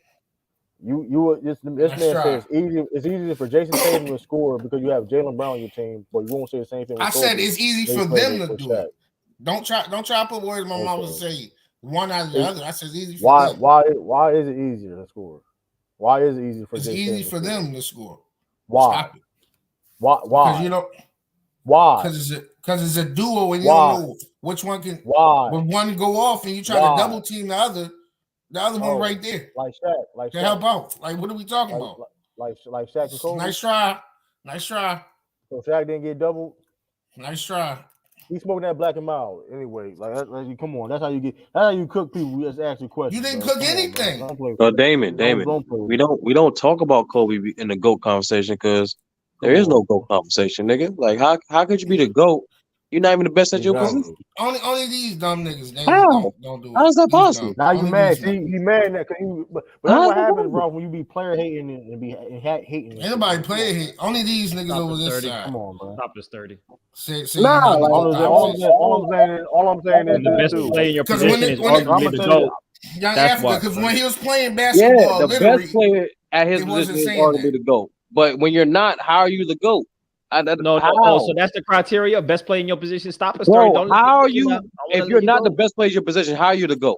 Like how does that compute? Bro, y'all the GOAT, and he wasn't arguing the best in his position. Hey, look. How does that compute? Look, I understand what Sturdy's saying, right? Sturdy right. Sturdy, explain that to me. Sturdy ain't right. Hold on. Let me piggyback what Sturdy's saying. So is Kobe on anywhere near the level of Michael Jordan? Yes or no? Yes. He's definitely near the level. Yeah, he's near. Near what? Y'all gotta stop, bro. Individual skill level. Man, what they brought on the offensive and the defensive. Let's not act like it's not a conversation and their games weren't a reflection of it. These dudes hate. Come on, man. I'm gonna let it go, man. If y'all say it's not close, then I don't even know. When he was playing, they wasn't saying this. For real, can we not have this conversation, please? Can we stay in the moment? Like, just please, like, it's 2 playoff series. It's the lottery. We got teams that's got to get ready for free agency. Like, can we just stay in the moment? That's true. That's fair. Conversation. Seriously. It's hard when you know what this conversation shows. We don't have to talk about it, but just the foundation of how we see the game is just so such a wide spectrum, man. That's interesting. Right. So. Hey, Mac Duff, can we talk about Mac Duff? Speaking of that too. Yeah, I would agree. Like, I just thought about this. Mac Duff, Mac Duff, you really about to stop talking about Curry on the channel at this point. Nah, come on. We annoying make that one. Man, Curry not even better than Magic, man. We're not even talking about that shit anymore. Just after what Sean said, but Sturdy. That's why I don't know how we could have this conversation, but if we could, evolve the well, maybe we should just talk more about the foundations of basketball. Maybe what we value. Go ahead, man. I was trying to have a different but go ahead. Low key, I got smoke for Africa though. Low key though. Go ahead. Can Jason Tatum be a top 10 small forward of all time? Yo, this man said stay in the moment. Yeah. Hold on, who's stay in the moment? If you can give your top 10. Give your top 10 small forward. Yeah. No, just give me 8, 9, and 10. The obvious five is whatever. Who, me? I'll answer. And I got another question too. And I got another question too. Let's get to the first question first. He could overtake guys like Paul Pierce and Paul Pierce not top 10. Huh? Paul Pierce not top 10? No. Okay. While in the top 10. Hell no, he ain't. Greatest, no. Best, yes. Yo, come on with this goodness, man. What are we doing? Yeah, exactly, man. Hold on. Paul Pierce better than you somebody involved in the conversation, but I can't have critical thought and critical criteria. What the fuck? Now, okay. Which one do you want? You want narrative? My thing is, all I'm saying is, it basically is a yes or no. Do you all think he will finish top 10? No, because it depends on your top 10, bro. Like that matters. Yeah, that's what I said. Give me. True. This is your question. Can he be better than Dominique Wilkins? Yes, he could be. Yeah. Hell yeah. Hold on, you said that way too quick, Chris. Like, the disrespect with Dominique, man. Some people think he's better than Dominique now. Nah, I mean, give me about 5 more years. I blame the media for Dominique because Dominique is not even. I knew somebody was gonna cap on that top 10 before somebody saying that. Man, listen. Tatum. True. Give your top 10 small forwards, bro. No, man, just give us like the last 4. Come on, man. We don't need. You don't got a top 10, so why would you ask that question? Okay, let's go 7, 8. Oh, you got it then. You said 7. You said 6 from 6 to 10. Yeah. Just give me 6 to 10. Yeah. Oh, 6 is Everybody's gonna have something different. We got to name the top. All right, number 1, LeBron. Number 2, Bird. Number 3, Dr. J. Number 4, Baylor. Number 5, KD.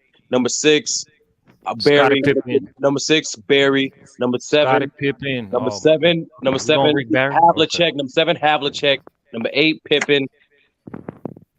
And all right, 9 and 10. Who's 9 and 10? Dominique Wilkins. Nah, James. Let's start naming. It don't matter. Big James Worthy. You got James Worthy. You got Dominique Wilkins. You got Kawhi Leonard. We're not mentioning John. You got Alex English. You got Adrian Dantley. You gonna mention Alex English before Kawhi Leonard? That's kind of crazy, Sturdy. Hold on. See, I blame the school system in Africa. I blame. I'm about to answer the question. You say you blame the school system in Africa? They don't teach about Alex English. They didn't teach about Alex English. I know about Alex English. It's not his fault. Hold on. He had a nice mid-range game. Alex English was nice. Alex English is the all-time leading minute scorer, young Africa. Yeah. Who was your number 6? Who was your number 6 small forward? They put Rick Barry and John. I said Rick Barry. I would have said Scottie Pippen. Y'all crazy, bro. Rick Barry. That being said, I'm not. That being said, he low key racist. He low key racist. That being said, he is racist, not low key. I think Jason Tatum will finish around that area when it's all said and done. Top 8. He has the potential.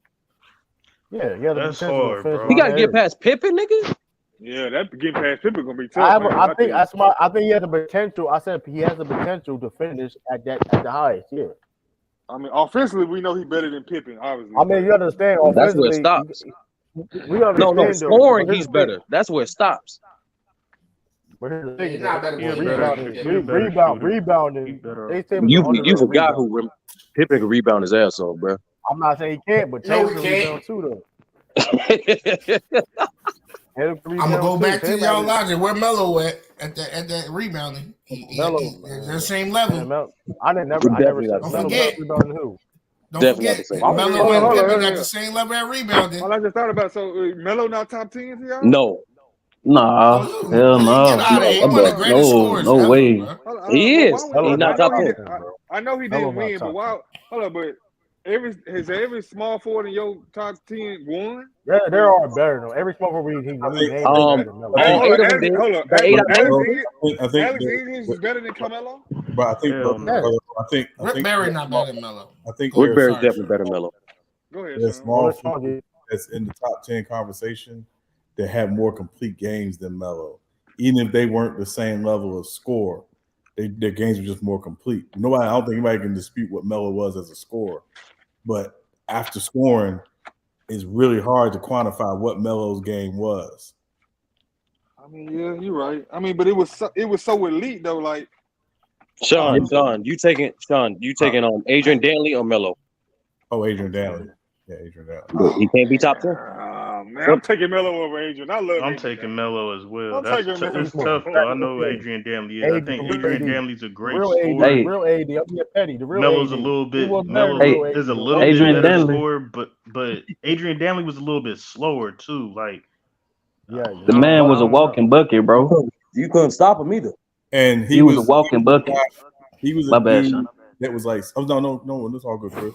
He was a dude that's 6'4", 6'5", was a small forward who played in the post and would murder you in the post.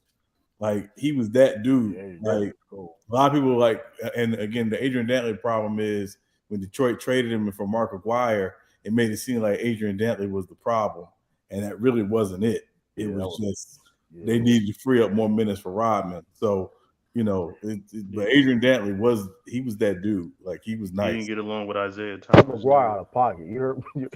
But Mark McGuire said I was better than Adrian Dantley was a beast. I had my front on that. I don't care what nobody said. Kawhi is top 10, bro. Yo, drop the link, Drew. I just think what Carmelo does, even though it's one dynamic dude, it's so elite. Right, but the piggyback to Sean's point, though, brother. The piggyback. What Carmelo does is so elite, right? But he's not in the NBA to this day. He's 38 years old. Man, true, that's a but here's the thing, though. The point is, people are saying, like Sean and 30 would say, he only does elite one thing. He doesn't. What does he bring to the table to help? Because his score is not the same no more. Hey, let me ask you. Hold on. No. This is a valid point. This is a valid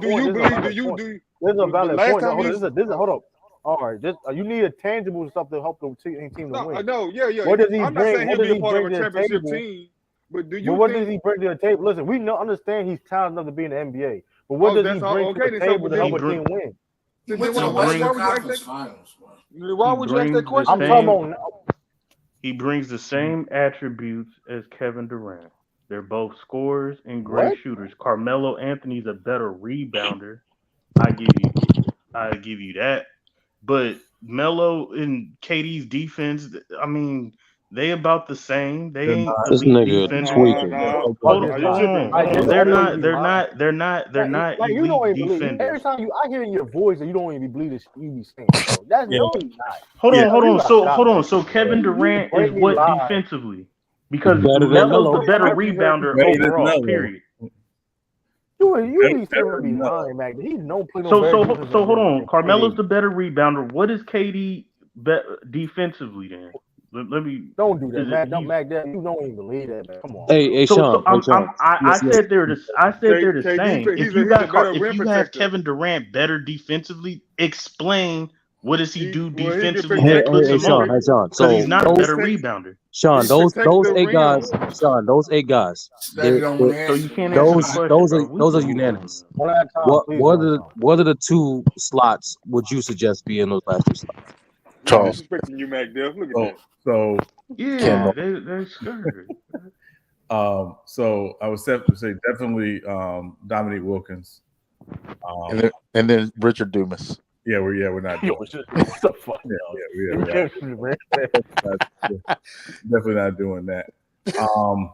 And the other person, and again, this is a throwback, but you need to know how good he was Paul Ariza. Like, Philly's on. He was that dude. Yeah, he was nice. He was nice. A lot of people don't know, so those would be my two. I can't. Paul Reese we putting Paul Reese over Melo too, huh? I'm not gonna cap. I don't know that much. Paul Reese better than Kawhi, Sean? He better than Kawhi? As a Melo fan, I'm not. I'm with Nick. I'm with Nick there, but no. Young Africa, you mean the Kawhi Leonard that has less career points than Andrew Wiggins? Yes. I know that. But Paul Reese was a bucket. I'm gonna be real with y'all. I know that. Hold on, let's do this. I'm gonna be with y'all about Paul Reese. Y'all better do y'all research about Paul Reese. So we doing at their best, but Kawhi making it. Kawhi should be in there regardless. I mean, there's not a. The only Pippen out of the small forwards is a better defender than him. I mean, but you only did it for 2 years, so it's like, come on, man, I can't. He got 4 good years. He got 4 good years. Okay, 4 as a defender. 4 years. I got more than that. I get what y'all saying. But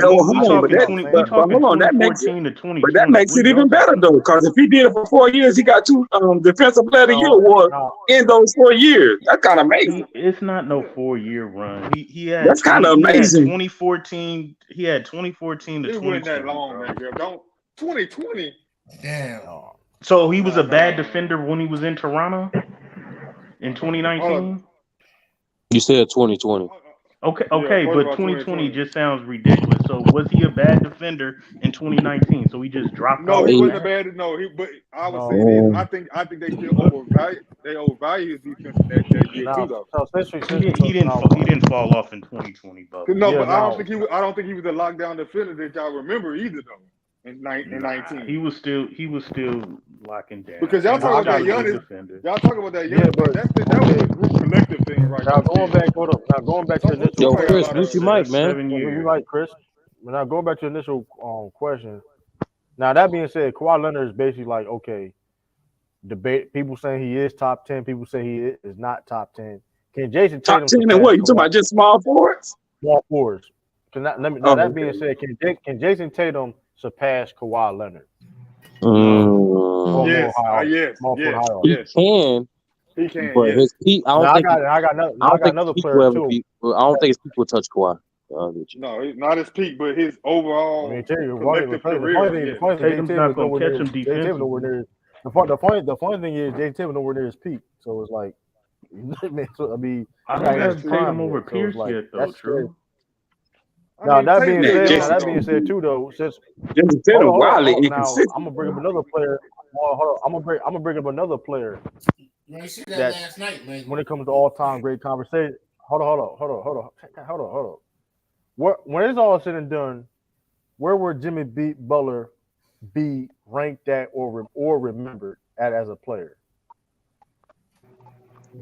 Top 65. You say top 65. Top 65. So let me say this real quick, and I'm gonna run and I'll come back. I think Jimmy Butler, when they do the top 100, Jimmy Butler's gonna be in that top 100. Yeah, that's true. Okay. Where he'll be all time, I think, will depend on, how people value his ability to take his game to another level in the playoffs for 4 or 5 straight years in a row, and kind of overachieve. But I think he's in that top 100 conversation. I definitely after this year, he's almost a lock to make the Hall of Fame. First ballot, I'm not sure, but I think he's definitely almost a lock to make the Hall of Fame. So now I'm gonna start some ruckus. Sean, when we get back, we gotta go through it. The next 25, people forget there was a lot of snubs for the top 25. That's true. I ain't doing that. I'm not doing that top 25 now. I'm not doing that top next. The next 25. The next 25. The top 100. No, the next 25. We're not doing that now. We're not doing that now. Why would it don't make sense doing it now? Why not? You can project. There's too many because we gotta wait to do that when that time comes. Come on, when we did this on E3, we did it for you. That's not fair though. Man, we're gonna be on another platform, yo.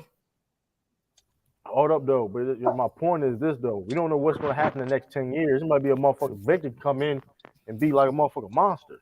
Yeah, we'll Yeah, I think revise it It's in the next few projection. years. You get what I'm saying? You get what I'm saying? Just Because projection. U3, the great thing about when U3 did it, when they added, it was a year before the list.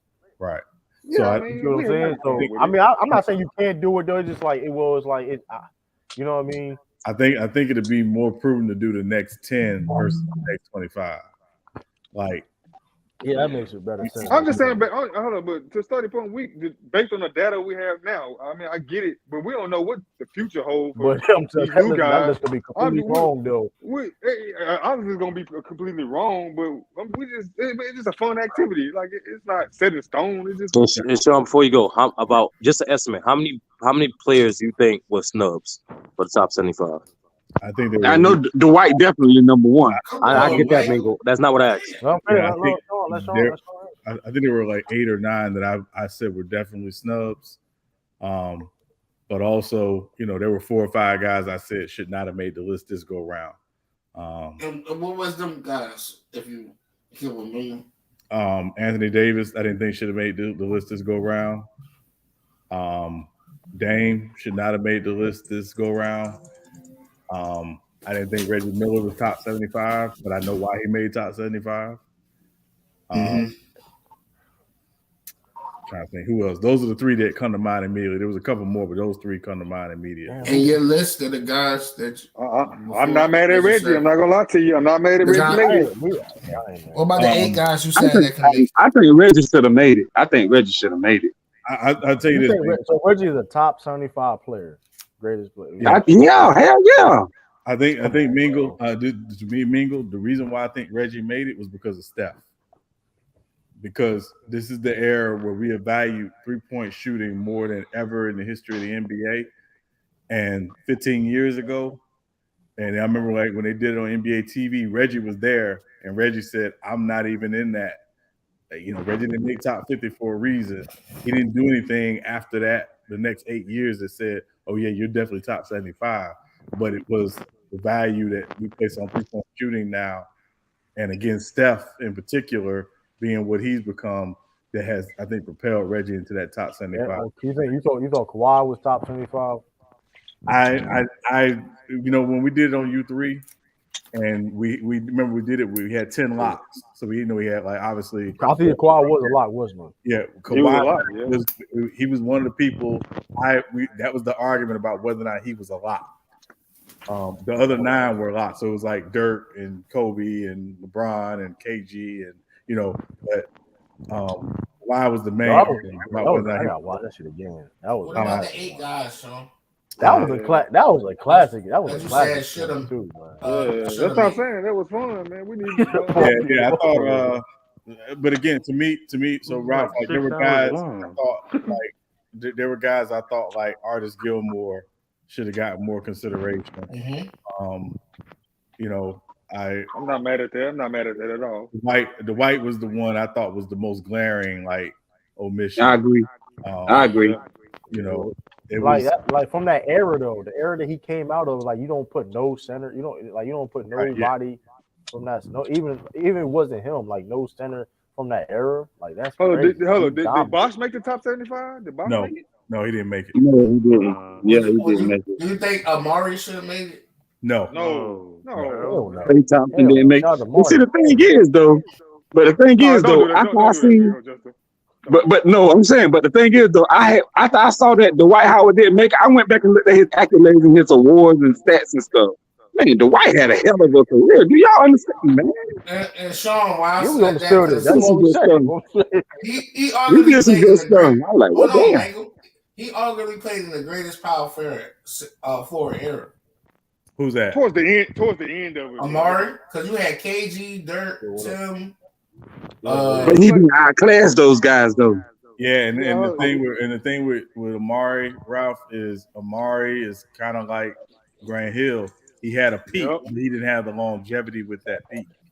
Yeah, he Grant Hill status. He was the first person I seen give Duncan work. I ain't gonna lie. Did Grant make it? No. Grant Hill. Man, you know Grant Hill ain't making it. Rasheed was getting Duncan work too, though, a little bit. Yeah, so I mean, like, there were other guys. I thought Dennis Johnson for me was somebody that should have gotten more consideration. Dennis Johnson, RP Dennis Johnson. you know. But it was, and to me, and not to make it about an age thing, but like the guys who didn't make top 50, that probably won't be around for top 100. I would have been more prone to vote for them to be on there versus the younger guys who will probably be around for top 100. You know what I mean? You know, so yeah. Hey, Sean. Mm-hmm. So Sean, quick. Oh, damn. Go ahead, brother. Go ahead, brother. Real quick, because you know, in light of the exercise we did last night, I want you to know this week we're gonna have something similar, so we're gonna do that, man. The Wire, but we're gonna do comparison towards rappers though. So what's the comparison rapper? All right. This ought to be good. Yeah, we doing that this week, man. I had fun with that last night, and I was like, we got to do that. Yeah. What you got, Mingle? So Sean, quick question. So I know Dominique Wilkins didn't make top 50. Why you think he didn't get in top 50?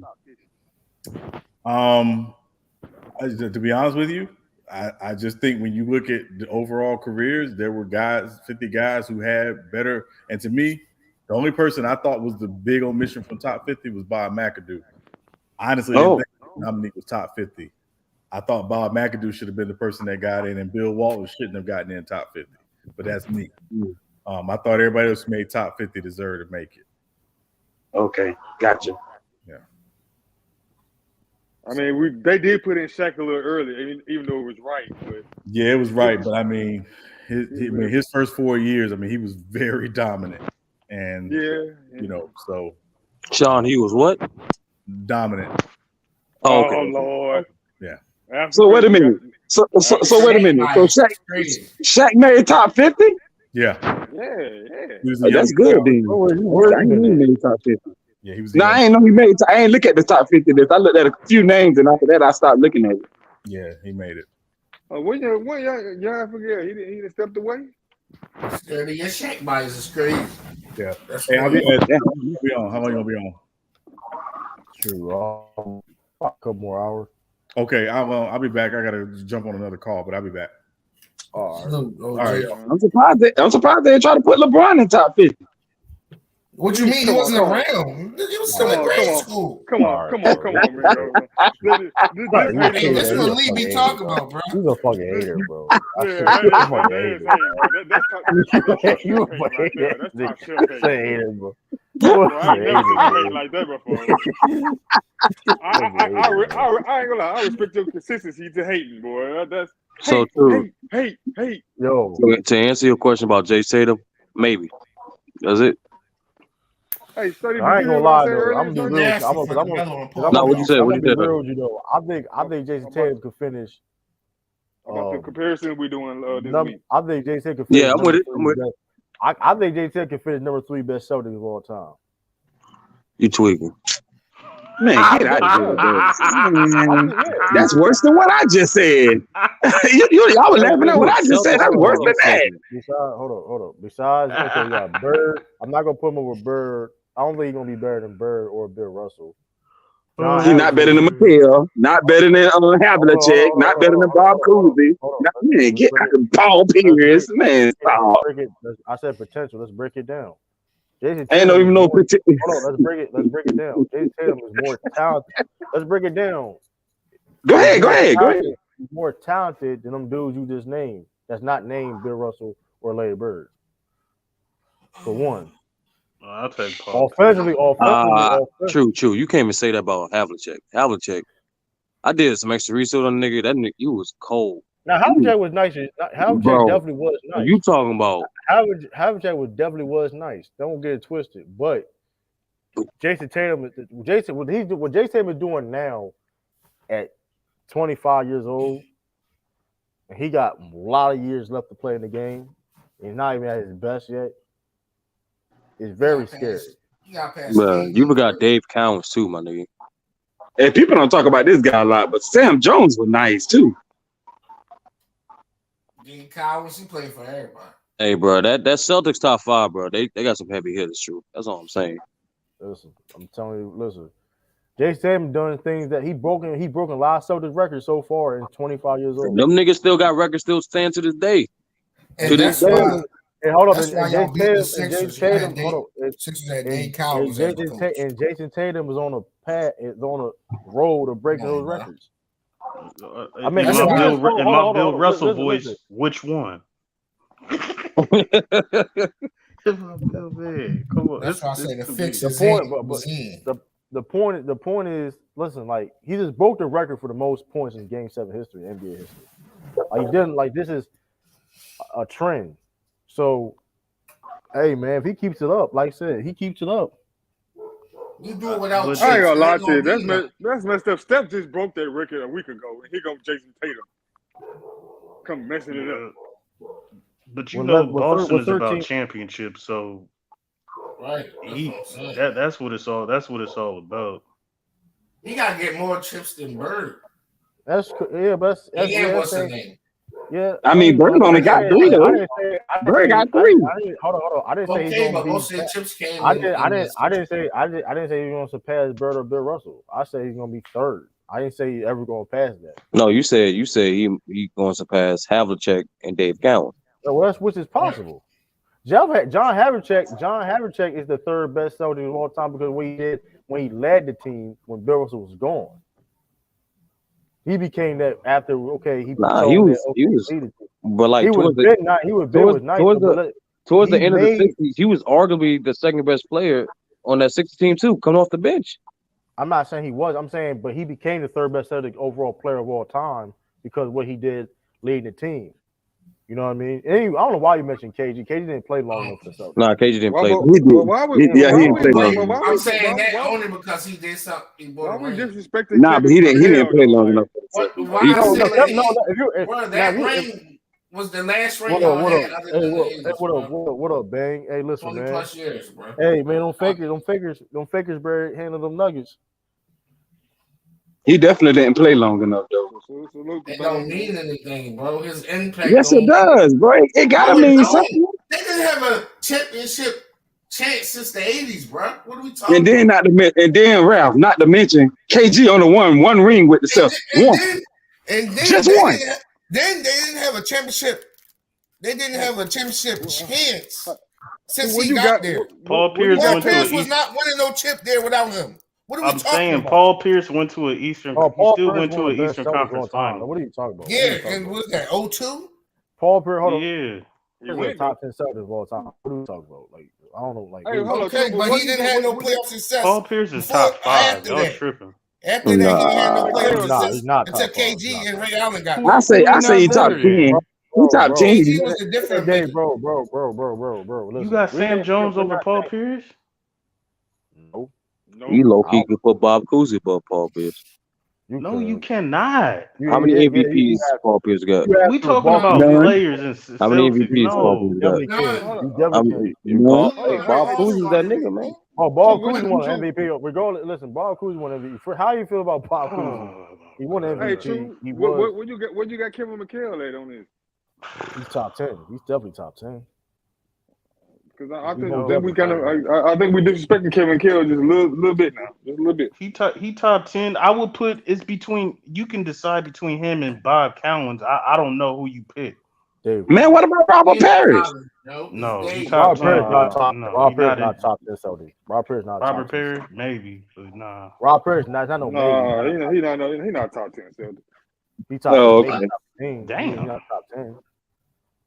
I think if you talk to Celtics fans before you and really watch the game, I think they probably will put it. Yeah, I'm thinking. Name 10 Celtics better than You just said. You take everything. You just said. I can shit on the Lakers all day, but I don't take it personally. I never. You don't like the Lakers, Ralph? Yes, I do. You don't like. I don't take it as a jab. You don't like the Lakers. We say something about Parrish. I don't disrespect where Lakers players are ranked all the time either, though. I don't sit over. I'm not disrespecting. I'm saying if you talk to the. You just said Paul Pierce. Hold on. You don't even think Paul Pierce is a top 10 Celtic? Like, come on, bro. Like, I never said that, yo. What are you talking about? I don't know. You were just down. You were just hating for no reason though. He didn't do nothing. Like, I don't know, bro. No, I was talking. KG can't be a top Celtic. That's all. KG can't be a top Celtic. Yes, he can, bro. He You literally can't. changed the landscape of the Celtics. KG is not. Dynamic. KG is not top 10 Celtics. Let's stop that shit, bro. Like, come on. He ain't play long enough. Man. So Paul Pierce was there and put fucking Paul Millsap right there. Is they still win the chip? That's not the point, though. The point is, okay, let's be real. If you want to be, when it comes to your organization, how you rank that, longevity and consistency plays a part. For example, right? LeBron James is the best player ever to wear a Heat jersey, but he's not the best Miami Heat player of all time, if that makes any sense. Yeah, it does. What? I don't think he's the best player to ever wear the Heat jersey. He is. No, you think LeBron James? You can say Alonzo Mourning. No. That's what he's saying, Ralph. That's what he's saying. Bro, he's better than Alonzo, man. But that's what I'm saying. That's my point, Ralph. That's because, like, D Wade is the greatest Miami Heat player of all time, but he's not the best player to play for the Heat. He's not. We understand KG all time is better than Paul Pierce. We understand that. But Paul Pierce, his legacy. But when you add the Celtics to it, Paul Pierce is better. He is a Celtic. Like Paul Pierce is. I mean, we doing that round. Jersey retired. Hey, we doing that round. Then Shaq, he top 10. Did KG get jersey retired? Yes or no? What'd you say? Did KG get jersey retired? Yeah. He did. So he's Kevin Garnett is a top 10 Celtic. I never said he wasn't all time. Nobody who said he wasn't an all time great Celtic. You just said he wasn't top 10, Ralph. The point is you said he was higher than Paul Pierce. That was nobody denied. What are you talking about? You would have said nobody didn't even say that. Why are you shitting on Paul Pierce for then? You just said like for no reason. Like you just shitting on Paul Pierce and brought up KG up. But here's the thing, right? And this is part of reality, particularly if you play for the Lakers or the Celtics. Your longevity with the franchise and what you accomplish in that longevity does matter more than somebody who played for the franchise as all-time great, who might not have played as long. Because again, I don't think most people would put KG over, Bill Sharman or JoJo White or people like that played for the franchise as long as they did for the Celtics or played their entire career for the Celtics and accomplished a lot, like a Sam Jones, for example. It's not to say KG wasn't great for the Celtics. He was. But, I mean, if we're being very real, like KG had like 3 great years with the Celtics. That doesn't compare to 14 for somebody else. Hey, Sean, can I ask you a quick question? Yeah. Mm-hmm. This is an interesting question. Can Jimmy finish top 4 Heat all time? Yes. I mean, where's he at now? I mean, because you got obviously five right now. And correct me if I'm wrong, Sean. You got Wade number 1. I believe, even though LeBron is greater, but you got Zoe number 2. You got Braun number 3. You got number 4. Who number 4? UD. I actually had Tim Hardaway. You done as Tim Hardaway. I'm about to say Tim Hardaway. You got Tim over UD? What?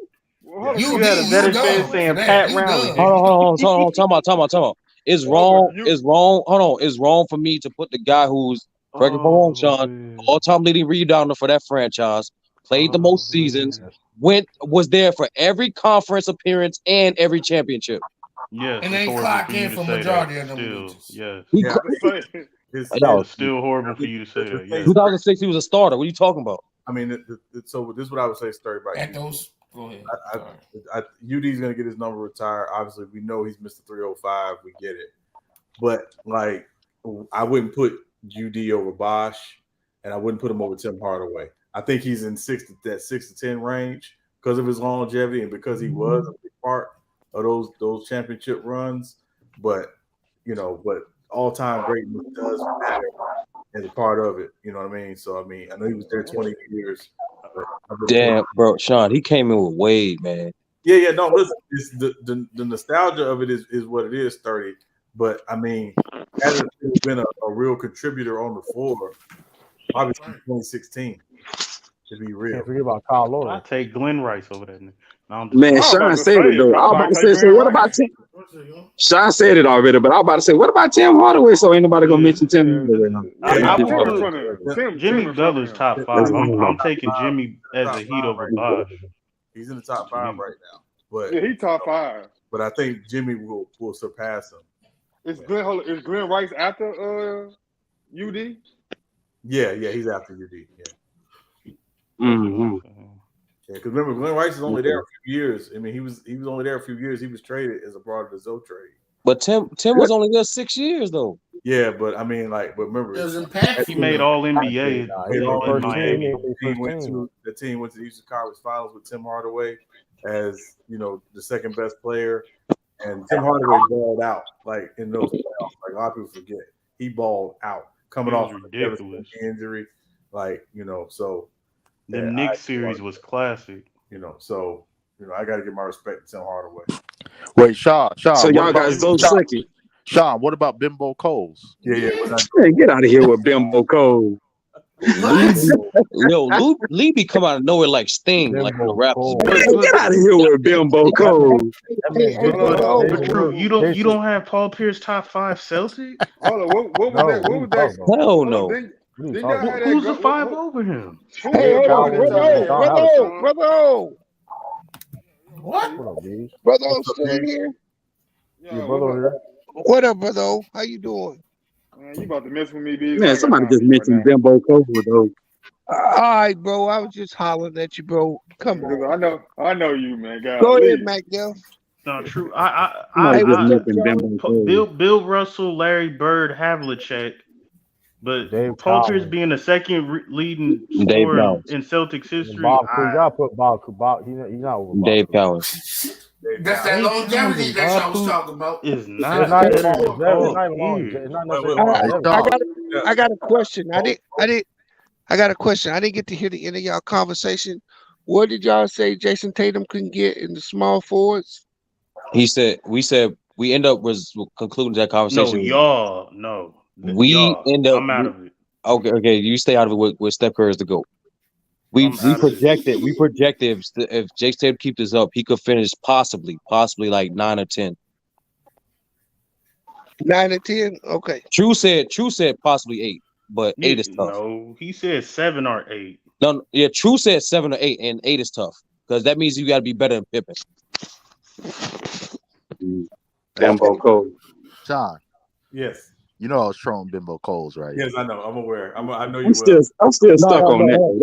Bimbo Coles. Yeah, that's a good question. So so basically, here's the unanimous 8, right, for the small forwards. You got Braun, Bird, Dr. J, KD, Baylor, Barry, Havlicek, Richard Dumas. Those are the guaranteed 8. In your opinion, who will fill in those last 2 slots? Sean said Wilkins and Paul Arizon. David Wingate. I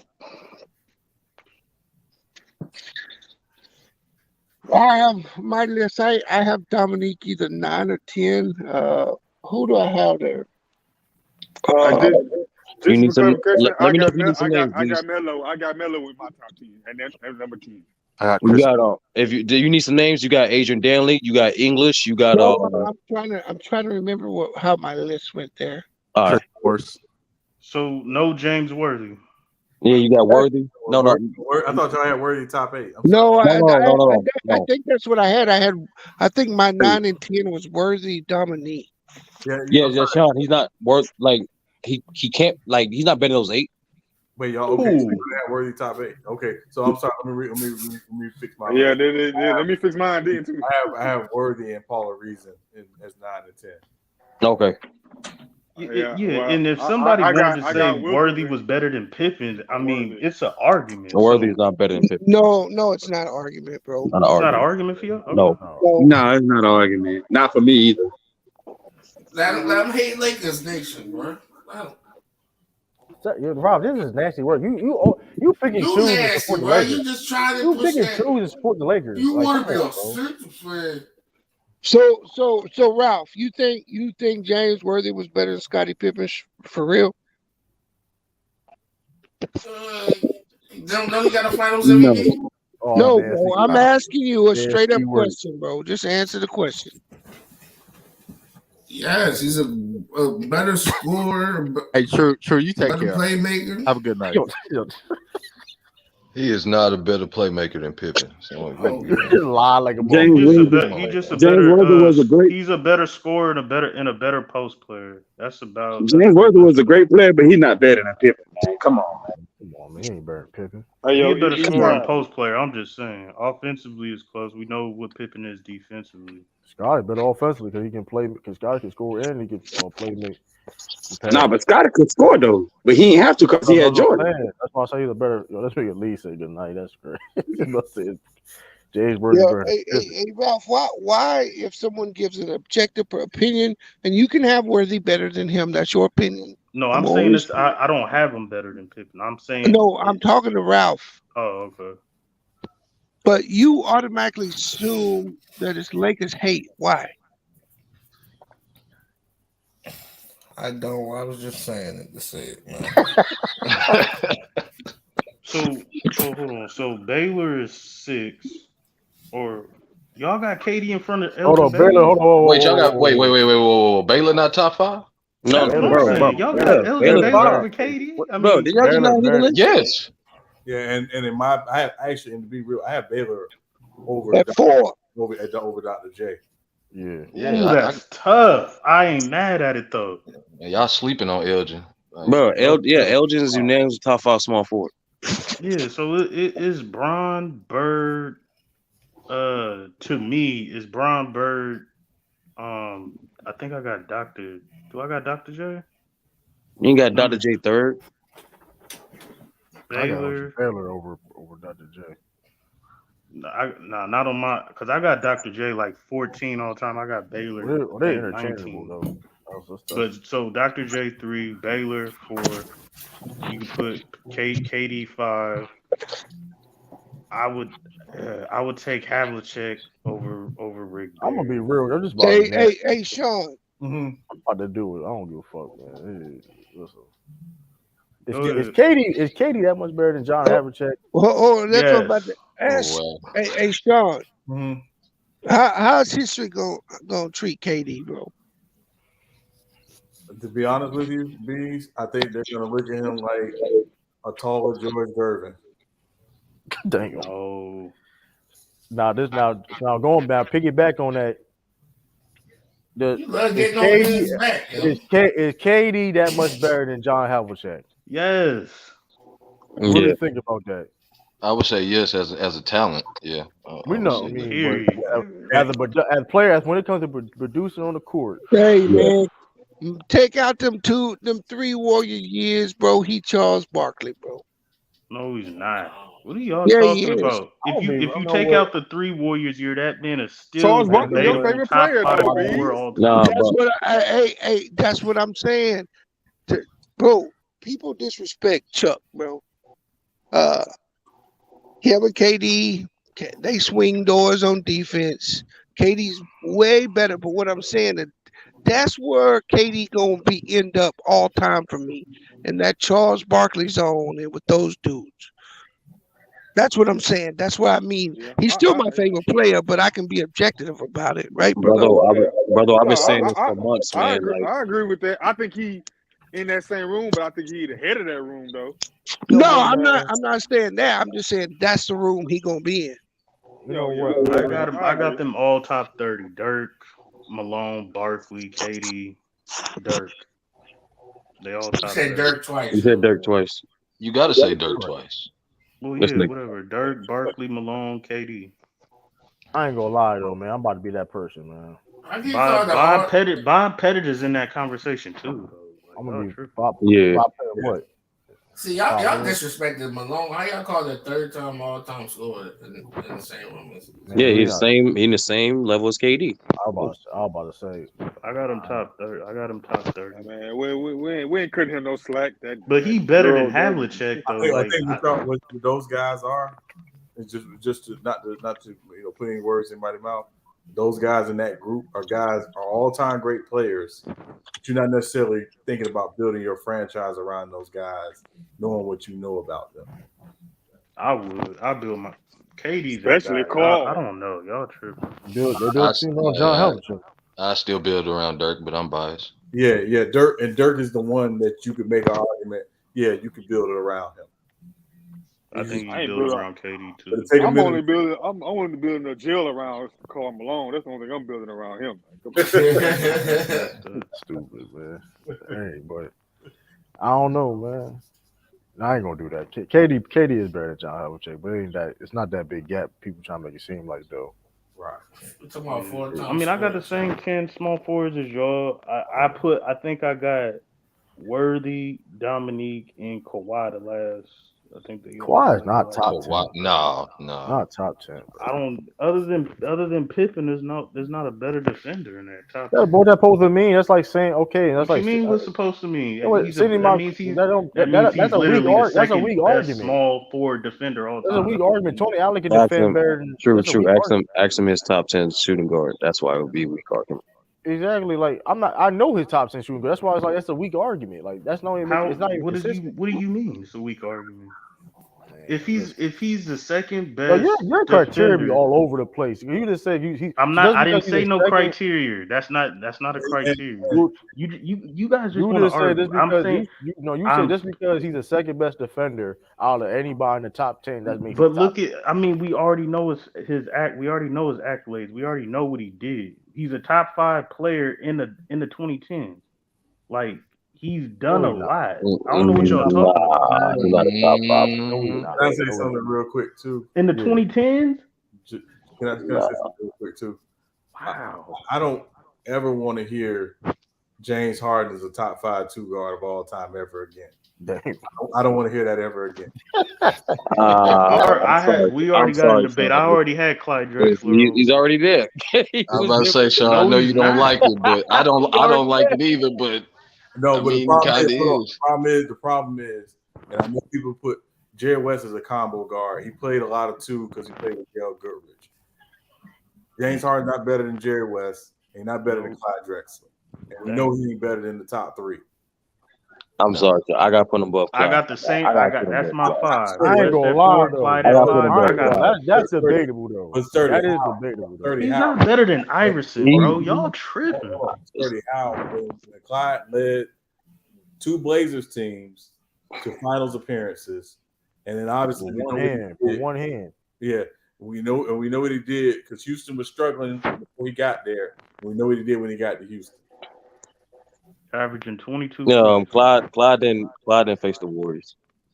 Yo, what are we talking about? Oh, he faced Jordan and the bad boy Pistons. What are you talking about? Harden literally lost to the Warriors 3 times. Here's the problem with that argument though. Here's the problem with that argument though about them losing to the Warriors, because there's been plenty of times where the matchups was in James Harden's favor. The matchups was in James Harden's favor, or Harden was never favored against the Warriors. It's not. You said the matchups. You're not letting me finish. Because it was plenty of times when matchups was being in his favor, or his team had momentum, and he would fumble the bag. When prime example, when they played against the Spurs and Kawhi Leonard, which game was it? And Kawhi Leonard didn't play, and John Simmons was up. He folded. Even his past series, the Sixers was up 3-2. Sixers had momentum, and he didn't do jack shit. So I don't want to hear people keep saying, "Oh, he played against the Warriors," because when you're not playing against the Warriors, it's still the same result. A 3-2 versus Giannis. Damian Lillard sent them home. Waved bye-bye to him. Like, I mean, we're not stop using that Warriors as an excuse. What? He was in his prime for this series. Excuses. He's in his prime for this series. Come on, that's excuses. He's not in his prime. He's in his prime. Answer the question. Yes or no? He is in his prime. That's bro. Every day he put on a Rocket jersey, that nigga was prime. That being said, though, did he play great? Did he play great in the Warriors series? Yes or no? He played great during the Warriors series. He did play good. Yeah, he played good for most of it. Man, all 3 series he played good. Man. Yes, he averaged 30 points in the series versus the Warriors. Yes. Yeah, he had a couple bad games. What's the next question? No excuses. Because if we go as individual players and not narrative because let's be honest. That's not a narrative though. No, because if I start pulling up, you just brought a narrative. No. If I start putting up, no. Because what you did, True, all you did was just name Harden's bad games in the playoffs. I can do the same thing for Clyde. No, I can do the same thing for Clyde. But here's the point though. You already opened that window. We know when we start comparing them as individual players, we know what it is. We know we start comparing the accolades, we know what it is. We know we start comparing impact, we know what it is. But here's the reality of the situation though. Here's the reality of the situation though. You already opened a window of narrative when you talk about he lost to the war. That's a narrative. No, I didn't. That's a narrative. True. Once again. Sean initiated the whole conversation by saying, I do not want to hear the James Harden top 5 conversation for shooting guards. I cannot put above Clyde. And he said he considered Jerry West a combo guard. Cool. I'm saying I retorted by saying I gotta put him above Clyde, Sean. I can't lie. And then Sean proceeded to say he got to the finals twice, led his team there, and you saw what he did in Houston. And then I retorted by saying that's pure. That's not individual player. That's pure journey. Harden had his journey too. What's wrong with that? But here's the thing. Though, all that being said, I may still have James Harden over. All I'm saying is that's not. I mean, I don't know. You go over individual player production is Harden. You go over accolades is Harden. You go to impact is Harden. I don't. It's Harden. Impact is tricky because how you impactful, but then next thing you know, when you have to finish the job, he's not more impactful than Clyde. No, he's not. Dude. Clyde played with a top 10 player all time. Bro, he played with Akeem Olajuwon when they was old. I know. All I'm doing, at MacDef, all I'm doing is retorting to True said. He said he got the job done. Only time he got the job done with a top 10 player all time. I'm not even talking about that. Think about Clyde when he went on Blazers, he did the best he could have done on the Blazers. So it's Harden. So did Harden. There's no other. But here's the thing, and this is why I don't give your boy a pass. Dwight Howard had him in Houston, didn't know how to play with him, screwed it up. Chris Paul gets there, doesn't know how to play with him, screws it up. They get Russell Westbrook, his boy from OKC, doesn't know how to play with him, screws it up. Clyde did more with less in Portland. That's why I won't put Harden above him. Even this, Sean, that works for people who don't know the quality of those Blazer teams. You and I both know for the decade, they were for the Western Conference in the 90s, they were arguably the third best team in the 90s. And again, no other Hall of Famers on that Blazers team. It's about the quality of the team, Sean. Well, I'm not disputing that point. I'm saying if we're looking at what they played with, and again, it's not like Houston didn't have talent and didn't go get talent and didn't go get all-time greats for this dude, and he consistently flops in the playoffs as he's known to do every year. You cannot put him against ahead of someone who shows up in the playoffs, even if he didn't get it done in Portland because he went up against the back-to-back, the defending champs both times they were in the finals when they played the Pistons and the Bulls.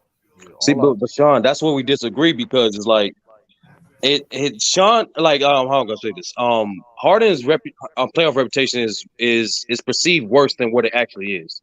I'm not saying he's the most clutch guy ever, but even with the talent, and since we talk about his talent, we also got to put in the context of that talent too. He optimized all those teams with the injuries of the same players you mentioned.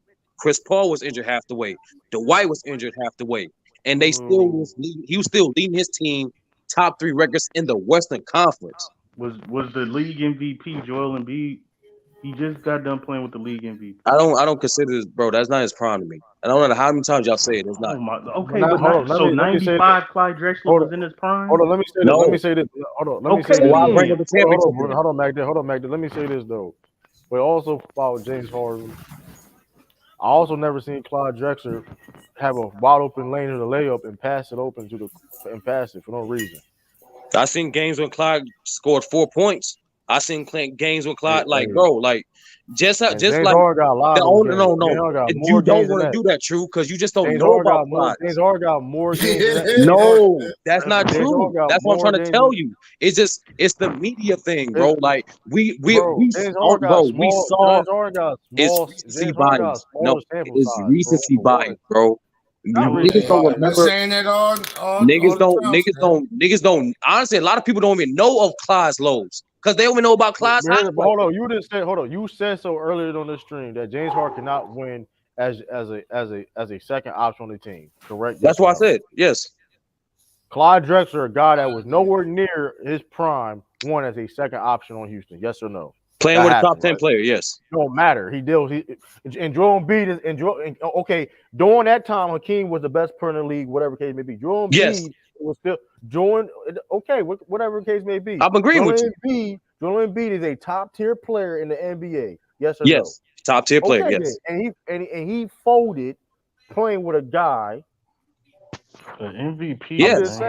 Like period. It don't. But I noticed once again, this this how you know a player is better when we're not talking about the individual players. Like I noticed, we're talking about the competition. We're talking about the teammates. We're not talking about the players' game. Let's talk about the players' games, though. Let's talk about players' games. Let's talk about players' games because James Harden only benefits when he gets into the foul line. That's not true. That is true. Compare his foul. Compare his foul counts to the regular season average to his best series, and you'll be surprised. When you watch those games, bro, when you watch those games, he's not getting to the foul as much as he did during the regular season. This is nasty work. That is a fact. The point is, look, James Harden's a better shooter, better scorer, better passer, facility. Hold on, he's a better offensive player. Clyde Drexler is a better defender. Where Clyde Drexler outright is better than James Harden is impact.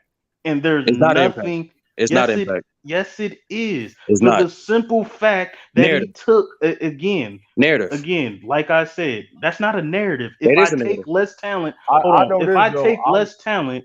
on, let me finish. If I take less talented teams to 2 NBA finals in 3 years, that means I have a greater impact. Don't act like the Western Conference was weak when he's beating Utah with John Stockton and Karl Malone. When he's beating, hold on, that top 10 player that he won with, he beat him in a playoff series. No other help. Hold on. My point is when you talk about James Harden, he had to go up against the Warriors. So why are we acting like the bad boy Pistons in the first 3 Bulls are not hold on? Why are we acting like the 3P Bulls and the bad boy Pistons are not top 10 teams? Yeah, you know what? Guess what, MacDef? Because if the Blazers were in the same conference as them, he wouldn't got to the finals either. That's the point. No, it's not. That's the point. You don't know that. You don't know that. What are you talking about? You don't, bro. Hey, Sturdy, to further one of your points, against Utah 95, this nigga had 37 minutes, 7-point game.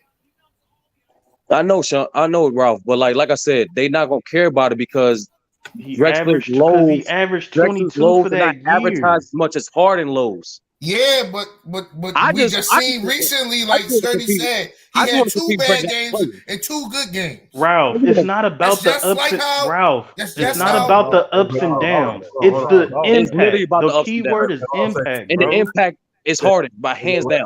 No, it's not. It was 95. Clyde had that bad game. Yeah, it was on the 4th for 27th.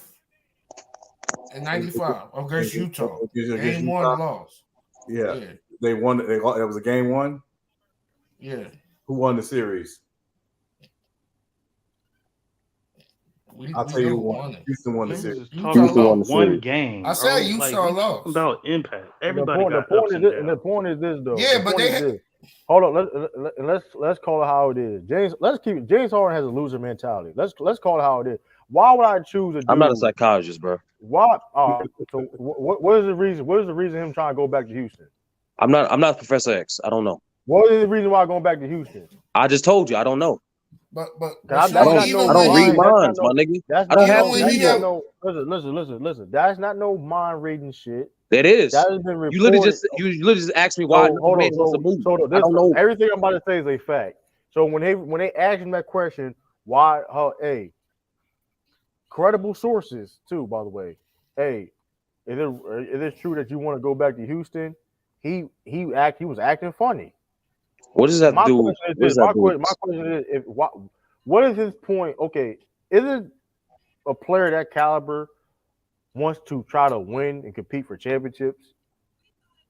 No, he worried about the bag. Well, yeah, he literally tried to put himself in two positions to win. He's trying to get back to the King of Diamonds, man. There's nothing wrong with getting to the bag. There's nothing wrong with getting to the bag. So he didn't force his way out of Houston to increase his championship odds by getting into the Nets. That's not trying to win. Like what's going on? He didn't take accountability. He ran away from Houston because he failed to take accountability. Oh, now he ran away. So he ran away from Houston. That's what happened. He ran away from Houston. He has failed to take accountability his whole career. That's a fact. Hold on, Sturdy. This is where you got to understand what happened with Portland. Portland went to Clyde and basically said, "Hey, we want to rebuild." And that's when he said, I only got a few years left. Go ahead and trade me. That's why he got traded. It wasn't him basically saying, get me out of here, I hate it.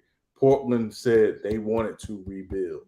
Sean, the Houston Rockets, after they traded for Westbrook, they traded away Clint Capella, let both Westbrook and PJ Tucker go, replaced both them dudes with DeMarcus Cousins and John Wall. And you expect James Harden to stay there? The reason why James Harden wanted out of Houston, Sturdy, was not about the construction of the roster. The reason why he wanted out of Houston was because the people who basically let him do whatever he wanted were gone. Daryl Morey was gone. Mike D'Antoni was gone. He didn't want to be accountable to anybody else because they let him do whatever he wanted. This dude could literally cancel practice whenever he wanted and take his fat ass to Vegas. That is a fact. But once again, Sean, Westbrook said that too. Westbrook said that too. His friend that he known for years said that why his things didn't work out in Houston. I like this, man. Y'all know. I'm saying y'all prove to me. Y'all know the answer. Y'all know the answer. But you're not gonna give me to defend Harden after this weekend. Listen. At the end of the day, all the Eastside. I just want you to remember, like we barely talk about these players' games. Yeah, no, I know, but I'm not defending Harden after this weekend. I refuse. I already told you what it is. They games. But the main thing is no, you didn't. All you said they got to the finals. That's not describing a player's game. Shut up. I said James Harden is a better shooter, a better scorer, better passer. He's a better offensive player. Clyde Drexler is a better defender. When it comes down to his impact, being talented don't make you better than somebody. I'm not a sports psychologist. I'm not going to tell what another grown man is thinking or his mentality. Why? Okay, so now we're going to pick and choose where confirmed sources is real or not. Are they sports psychologists? Are the sources sports psychologists? So don't talk about confirmed sources. I will take it into account, brother. You know how important credible sources are. Come on, don't talk about credible sources no more. Then, if that's the case. Hey, man, I'm not going out here telling what players' mentality. I just want to break down their game. We still on James Harden? No, they're trying to explain to me how Clyde Drexler is better than James Harden because he got his team to the finals. He got the job done with Houston. And he got the job done with Houston. And to Mac Dell's, of course, we all know saying Mac usually to a dead body. Unpregnable basketball critique to his eyes. All right, so hold on, real quick then. Since I'm catching strays, let's have a debate between James Harden and Clyde Drexler now. Since I'm catching strays like that. Right now, hold on, off the top. Right now, since you dying on this dumbass hill. How am I down on this hill when you only thing you described about Clyde Drexler game? No, it's not a debate, bro. The point is, like I said, all he said he got. Let me say what I have to say. Hold on, brother. Can you what description of a person's game that you can say his team made to the finals? Let me say what I got to say because that's not what I said, Sturdy. You literally said what I'm saying. This is how you know you get ether. You're emotional. Let me say what I have to say. All you said was a better defender, brother. Brother, I said when it comes to James Harden and Clyde Drexler, I said James Harden's a better shooter. He's a better passer and playmaker. He's a better scorer. He's a better overall offensive player. Clyde Drexler is a better defensive player. Where Clyde Drexler leaves Earth and is way better than Harden. What and why metric he's over Harden? You just gonna cut me off? That's how you feel. That's how you know you get either. Where you're saying the Clyde same Drexler leaves Earth, and why we always gonna take Drexler over Harden is because of Drexler's because y'all don't like Harden. Because of Drexler's impact on a team. That's a fact. That's because Harden. That's the reason Drexler is better. There's literally no metric. There's nothing on film that proves he's more impactful than Harden. There's nothing empirical. So again, as a number one option, it's only narrative. As a number one option, narratives. No, it's not a narrative. So who was the number one option for the Portland Trailblazers? Clyde. Who was averaging 25? Clyde. Oh, okay. So if he as a number one option with less talent around him, no Hall of Famers. To you. Okay, so who's a Hall of Famer to you on that team? Hakeem. No, I said Blazers. Oh, the Blazers? Oh, the time he lost, just like Harden. Okay. So who's a Hall of Famer to you on that team? No, there's no Hall of Famer. Go ahead. So again, as a number one option, with no Hall of Famers on his team, narratives. he beat because that's wow. All right, so we're gonna disrespect Cliff Robinson, huh? We're gonna just disrespect Cliff. He's not a Hall of Famer, yes. bro. I know. Yeah. I'm just joking. As he beat a Houston Rockets team with Akeem Olajuwon. He beat with a no Supersonics. He beat a Supersonics team with Gary Payton and Sean Kemp. He beat the Phoenix Suns with Kevin Johnson, and I think Jeff Hornacek and Tom Chambers was on that team. And then he beat non-Hall of Famers. No, I said Akeem Olajuwon already. There's one Utah Jazz with Stockton and Malone. He beat 4 teams. No, he beat more teams than that. But those are the main teams, 30 in the Western Conference. And I'm sorry, the Supersonics went to a finals. The Utah Jazz went to a finals. The Phoenix Suns went to a finals. So everybody he beat in the West went to the finals. And he did it as a number one option. The team that he lost to was the Bad Boy Pistons, a top 10 team all time, and he lost to the 3-peat Bulls in '92, a top 10 3 team all time. And all he did was average 25 in those series. So that's why he's better, because of the impact, doing more with less. Now go ahead with your take. Can someone explain to me what part of that, the whole description that he described Drexler's game? Bro, I already said James Harden was better offensively. Eastside, did you learn anything about Drexler's game during that whole thing? What did you know about Drexler's game? What did you learn? Go ahead with your take, because you're not saying nothing. Eastside, what did you learn from that? I'll say this. No comment. I'll say this though. I'll say this. When it's all said and done, them dudes not gonna finish top 5, so it don't even matter. Or top 4, it don't even matter. So I mean, it is what it is with that. I mean, the shooting guards. There's nothing. I doubt it, too. I've seen all-time great shooting guards that's gonna finish top 5 after them dingers. Not right now. Hey, man. Hey, listen, man. Who, Devin Booker? Hey, man, you got time. Who the hell? What shooting guard you see playing today has potential to be a top 5 shooting guard all time? Besides, it may not be today. Okay, I know this. Devin, what's wrong with that? Hold on, what's wrong with Devin Booker? Hold on. You said back then. What's wrong? Devin Booker. He ain't that dude, man. He a fraud, bro. I'm gonna go fuck, bro. That motherfucker ain't like that, bro. We talk about niggas folded, but this nigga never had a good game in any elimination game. Any elimination game and get cooked and get destroyed. I'm gonna raise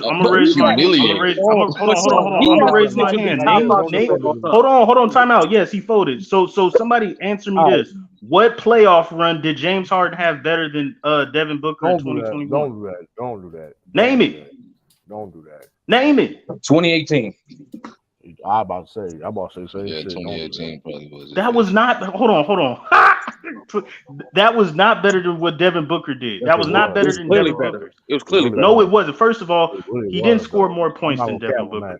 He never had a 40-point triple-double. He didn't have no 40-point triple-double like Devin Booker did without Chris Paul. He didn't score back-to-back 40-point games in the freaking NBA Finals like Devin Booker did. So again, come with another playoff run that James Harden had better than Devin Booker. Talking about the finals, he blew a 2-0, by the way. I said a playoff run. Yeah. They lost 4 games straight. And truth be told, though, that's a team accomplishment. That's a team. We're talking about individual. Even though when Devin Booker was scoring. Oh, now you want to give it individual, but you never say anything individual. Come on, man. We just did. So y'all just getting ether. Y'all just getting ether. That's how y'all niggas run. We just did the same thing. Hold on. That's how you niggas run. That's how you. That's how y'all niggas run. So what stats y'all got? Yo, hold on. So I can say. So I said all the stats. I said playoff runs and games, and y'all just said 1 year and gave no context. Hey, bro, shut your dumb ass up. Hey, you think Devin Booker 2018 don't mean nothing. That was no great playoff run. What are y'all talking about? Let me say this, Mac Dev, though. But that being said, though, you the Kit Kat, Mac Dev. No, but Sean, honestly, objectively, Sean. Mm-hmm. I just can't see how Clyde is better than Harden. Honestly, like I don't do narratives. I don't care about it. I just when you break down that game, Harden is more impactful player. He's the more accomplished player. What about Shea? The problem is Shea? He's 30, and again, if you factor in the defensive end as well, which we know Harden, you can't factor that in with Harden. Drexler's all around the better player because of what he does defensively as well. What people don't realize with him is, again, he was not a ball dominant guy where, again, he's got the ball, and he's basically making all the decisions. But yeah, he had a season where he averaged 8 assists a game. He was also a better rebounder than Harden. Like, there's a lot more to Drexler's game, but people look at Drexler's game and all they see is, the one hand dunks and him coming down the lane, not dribbling with his left and smashing on people.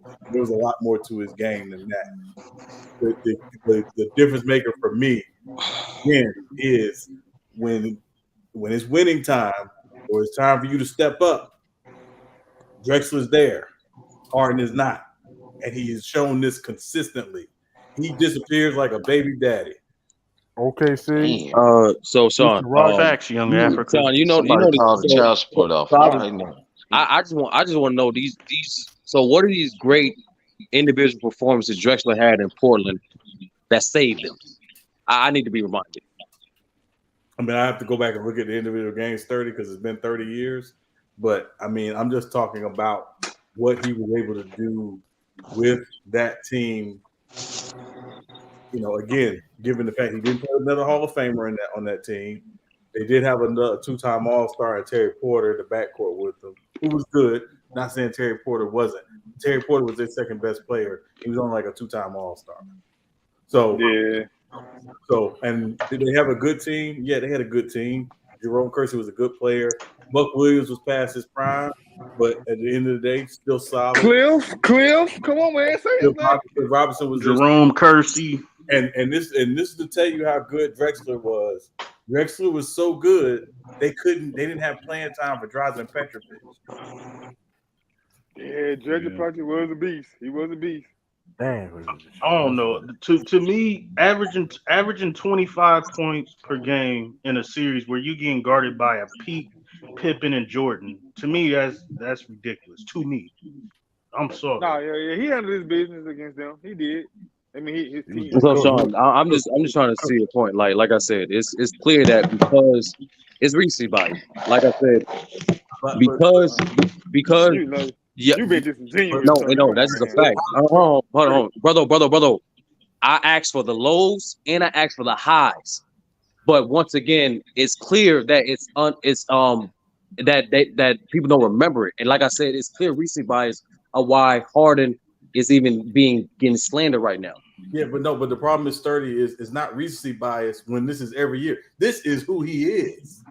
And Sean, like I said, like his play, when you take his whole playoff run in totality, he's not an habitual choker like people try to paint him to be. He's not.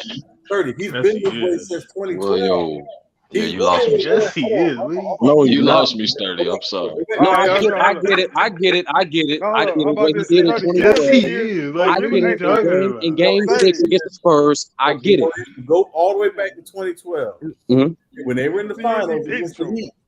He was the no-show. Like I ain't gonna like, I ain't. Yeah, but hold hold on. But once again, Sean. Sturdy's point. Hold on.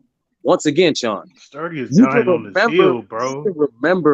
you can remember Harden's lows and barely any of his highs because it's most recent. No, Sturdy. His lows started in 2012. But Sean, once it's completely unfair. It's completely unfair to dismiss Clyde Drexler's lows and then just emphasize Harden's. Sturdy, here's the thing. I'm not saying you dismiss Drexler's lows. I'm saying Drexler's had more highs than lows. Harden's had more lows than highs. But Sean, is it unfair to me to ask, okay, can I get the highs from Drexler? And I haven't gotten that. No, I'm not saying it's unfair, sir. Please understand. What part of me saying he went through the Western Conference, averaging 24, 25 points, I'm not he's beaten in the teams that he beat. That's the highs. Bro, his highs, he went to two finals back to back. Any fifth grader can repeat that, Mac Def. That is a high. That's a high. So when you getting cooked, use like the troll. That is ridiculous. That's horrible, Sturdy. No. This nigga said, hold on. So I'm telling exact dates and teams and players he beat, and you gonna say 2018. It seemed like Drexler have no fucking loads. That's what it seemed. All right, so Sturdy, you want to play this game? Hold on, Sturdy.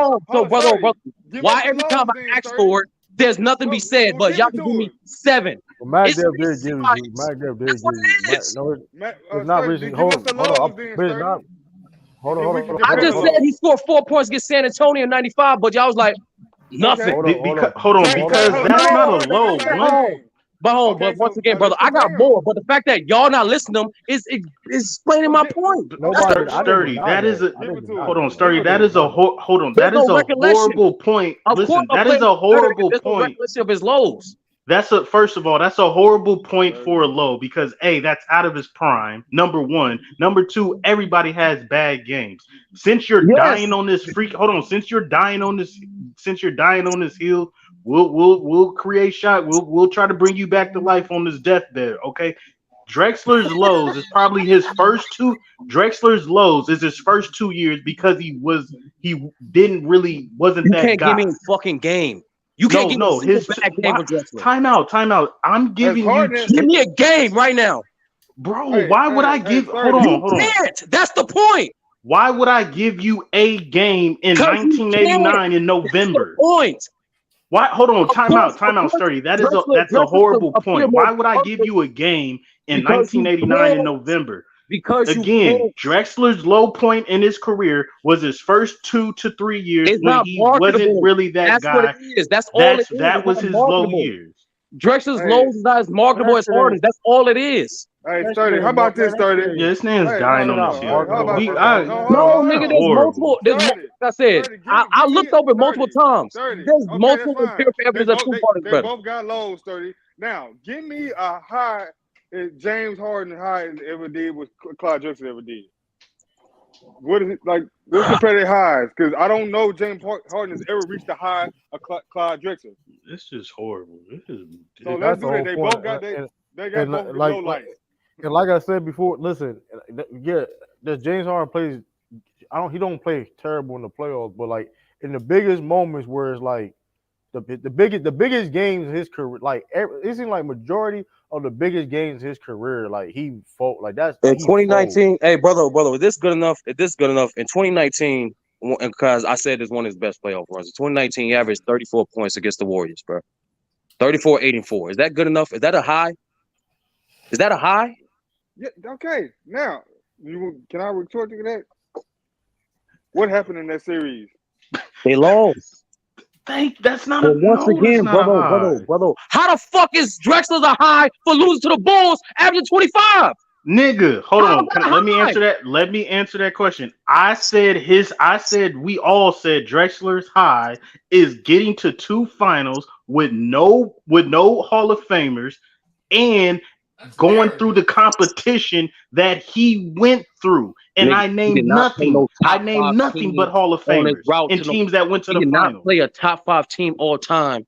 In your mind, a top 3 dynasty all time to get to the finals. Because if he did, he would have got smoked. But he did play one in the finals, though. I'm gonna raise my hand. Brother, it's come. It wasn't even a dynasty at that point. It was just one championship. This is sad. I mean, So but y'all you going kind off of narrative. look, man. I Like don't Sturdy want to. said, I'm that's not trying. narrative.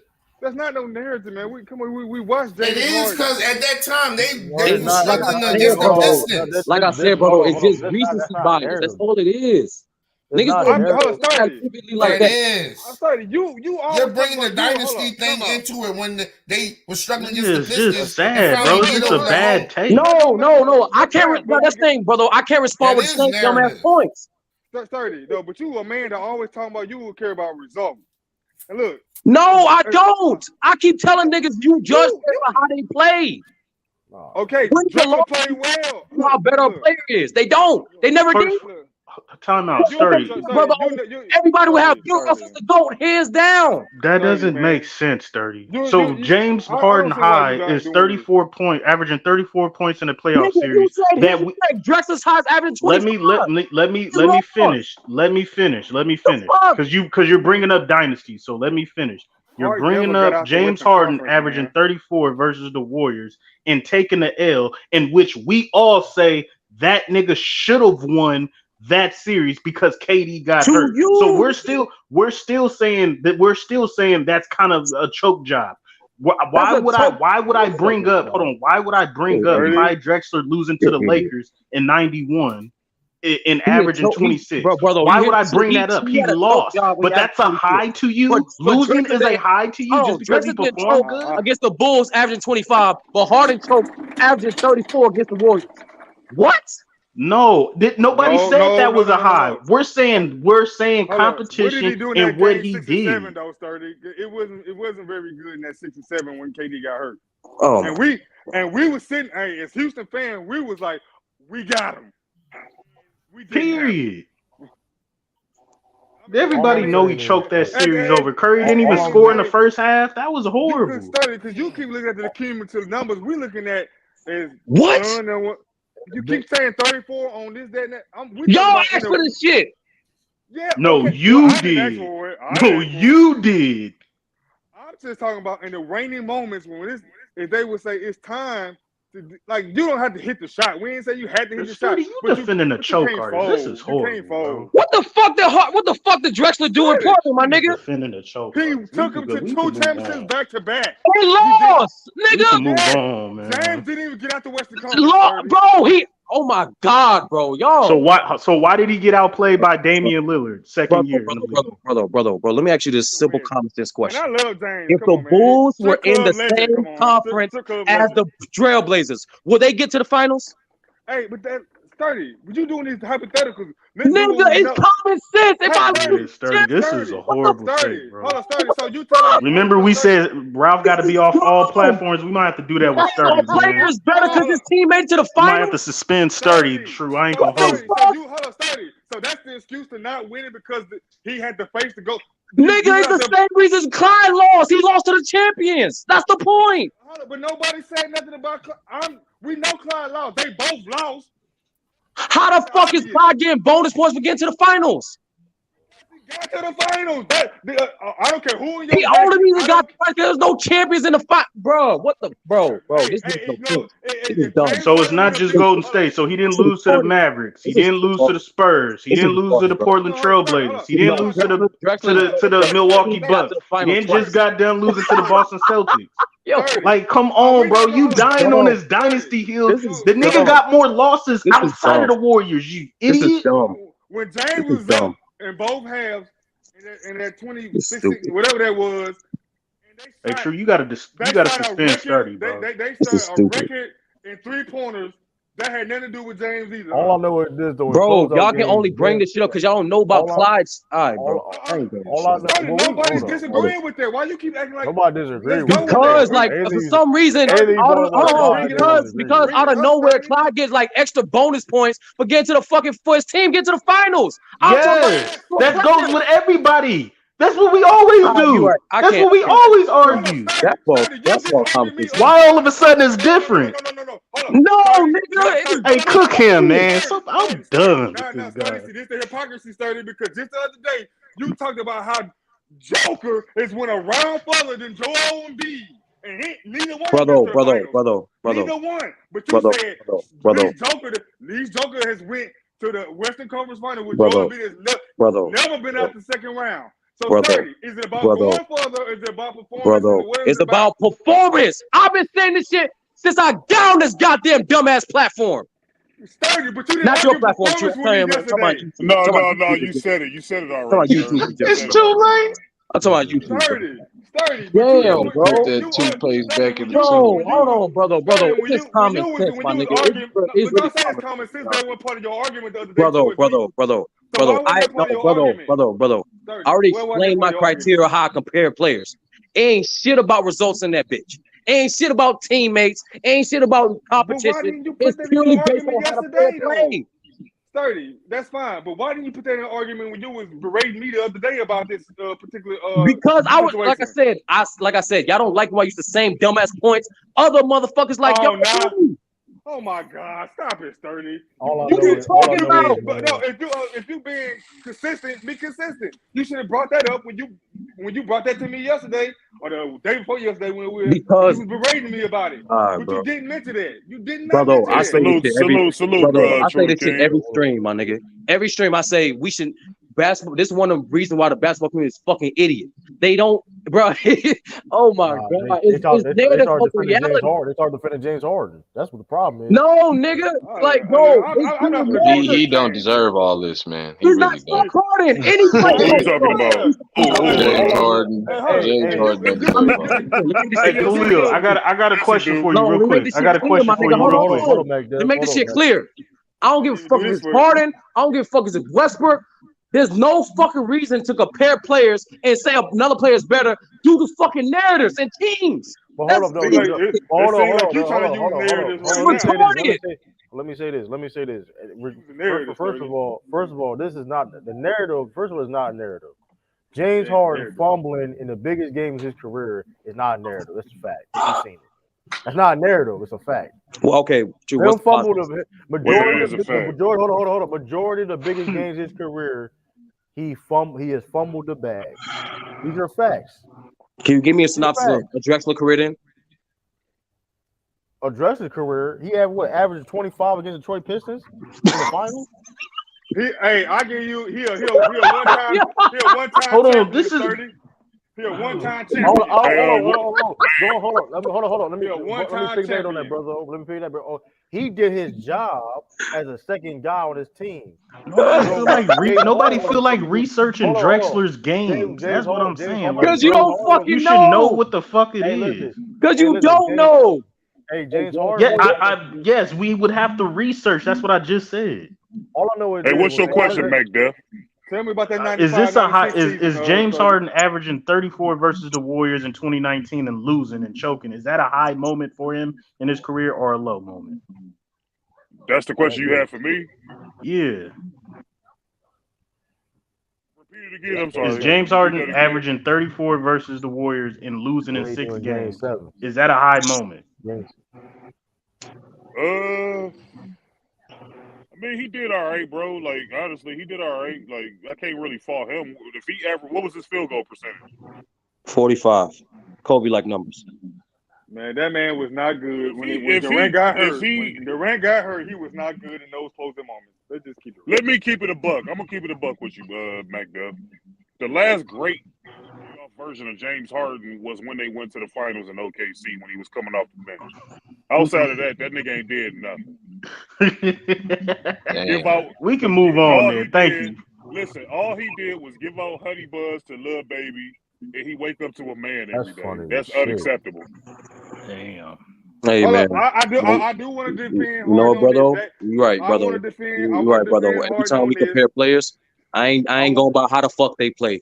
Fuck how they play. I'm going off pure narratives and Hold on. So you just want us to pull? So you want us to pull up Clyde Drexler's No, numbers? I actually Is want that what you want? I actually want niggas to actually describe Drexler's game and actually know what the fuck they're talking about. Be even, be fair. If you gonna give lows, for Drexler and for Harden, give lows for Drexler. Nobody say he didn't have lows though. But you Nobody get say he high didn't have for lows. Harden, give highs for Drexler. Don't say this dumb shit like a high for Drexler is him averaging 25 against the Bulls in a losing effort, and then say Nobody said that was a high moment. Hey, the problem is they both of their highs are really not. I mean, they're lows if you want to do it that way. But we're saying who reached the highest of the look highest. Up Clyde Drexler's it's clearly Harden. Sturdy is horrible. He did not. He did not. All right, because even in his highest moments in them series, those were followed by some of his worst moments in the same series. He had high moments with you keep the same energy for Drexler. Brother Sean, that's all. That's the point. Yeah, look, Clyde, he actually. Hey, Sean, I want to ask you something, bro. Nah, fuck that. I want to lower my IQ like basketball. That's not lower IQ. You just being stubborn, Sturdy. That's not stubborn, bro. That's what, bro. I mean, you just said, brother. This entire time it's been Brady is the GOAT because he got 7 rings. That's what I think he is the GOAT. I think he is the GOAT. I mean, you want me to say football or quarterback? No. Quarterback. He's the greatest quarterback. He's the best quarterback. He got 7 rings. He's the greatest quarterback. That's undisputed. That's undisputed. That ain't even a debate. He is the greatest quarterback. Emmitt Smith is the best running back because he's got the most rings. That's what we're doing. No, he's not. No. He got the most rings. You can make the argument. You can make the argument. Hey, but nah, he got the most rings. He went to most Super Bowl. Offensive line in NFL history. It don't matter, Khalil. He got to the Super Bowl. No, don't matter. Brady did it with a different cast of characters over a 20-year span. Like, let's stop doing this, man. Sturdy cooking right now. He cooking. It don't matter, man. He got the job done. I mean, he got the job done. But Sturdy don't believe it. But Sturdy don't believe he the greatest quarterback. No. So here's the thing I've always said about football, right? And this is just my firm belief about football. There is no GOAT in football because so much is not on one person. I don't care how good Brady was at throwing the football. He didn't block for himself. Sure, one time he tried to run a route, it looked like crap. So why you gotta bring it up? We didn't say no go to football. No, we said go position. I said Emmitt Smith the greatest quarterback. So, but again, I'm talking about quarterback. But again, people say we got Jerry as the GOAT. If Jerry can be the GOAT, we can have a GOAT somewhere else. People say he's the GOAT quarterback. I don't think he's the GOAT quarterback. I think he's the greatest winner at the position ever. But he is not the best I've ever seen play the position of quarterback. Nah, but he's all-time leading. I don't do that. All-time leading TDs, all-time leading in yards. He's the GOAT. He's the best ever. He's not the best I ever saw, but he's the best I ever saw win. And against 30, the problem with that, using the stats as the argument, is the rule changes in 2006 is when he took off. Because look at his numbers before the rules changed.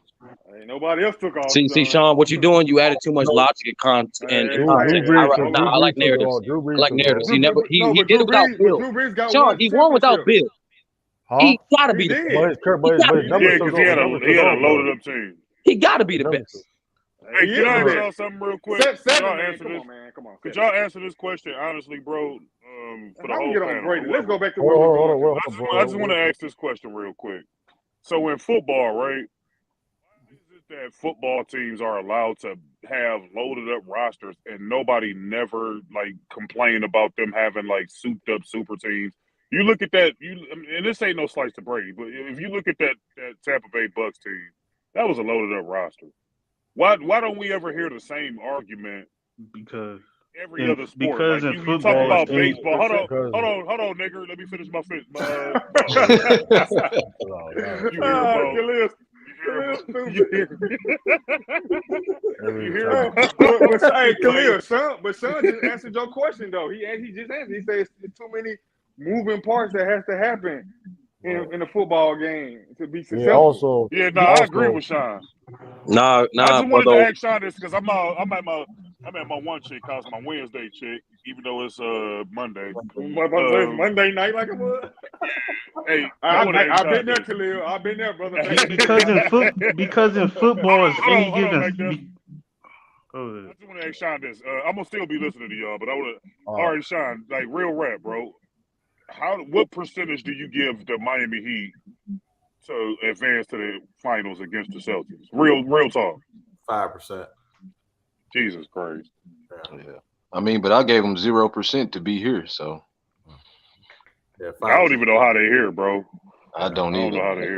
I mean, Giannis got hurt for 2 games, and then they got the Knicks. I mean, but Giannis scored 38 and 20 in one of them games, bro. And they what was that? The last game, and they still lost. Nah, Khalil. Jimmy is better.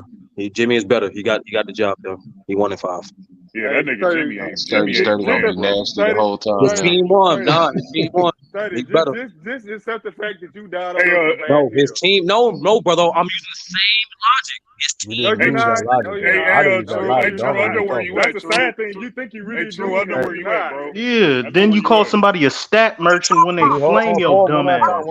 Jimmy got to the finals. Hold on, what do you say, Phil? Yeah, Jimmy gonna be a Hall of Famer because of that.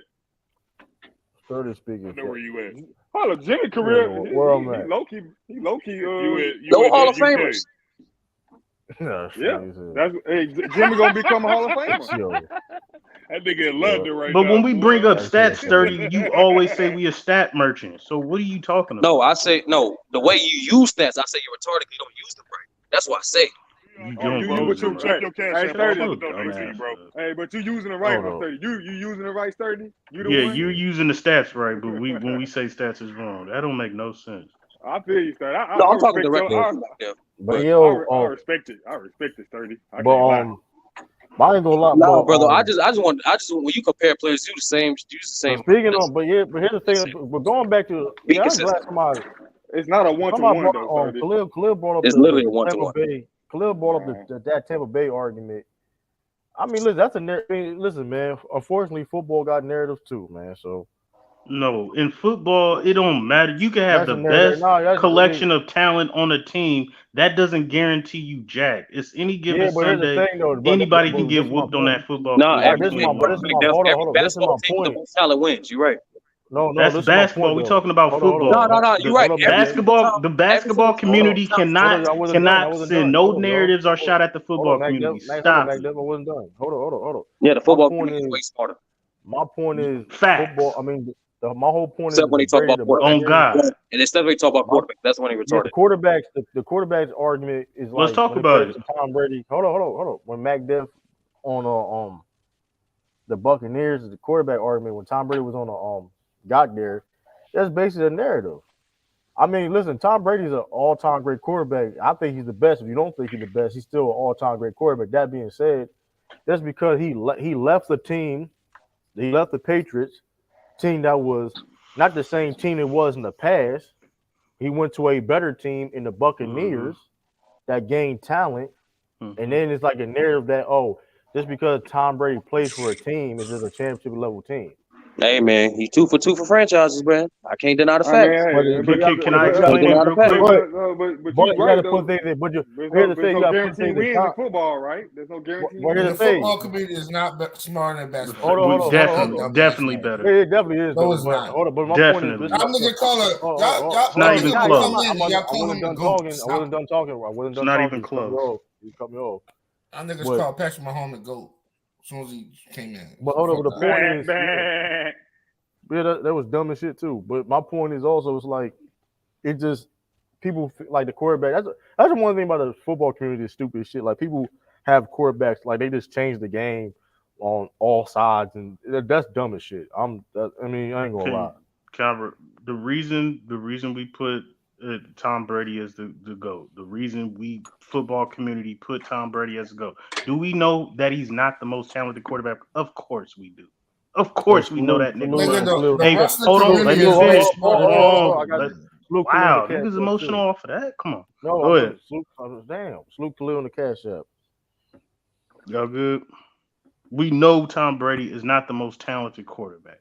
We know the nigga runs a 5.6. We know all that. But, he stands in that freaking pocket and he maneuvers that pocket. He can make any throw in that pocket. He takes what the defense gives him and he is a winner. And he wins off of his eye Q, year in, year out. Oh, you want to talk about competition? So let's act like the 2000 Ravens is not an all-time defense. The Pittsburgh Steelers, the Seattle Seahawks, Legion of Boom. What are we doing? Tom Brady didn't play The the Denver 2000 Ravens. Broncos. He faced great competition. He beat everybody in a 22-year span, bro. Right, but you Wait, he didn't play against the 2000 Ravens. He didn't play against 2000 Ravens. I'm gonna raise my hand. First of all, they're in the same. You talking about he played hold on, Ravens, we're not talking about time out. You're talking about the 2000 Ravens, the Pacific year. I get that. No, he didn't play against that defense that year. Did he go up against the 2000 Ravens that decade, which was the best defense of that decade? Yes. No, because 80% of the roster was 80% of the defense wasn't there by the time he started playing against them and winning. What are you talking about? Lee, I'm not talking about. Listen, bro, this is you're a basketball community. Listen, Lee, I'm not Lee. No. I'm a logic community. You're an idiot. Lee, let me hold on, True. I apologize to you. Hold on. Let me finish. Did he play against the 2000 Ravens in year 2000? No, he did not. Now, does Ray Lewis for that entire decade with that Ravens defense is the best defense of that decade? Yes. Why? Because he finished top 4 defensively for that whole entire decade. Hold on. So if I don't understand. No, you don't gotta finish the competition. We already know the end you're going with. You don't have to finish. You really don't. You're missing one thing. We know what you're about. You know the angle you're about to go with. Like there's no point, really, bro. I'm sorry to cut you off, but there's no reason. So what am I catching strays for then? If he beat them, if he beat the Steelers, if he beat the Legion of Boom defense in the Super Bowl, you're missing one thing. And niggas got him top 5 defense all time. But you're missing one thing. Why couldn't he beat the Broncos then? Hold on. Go ahead. Hold on, Lee. But you're missing one thing. He had a fucking great defense also. So it don't matter. Like you act like he playing. He act like he having on the offense, and he ain't having a great offensive line. He didn't have a running game because the Patriots, when the Patriots was winning, they had a running game also. Always. That being said, exactly, Stano. The Patriots beat them. Yes, don't get twisted. Tom Brady has performed. Oh, got it, bro.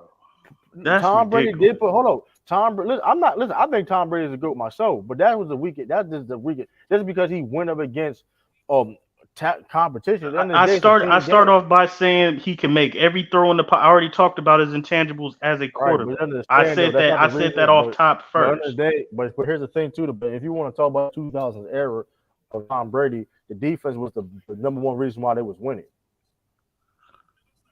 If you want to be honest.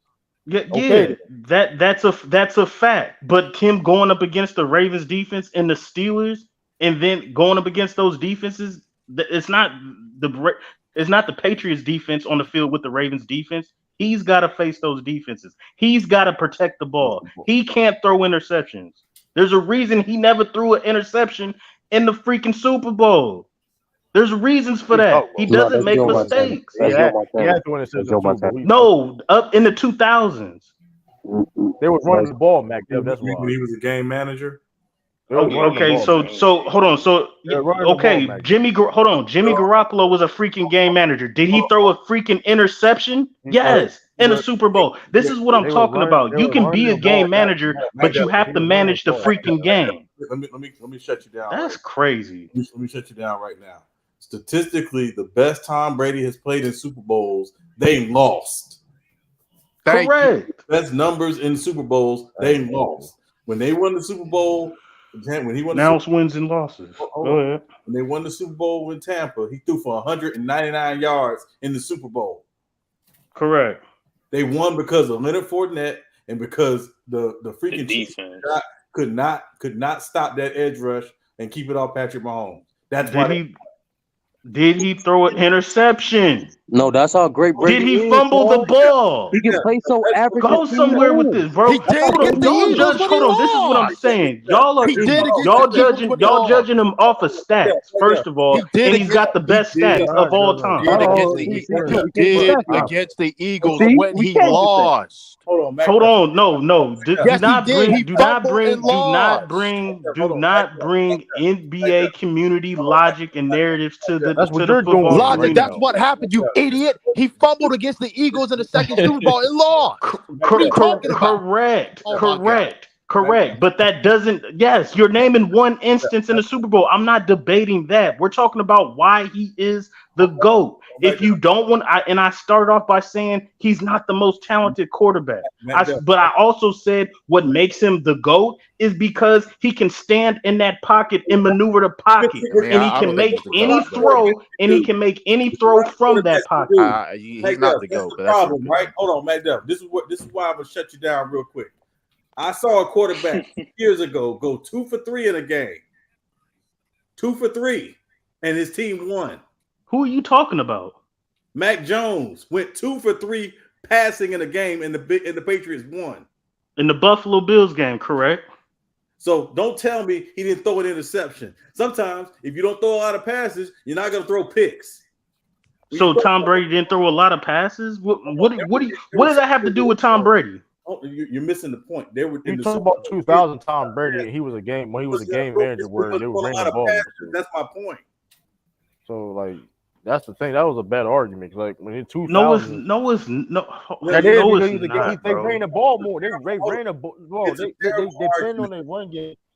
Come on, and even when Tom Brady, hold on. Me saying that he can throw in the pocket and maneuver the pocket and make any throw is a bad argument. Nah, man. That's too much description, bro. Nah, bro. That's not good enough. And my whole thing is, hold on, Sean.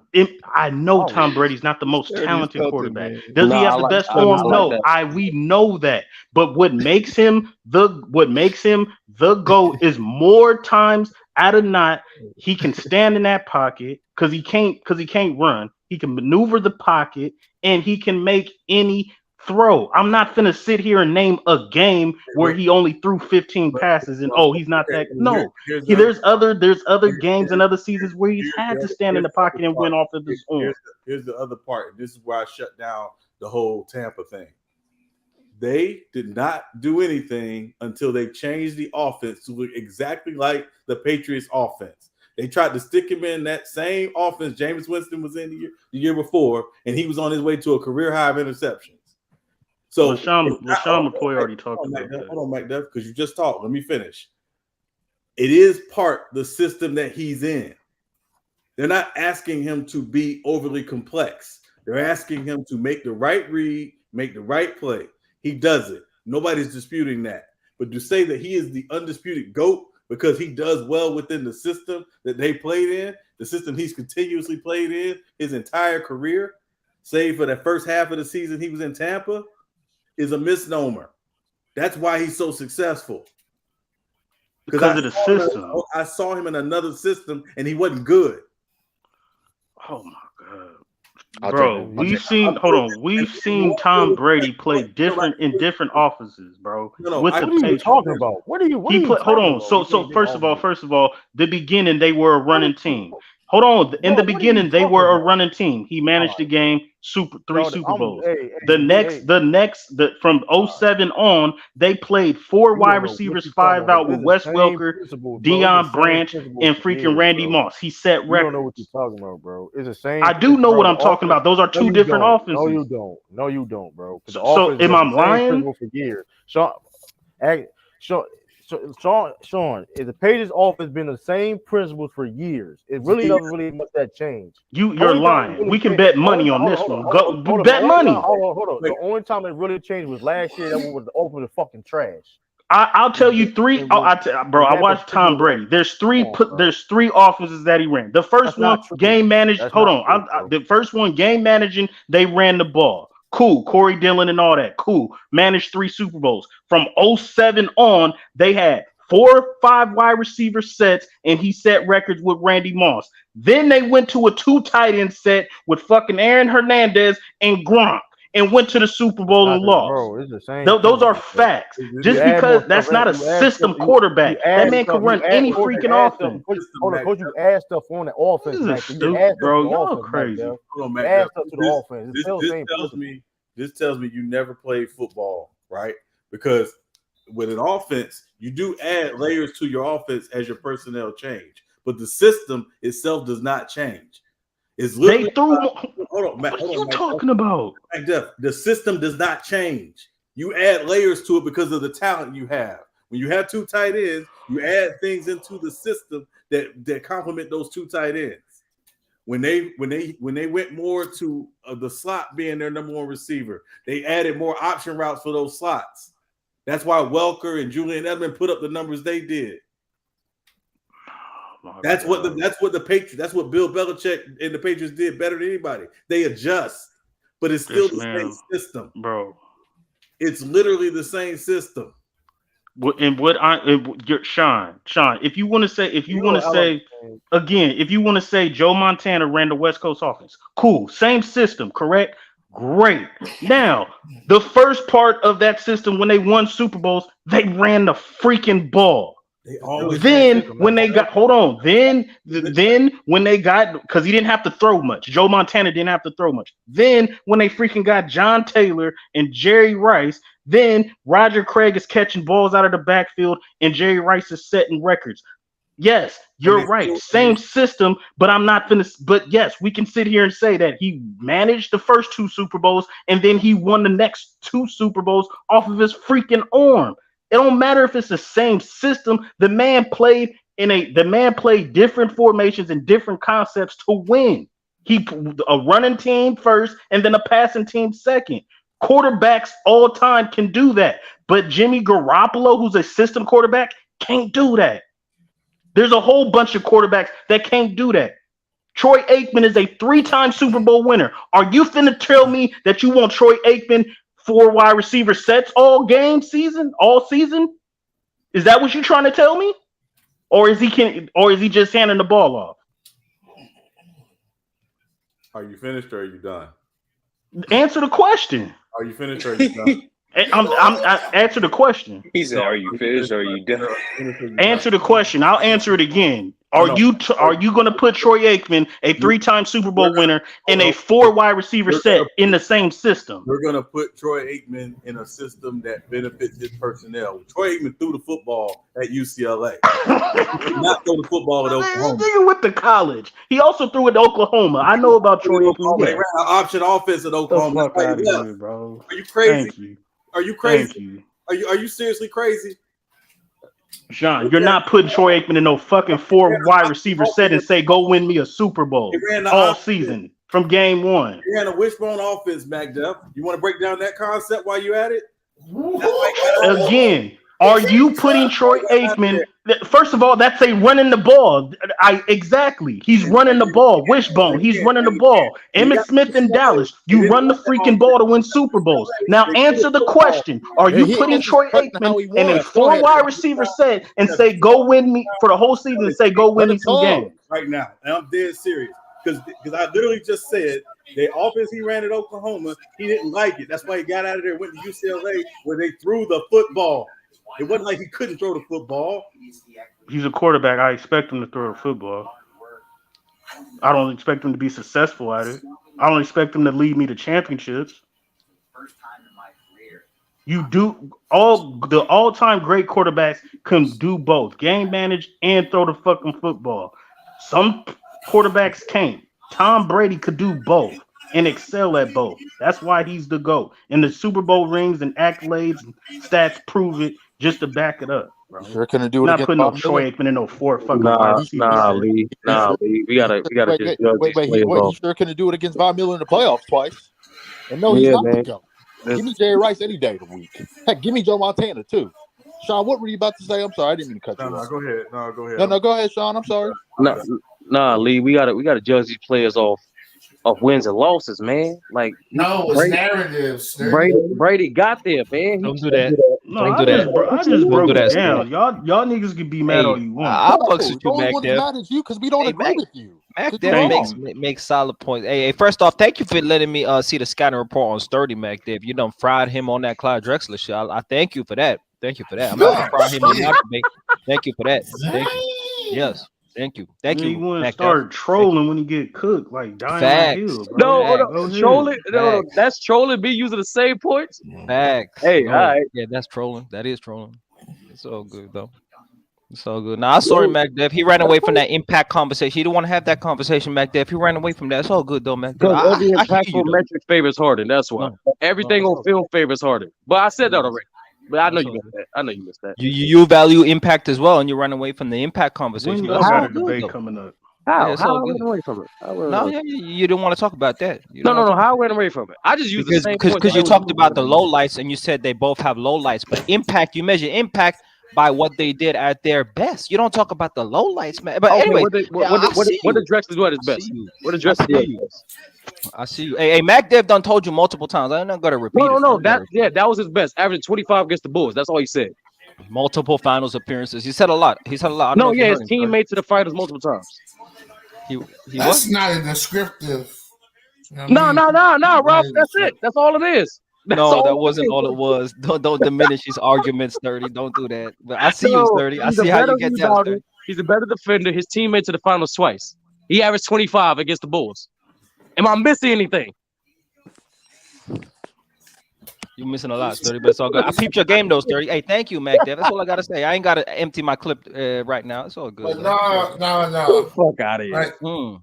But football fans are dumber than basketball. Wrestling fans are. Wait, Ralph, they're both terrible. No, I said wrestling fans are smarter. Ralph, this is what I don't like. This is what I've told True. Football fans is the best. I've told True. I've told when it comes to just just kick people out, please. See, Ralph. Let me tell you this. They don't do this in baseball. I do it for fun. They don't do this in baseball. They don't do this in soccer. But you know what's legal. You know what's crazy? Baseball, soccer. It's You only know- basketball and football. You know what's crazy though, Lee? What's that? This last stream. Technically, when people do be having like crazy takes or dumb takes, whatever the case may be, we dissect those type of texts, whatever the case may be. People do learn things from it. You know what I mean? Like even when I was doing videos, I did my top 10 videos, or I had Bill Russell videos, whatever the case may be. People were saying ignorant things though, but then I would give out information and things that people didn't even know. So at the same time, I get what you're saying though, Lee, but at the same time, it's kind of maybe needed. Because I think That's what community Sturdy needs said it. yesterday. I hate it. I absolutely hate it. I can't But stand at the same time, people need it. If people may need to get the information, you know what I mean? They don't know, you know what I mean? But they're not going to apply. You're still going to have people who go on Player's Choice that say Jason Kidd's the Black Ricky Rubio. Like, come on, man. Or you got people on player shows that would say Steph Curry's the GOAT. Or you got them saying Wilt stats never happened. Hey man, you got anytime you done ducking Sturdy. Niggas right here on the panel. You know what I'm saying? Did you get a win yet? Yeah. Anytime He not naming names, this nigga done Did you win a ducking. debate yet? Not naming names. Did you win a debate yet? But football Did you win a debate? Is smarter than the basketball community. True. I'll give you that. True, I'll give you that, but it ain't by much. It ain't by much. I'll give you that, but it ain't. But I'll say this though. Let's be honest. The only dumb thing about the football talk. But let's be honest. The only thing dumb about the football talk is really the quarterback. It's really the quarterback. That's what it's really stupid. You know what's so funny about this whole quarterback talk? The NFL itself, you can look this up. This is on YouTube. The NFL itself voted that the greatest player of all time is not even a quarterback. It just happens to be a wide receiver. The NFL voted for this, so I guess the NFL doesn't. Oh, really? Who they vote? Who they vote? So okay. And he has over 42 NFL records that none of them will be touched. But I guess he's not allowed to be the GOAT. Okay. My thing is, how can you get that sport have a GOAT when you only play one side of the field? That's the thing. That's the thing, Ralph. In football, there can't be no GOAT football players. That's why I got Devin Hester. Here's what I'll say. There's only three that's considerable than the GOAT. Offensive player and defensive. You can't even do that. Well, defensive, yes, but offensive, no. Here's what I'm saying. And with defense, and I'm sorry to interrupt, Lee. With defense, again, it's all about preference. There's nothing against Lawrence Taylor, but Lawrence Taylor couldn't do what Ed Reed could do, and vice versa. Right. So to say he's the GOAT defensive player, I think it's a bit of a misnomer. It just depends on what do you need this person. That's a good point. I mean, What? I don't know much about football, but Sean, are there more important positions Sean, that in sound like football a that are basketball harder to narrative. play? Don't- Every position is important. That are more The thing critical. is, there is. Yeah, go ahead, Sean. Go ahead, go ahead, Sturdy. Go ahead. No, the thing is, Africa. That's a misconception. Like how the game got marketed is perceived that the quarterback position is the hardest position, but reality in football, every position has their strengths and weaknesses. If you want to answer, actually, the most difficult position in today's era is the cornerback. If you want to get technical. Thank you. Yeah. But it really depends. It really depends on your era because you can't just say hands down a quarterback because in the 70s it was about the running game. In the 2010s it was about the quarterback. So it's like there's never if football is the ultimate team game. There's no one position that just trumps everything. Right. And the only thing I would say is I agree that it's subjective, but but in terms of when the NFL voted for the top 100 players of all time, and Jerry Rice being number one, for me, I had no problem with Jerry Rice being on our list because he has over 42 records that will never be broken, and he did it in the toughest eras, the 80s, the 90s, and 2000s, the three toughest eras, and his numbers and how dominant he was is far superior than probably any player in any other position. Maybe the only person that's close to that is Lawrence Taylor. And maybe Reggie White. That's it. So I don't have a problem with NFL voting. But in football, every position is important because you can have a great game, but just kick your fucking trash, it can cost you the game. Special teams. You can have a great game on both anybody sides. that legitimately played football or coached football, you know this. Like when there's a crack in the dam, it can ruin everything. It ruins everything. Yep, that's right. And no matter how good your teammates are, if you ain't doing your job, you can ruin the whole. You can ball out, and you can ball your ass. So you can play the best game of your fucking life. You get blown the fuck out. Yep. Why don't you just ask John Elway until he got Terrell Davis? You can play the best game of your life. You get blown out. That's why coaching in football is really like it's the most. If that's the one thing, that's the most important thing. Because if they're not putting the right formations, you're not writing the right schemes, you're not making the right adjustments, it's over. Yep. Use your players correctly. Y'all know when to put them at in certain situations. And manage your timeouts. Most importantly, give your team enough habits and game plans so that way you don't be fucking up on the game day because you only get one day. Yep. And quarterback play don't matter if your offensive line ain't good. I mean, if your offensive line ain't good, then your quarterback. Ask Joe Burrow. Yeah, facts. Hey, so you know what's interesting about the conversation is that at least I can see in the NFL conversation, y'all can have a foundation of understanding. That's what we're trying to get to with the NBA talk. I was trying to say before is that we should come to a foundation of understanding more often. And we rarely do, and then we skip over that and go to the conclusive opinions. Africa, I figured out why. Africa, I'll agree with you, but I agree with you, but that will never happen until people stop saying Jason Kidd is the black Ricky. Yeah, that's ridiculous. No, Africa. The reason why it's hard for that to happen because it's just simply the way basketball been advertised.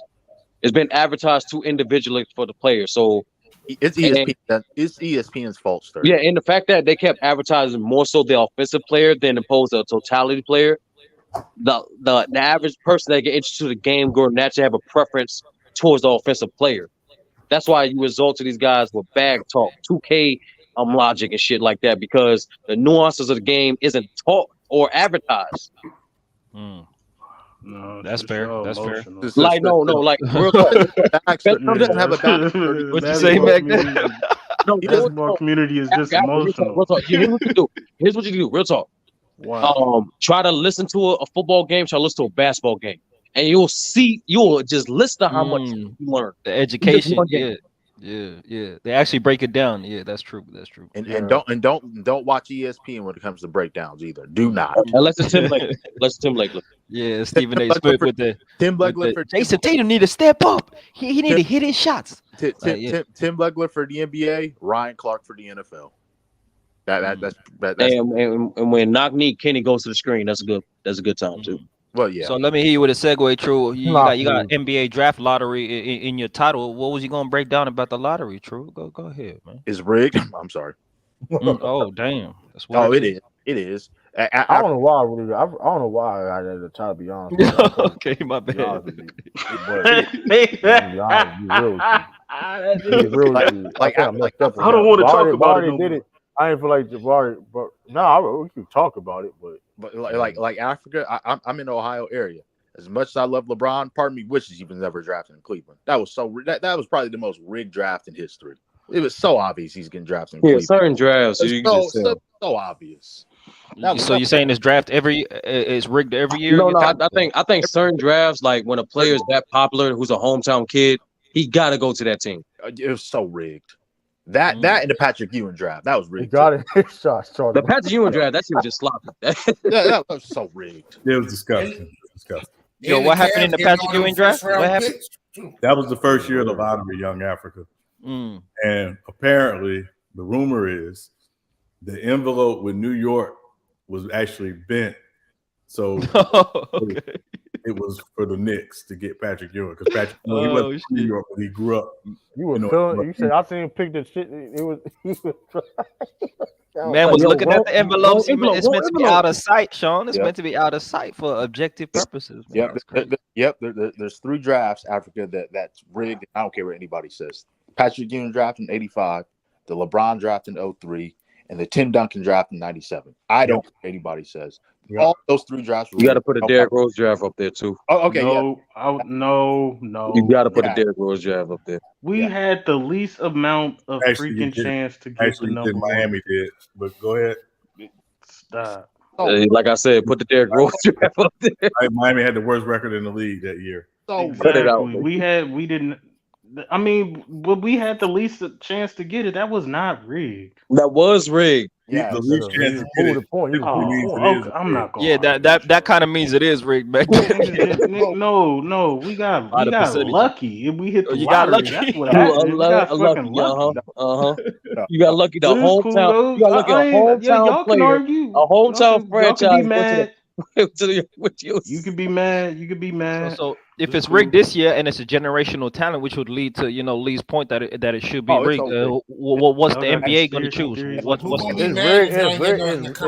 rigged if it goes to the Spurs. Africa. If it goes to the Spurs, go ahead. I kid you not. If the Spurs win this draft, it's going to be down to 2 teams. It's going to be down to Spurs and Rockets. I already know it. No, you got to add the Hornets to that too. That dude, I think it would be perfect for the Rockets, man. He's chilling with Michael Rubin right now, the former Sixers owner.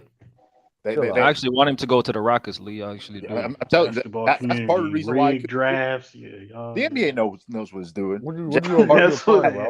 I guess it starts with the lottery draft. Is Houston considered a big market? Yes, It's bigger than San Antonio. That Africa, James Harden with a significant chance of going back to Houston, and another free agent player, probably Chris Middleton, going there too. And then they just happen to get the number 1 pick.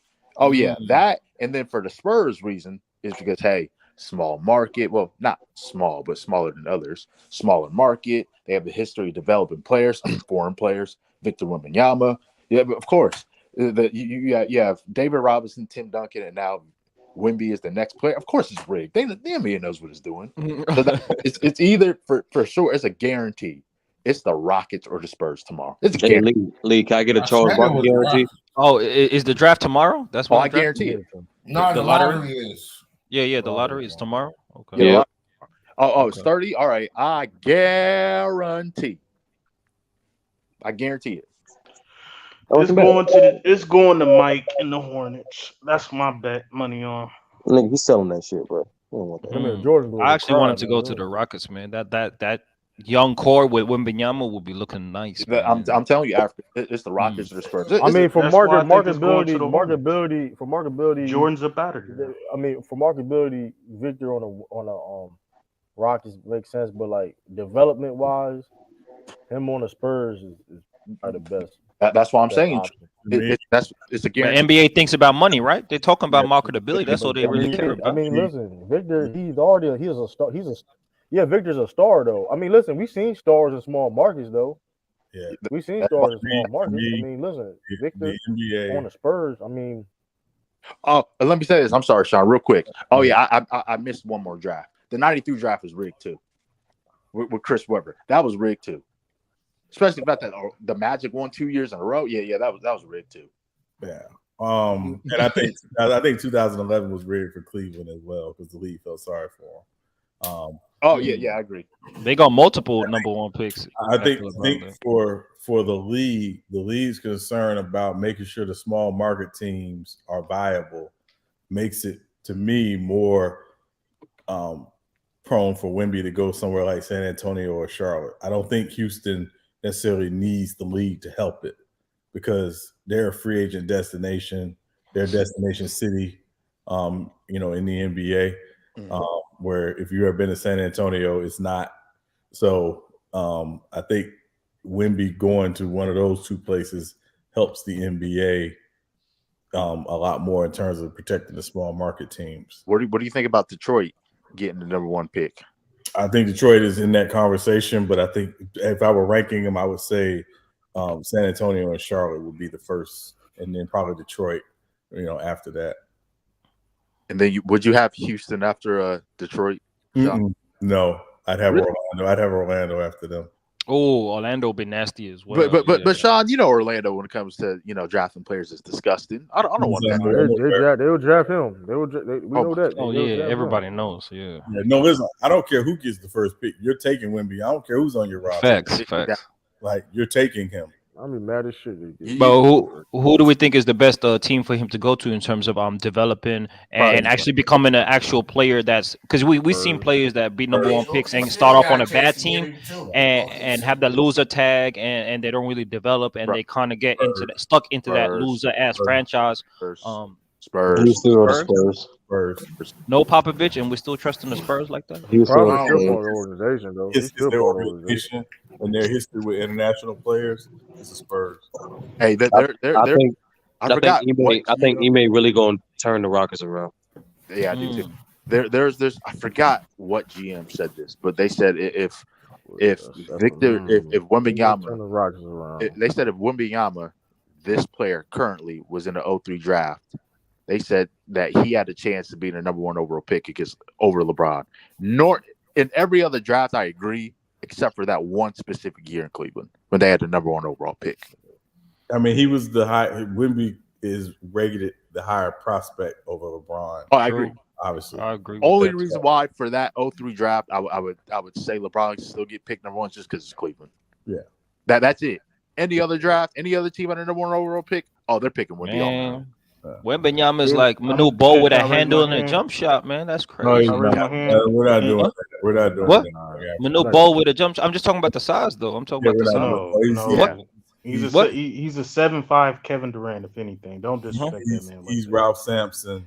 Ralph Sampson played in today's NBA. Okay, we disrespecting Manu Bol now, or we disrespect? What are we doing? Disrespecting him. Come on, man. That's one of the legendary African players. If Victor Wembanyama was in the '84 draft, is he getting picked over Hakeem? Yes. Yeah. With his skill set now, yes. If we're talking about if we're talking about Houston, Kareem Abdul-Jabbar are not picking Hakeem, the hometown. Forget the era. Forget the era. If we're just talking about the players, who they are presently, of course he get picked number one overall.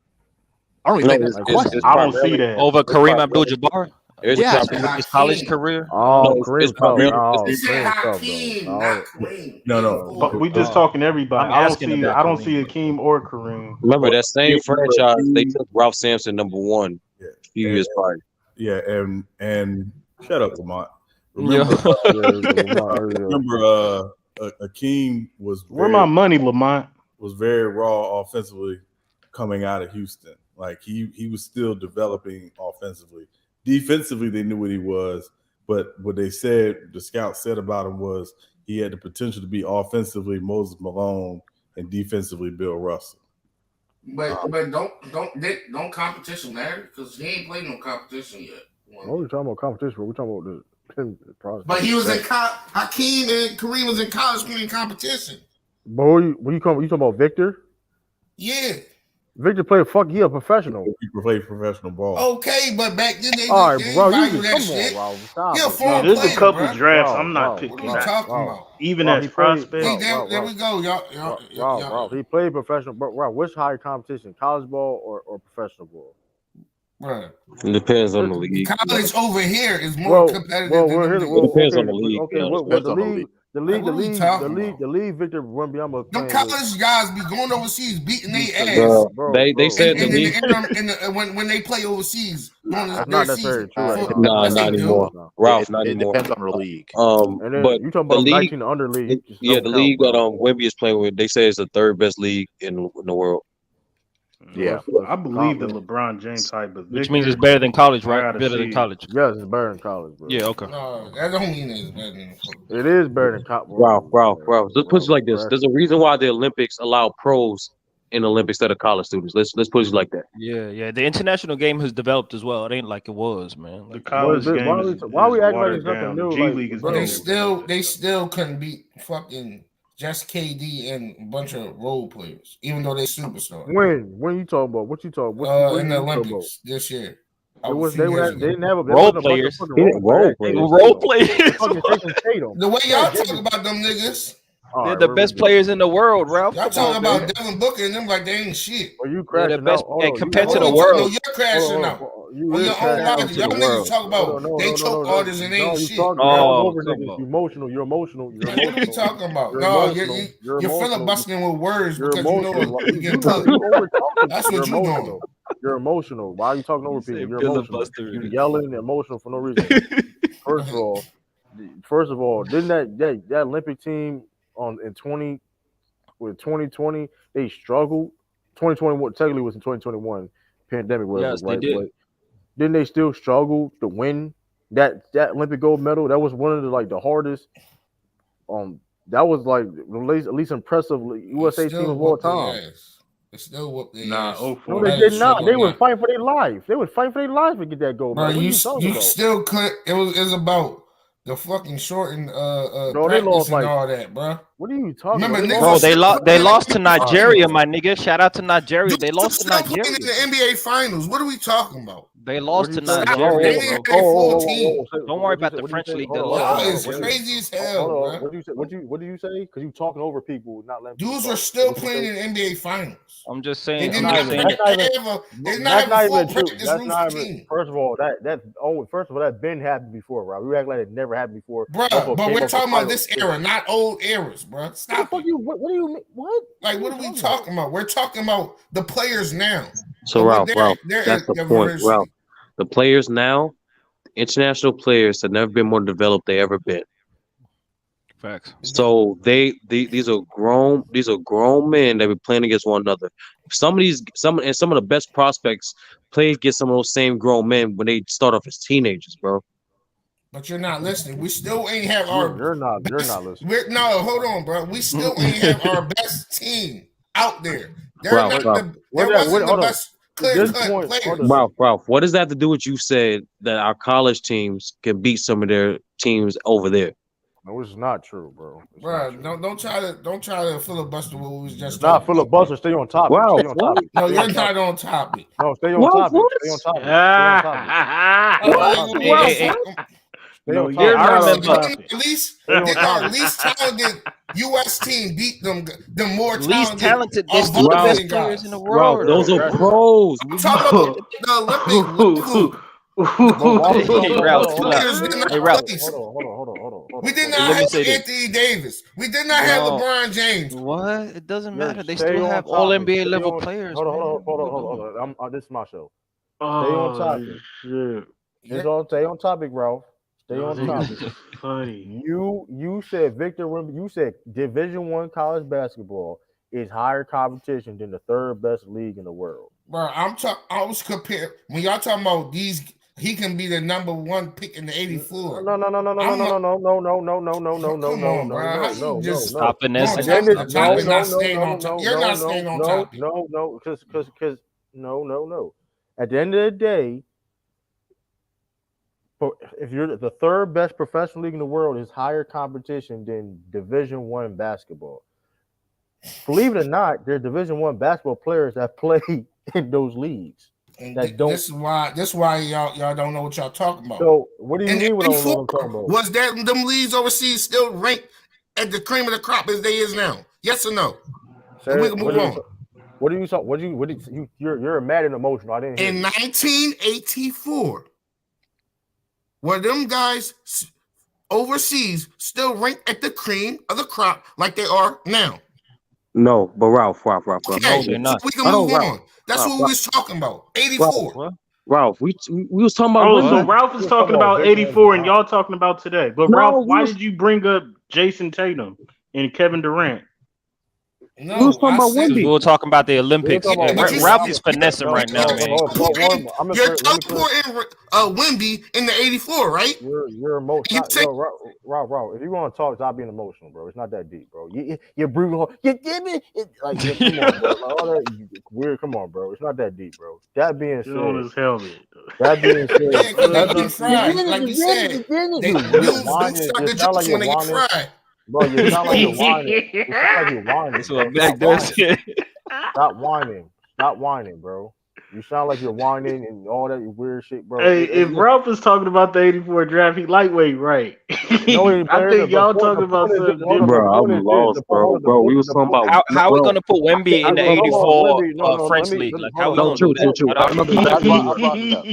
remember exactly what I don't. I remember. I know the clip we jumped up on. I'm lost now. We was talking about Wemby and the fact that Wemby was in. We was talking about the league.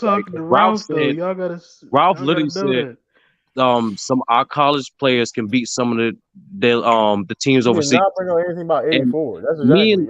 Me and Lee said it depends on the league, and then Ralph was like, "Nah, it don't fucking matter." Like, and the 80s, they wasn't them college US teams wasn't beating them overseas guys in the 80s. You didn't say that. Don't try to switch it up now. No.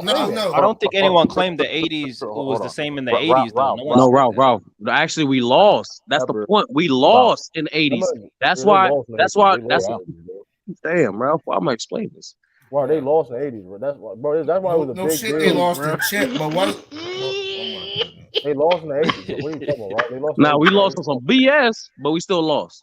No, Ralph is right. The point of the argument is the point of the argument is No. Here's the point, Ralph. I was talking about Wemby because of his talent. I said, forget the era. I'm talking about Victor Wembanyama and his talent right now, currently constructed. Would he be a number one overall pick in 1984? Or any point of the 80s, 90s, 2000s, whatever era. I said about yes. 3 of them. I say no. No, I say yes, just because his pure God-given talent. And any GM in basketball is going to look at that and say, you know what? Yeah, I'm taking a chance on that, period. I'm taking a chance. Hold on, Ralph. I said the only exception, there may be only 2 exceptions. 2, probably in the history of basketball. It would be the 1992 draft of the Magic because of Shaq, and the 03 draft because of LeBron. That's it. Every other draft, modern era. Wait, hold on. Akeem Olajuwon is a toss-up. Magic for what he did in high school and college. No, I'm taking Magic, and I'm definitely taking him.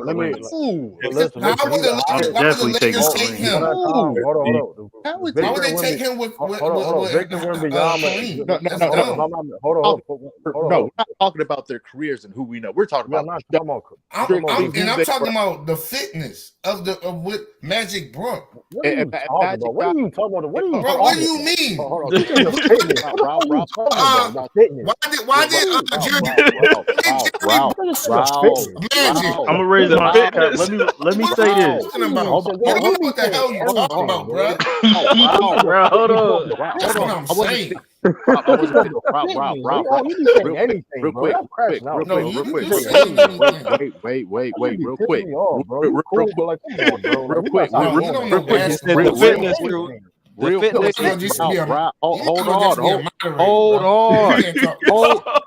Hold on. Basketball community. And Ralph, what I was saying was that I'm not talking about the name Magic Johnson. I'm not talking about that. I'm talking about the day they are drafted. Forget the name, forget the career. We're just talking about them as rookies about to be drafted. Yeah. No play. Magic Johnson and Akeem Olajuwon. Hold on, Mike. They are not more naturally talented than Victor Wembanyama. No, they are not. No, they are not. I don't care. Magic in high school and college. He's not more talented. Let me say this. Let me say this. First of all, a guy that's 7'4". Thank you. That's mobile, that can handle the ball, that can shoot. And that picking that every single time. Great defensive player as well. Jerry Buss is not collecting that. You're getting fired. You're getting fired if you pick Jerry anybody. Buss, the owner, is not picking him up. That's not true. Outside of Shaq and LeBron, you're getting fired. What are we talking about? No, you're not. Hold on. No, you're not. Yes, you are. Yes, you are. Hold on. Let's. Yes, can we be real? Can we? Hold on, Lee. Because this is the basketball community. I'm saying, Lee.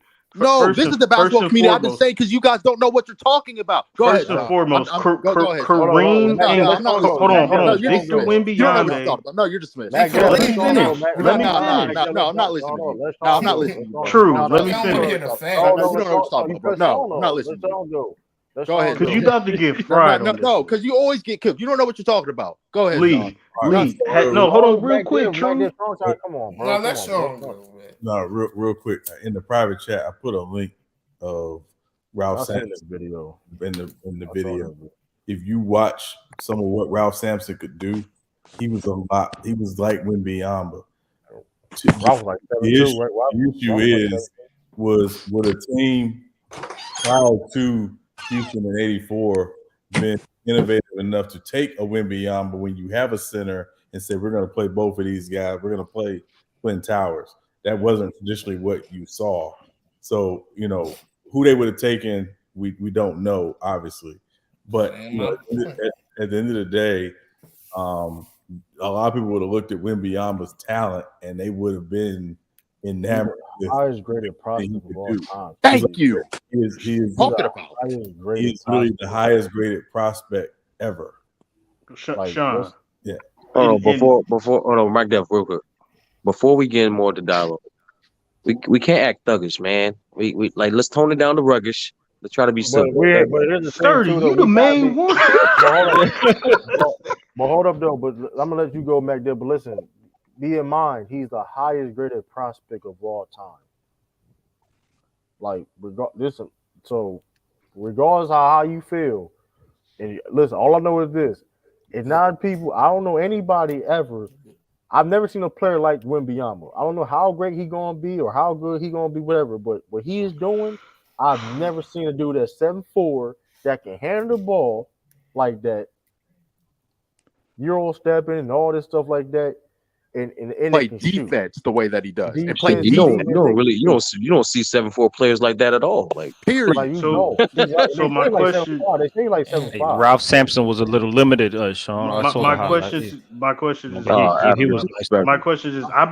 just brung up the '84 because Akeem bag was not that big still by the hometown team. That's debatable, but like I said, there's 3 or 4 that's not debatable to me. Shaq is one of them. Magic to me is another one. And if you finna sit here and tell me that Victor Wembanyama, what he's done today, is better than what Kareem did at UCLA, and I'm going to get fired because I want to pick Kareem over Wembanyama, that's crazy. But you're taking Kareem. No, you're not. We're talking about talent. He's the highest rated prospect of all time, Mac.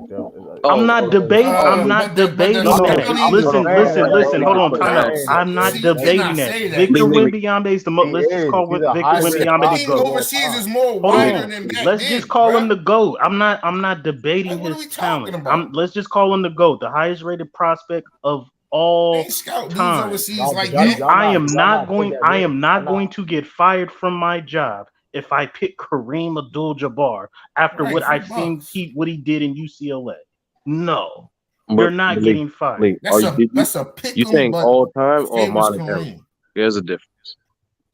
No, they're saying all time. That's why we brung up this conversation. Because if it's just modern era, I agree with you. But if you're saying all time, I can't agree with you. And I'm not picking him over Wilt. Yeah, if you're saying all time, Will is the greatest prospect. But if you're saying I'm saying great. No, they're saying remember, no. The narrative I is said Victor great. Wembanyama I is said number he one. was Magdab, great. you're They didn't do emphasizing. graded back then. They didn't do You're graded back emphasizing too then. much on They didn't do graded his prospects. amateur accolades. Like prospects is not based off accolades at all. It's really all 99%. I didn't say that. No, I know, but that's you keep bringing it up of what he did in high school and college. That's what I'm trying to tell you. Like, it's really predicated on purely talent. That's how prospect does. Correct. And I just said, let's just call him the GOAT. Let's call him the number one prospect all time. But the thing that we're doing is we're putting the GOAT prospect of all time in each of one of these drafts. And we're just we're just debating who would you really take. Would you take the GOAT prospect over LeBron? Would you take the GOAT prospect over Shaq and what he did? Would you take the GOAT? That's all we're doing.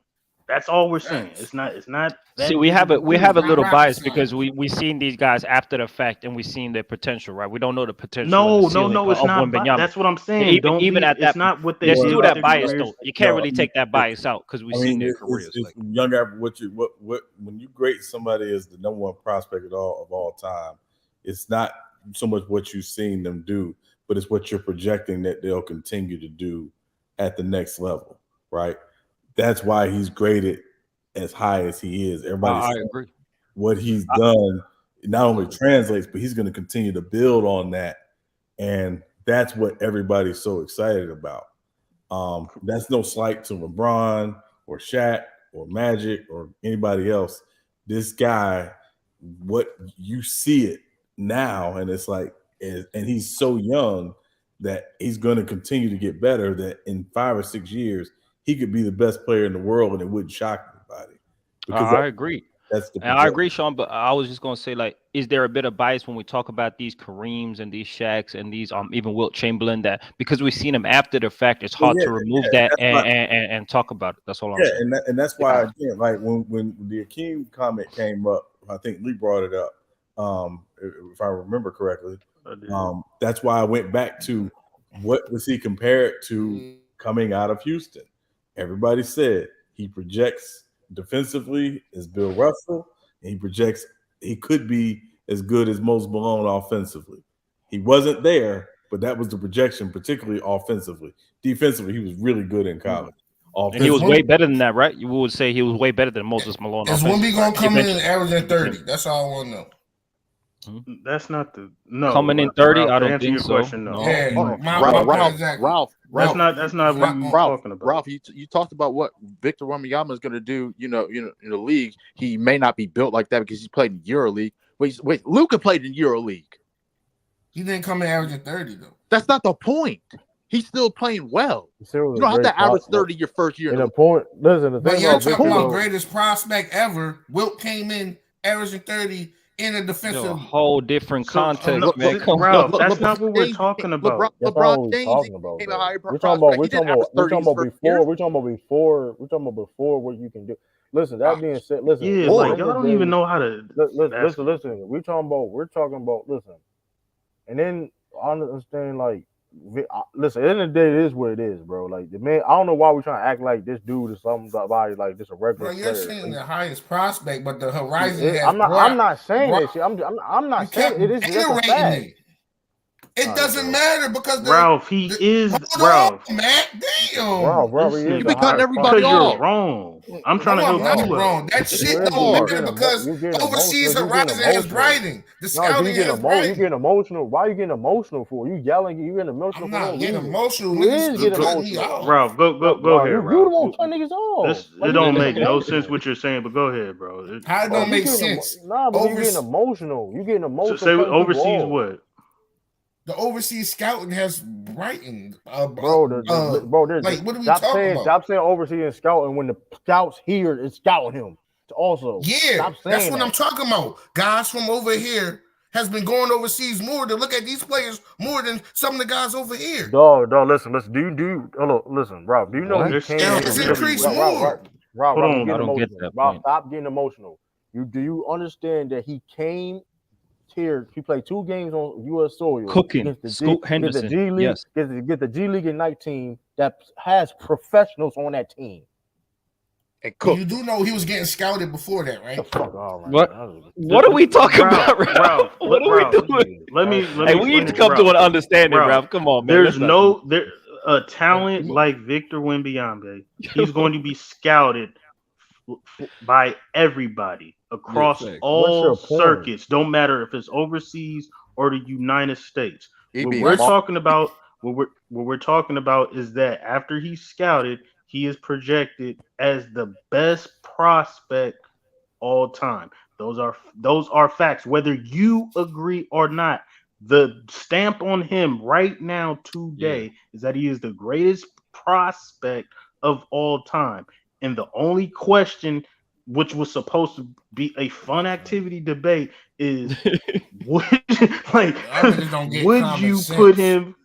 you put the all-time GOAT? Face and you're shitting on it.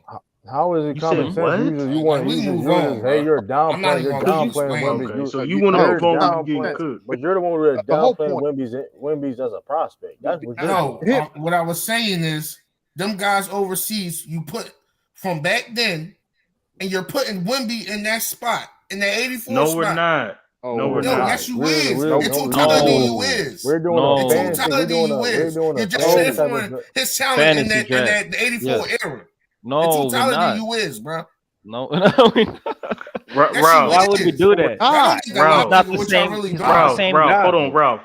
In NBA talks, when we compare GOAT, when we have GOAT conversations, aren't we talking about different eras? Getting emotional. You exactly. Emotional for no reason. Mac Depp, do we talk about Hakeem Olajuwon? You gotta explain it to Ralph, because do we talk about Hakeem Olajuwon? Drew's gonna be mad. We don't do that. You gotta explain it to Ralph. You making me mad. No. That was a simple example Mac Depp gave. He said, "Do we a 2023 talented guy in the 80s with his talent and expect everything to be the same?" No, that's what we're doing though. Don't do that, Ralph. I'm done. Ralph, you're looking at it, and you're looking at it like it's back to like it's like literally reality. I know what you. Ralph, you stupid. Hey, yeah. Hey, did Hakeem play with Chucks? True. Like, do we do that? Hakeem with Chucks back in the day? One at a time. It's not on the same bitch, guys. No. This is what I'll say. I literally had a perfect ether for that, but we're going to be here for another 6 hours if I say it. I'm not doing it. I hate this community, bro. I hate bro. In the world. I can't stand it. Like, bro, we're not talking about when we rank these all-time players. Nobody hating on Victor is facts. What I said. No, it's not. Hold on, Ralph. For example, when you say Bill Russell is the GOAT, do you have him wearing Chucks or fucking Nikes? Exactly. Okay then. So since you have him wearing Chucks and where he played at in the fucking 60s, what we're saying is Victor Wembanyama today as the greatest prospect all time. We're comparing him to all the other prospects in that day and age in real time and saying, would you take Victor or would you take the other now person? Ralph, on a level, you're right, Ralph. If you take Wembanyama and you put him in the French league in the 84 and you put the system around him, he ain't even the same guy. So that conversation is kind of obsolete, Ralph. Like we don't even have to go down that. But nobody was doing that though. He exactly. did do that. Y'all said y'all put him. Y'all wouldn't even make and put him in the 84 draft. Is he gonna be picked before Hakeem?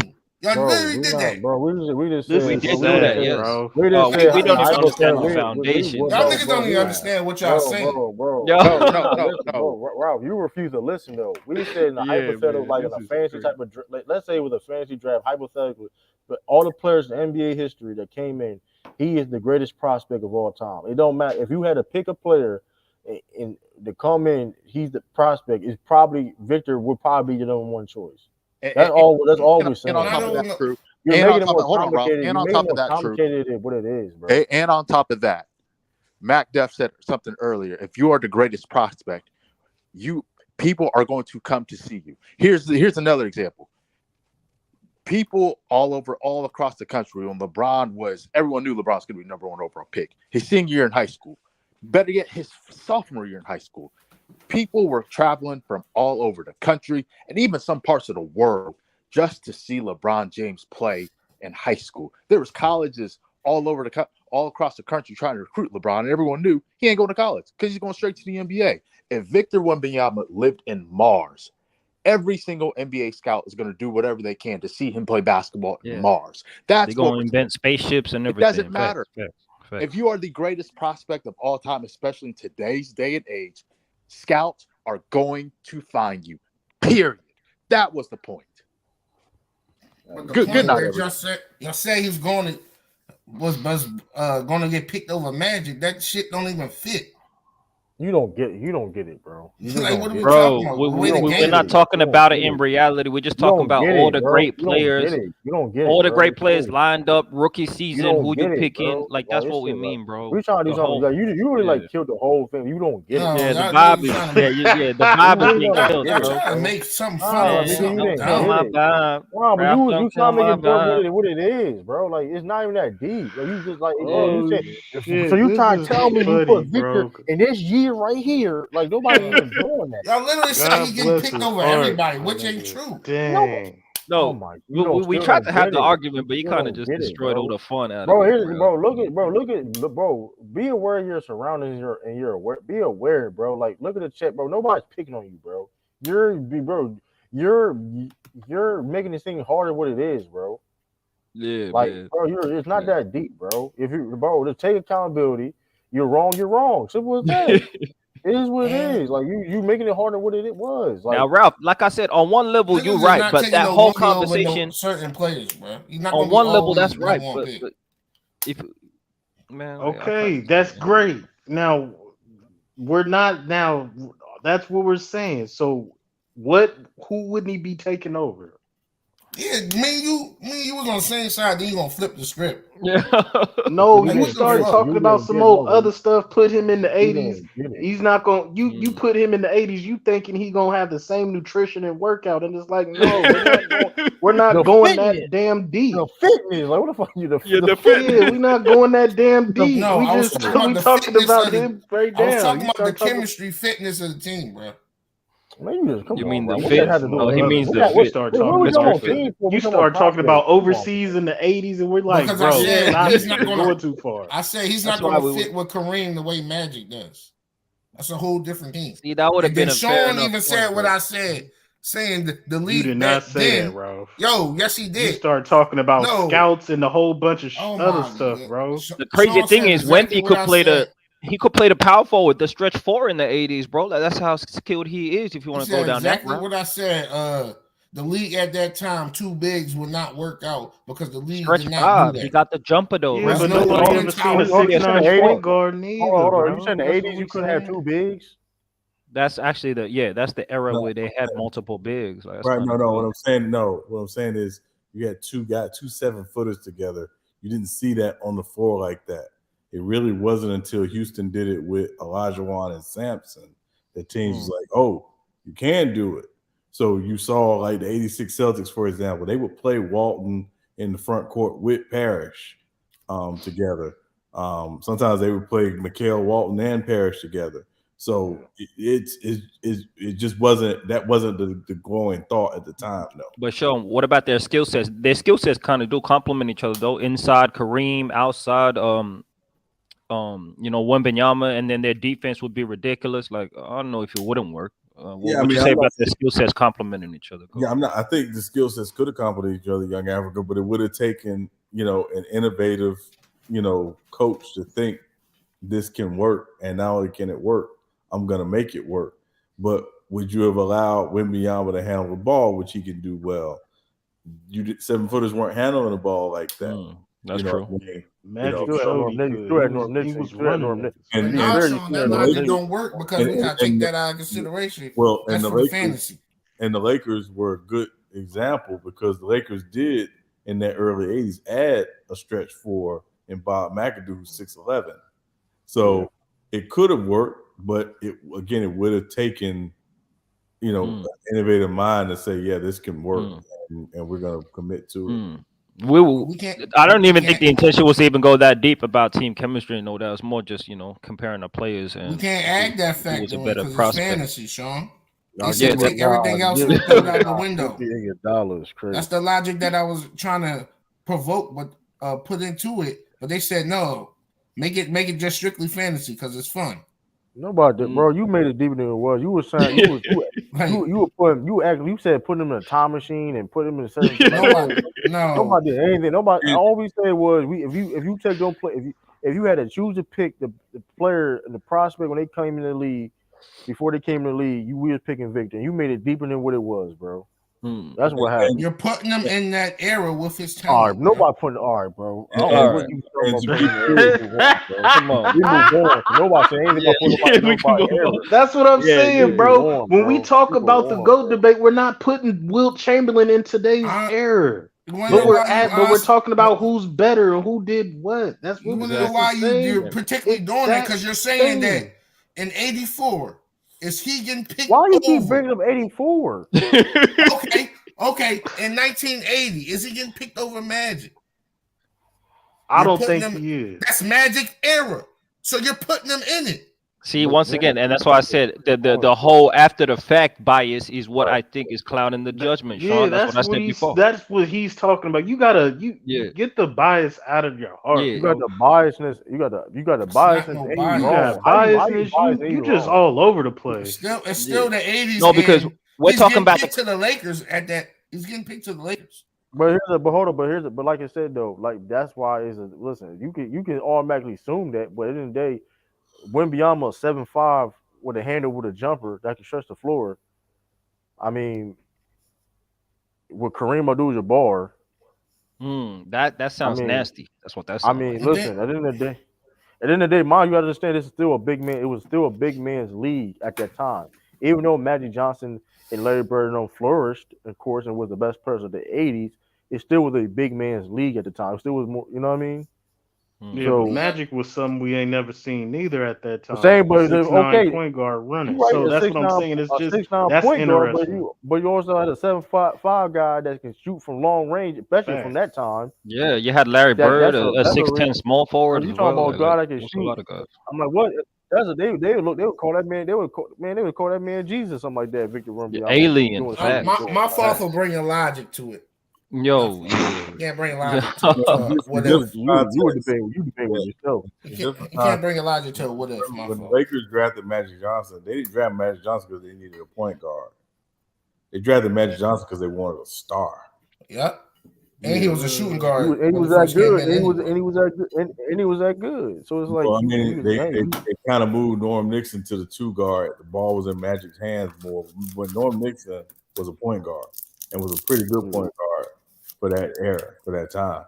And they was going through management problems. They changed the team. Well, I mean, the team was sold by Jack Racist Kent Cook. But I mean, it wasn't. But like I said, it wasn't a positional need for them. It was literally, this guy's a star, and he can help us be relevant in LA. So speak to that, Sean. Is Wemby a star?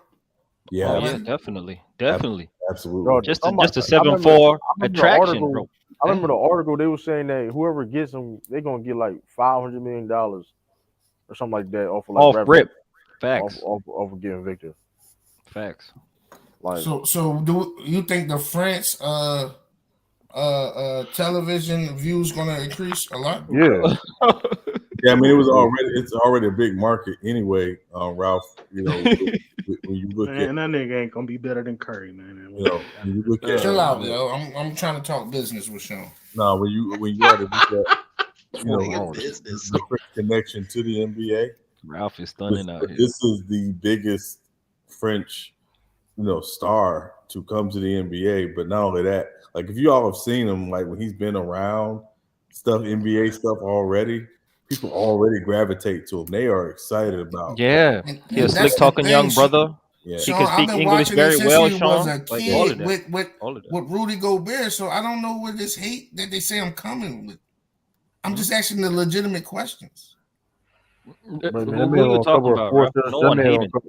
That That man covered Sports Illustrated. I think he got a shoe deal already, or like a. I don't know which, If you've seen his interview, Shaw, like he talks really well. He hasn't said that he wants to be on any specific team. He don't matter. He's just happy to be in the NBA. Yeah. He's saying all the right things in terms of leadership, you know, and just having the right mind state for a rookie coming into the NBA. So he got all those, intangible ticks are all done, like character ticks and all that. So with all his stardom, do you think they might bring back the rookie all-star thing? He might be an all-star as a rookie? Well, no, I think. Will he be an all-star this year? No, I'm talking about participating in the all-star game, the actual last game as a rookie. Oh, it's possible. It's possible. Rookies have played. What he do though? He can have a good rookie year. Don't make it also like Paulo had a good rookie. If he come out averaging 20-15 and like 5 blocks, yeah, he probably will be. Yeah, I wasn't talking about like the rookie all-star. I'm talking about the actual all-star. If he's good, if he's good enough. Because we ain't see that in a long time. Yeah, like I said, Stanley said Blake Griffin did it. Tim Duncan did it. It's been guys that do it, but Yeah, but Blake only did it because he ain't played his first year. LeBron James did it, right? But the first season he played though, he still. LeBron didn't make the All-Star team. Oh my goodness, that was the only season. Oh, that's disrespectful, Sean. Damn, that's disrespectful. No, not really. He was good, but not even on the bench. Damn, that's tough. Vince Carter and them. Yo, I'm about to look up that All-Star team. I can't imagine there was a better bench player than LeBron at that point in time, man. That's crazy. I think it was Vince Carter. Paul Pierce, you had quite a few, guys. And again, you got to earn. You got to earn. It ain't gonna be just given to you. You got to earn it. So between Chet and him, who you think getting the rookie of the year? I'm gonna be real, Joe. I think Chet slept on. I think Wemby's going to be the front runner because of the popularity, but also it just depends on where he goes and how they use him, how he adjusts to the NBA. But I think he would obviously be the front runner for Rookie of the Year. I think Chet's going to have a good year, but I think Victor will be the front runner. I ain't seen no workouts or nothing from Chet. I don't know what he been doing. He's playing. No, he's playing. He's back. Chet though, man, that's gonna be interesting. He definitely want to help that team out a lot, though. OKC, I think they're gonna. I think they could make the playoffs next year, depending on how you play. You think they could be like the Kings, take that like top echelon spot? Damn, Sean. They were a playing team, so it's possible. Kenyon Martin was picked over LeBron James, man. That's crazy. What Kenyon Martin was balling as a kid? You understand? And Ness was nice. Jamal Magloire, come on, man. Wasn't Ness like a top 3 seed? Ness was like a top 3 seed. Remember the Nets were coming off. Kenyon Martin, come on. They went to the championship that year. Remember they were coming off 2 finals appearances. He was basically the Nets' second best player at the time. So yeah, it's all good though.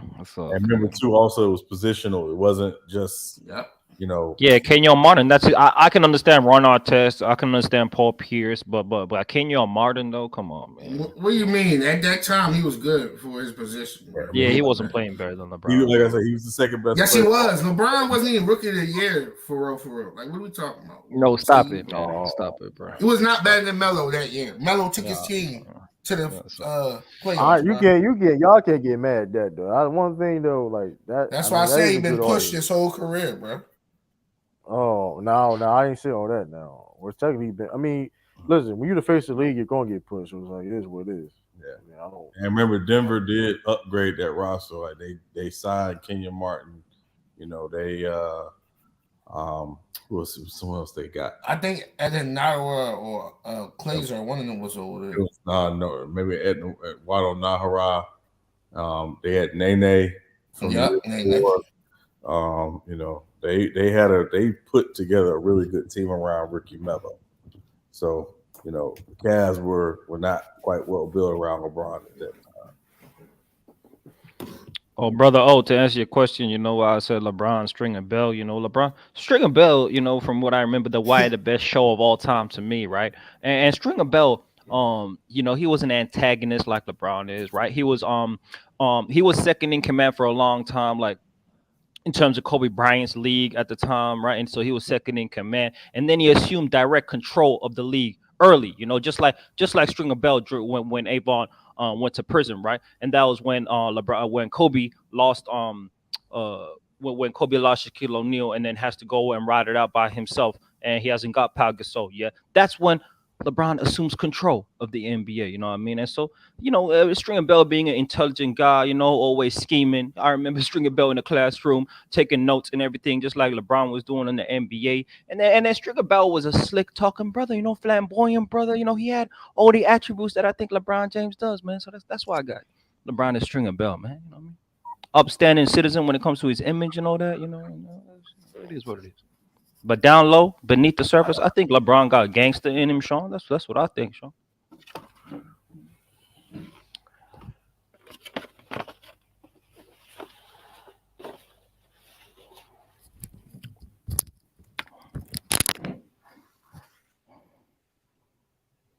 Stand up and said Bron ain't stitch on Kobe to become number one.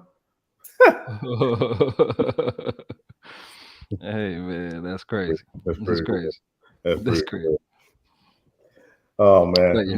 I'm gonna get off here, y'all. I gotta get ready for work in the morning, so I'll catch y'all later on. Peace out, Sean, man. Lakers in 6, Sean, man. That's all good. All right. Nuggets in 7. Nuggets in 7. Salute. Yeah. right, Yep. so- Rematch coming, Sean. Rematch. Hey, do your work, Sean. It's gonna be a bubble rematch, Sean. I want to see that. I got the Nuggets and Celtics, man. Oh, okay, man. That's all good, man. That's all good. So salute y'all. Catch y'all later on. Peace. Hey, Tiffany, stop it, Tiffany. Stop it, man. You've been on my head since I came through, man. Stop it, Tiffany. Stop it. You know, once I get sturdy out of here, you know, in our debate, you know, you can be up next, Tiffany. It's gonna be true. It's gonna be Hey, I'm about to end this stream though. it's gonna be whatever. Y'all about to end this All stream, good. man. I appreciate y'all, man. Salute, peace, all that. Yeah, I got to run. Through everyone. Hope y'all doing. Hey, salute Tracy. Appreciate y'all. Like I said, I'm out. Peace. We'll see if I stream. I don't know. If I don't make it, you'll see. Y'all see. If I don't make it stream tomorrow, you'll know. I'll tell you that. I ain't gonna do no last minute, but if I'm on or not. But I see y'all. Appreciate y'all. Peace, deuces. Peace, true. It's your boy True. I'm out.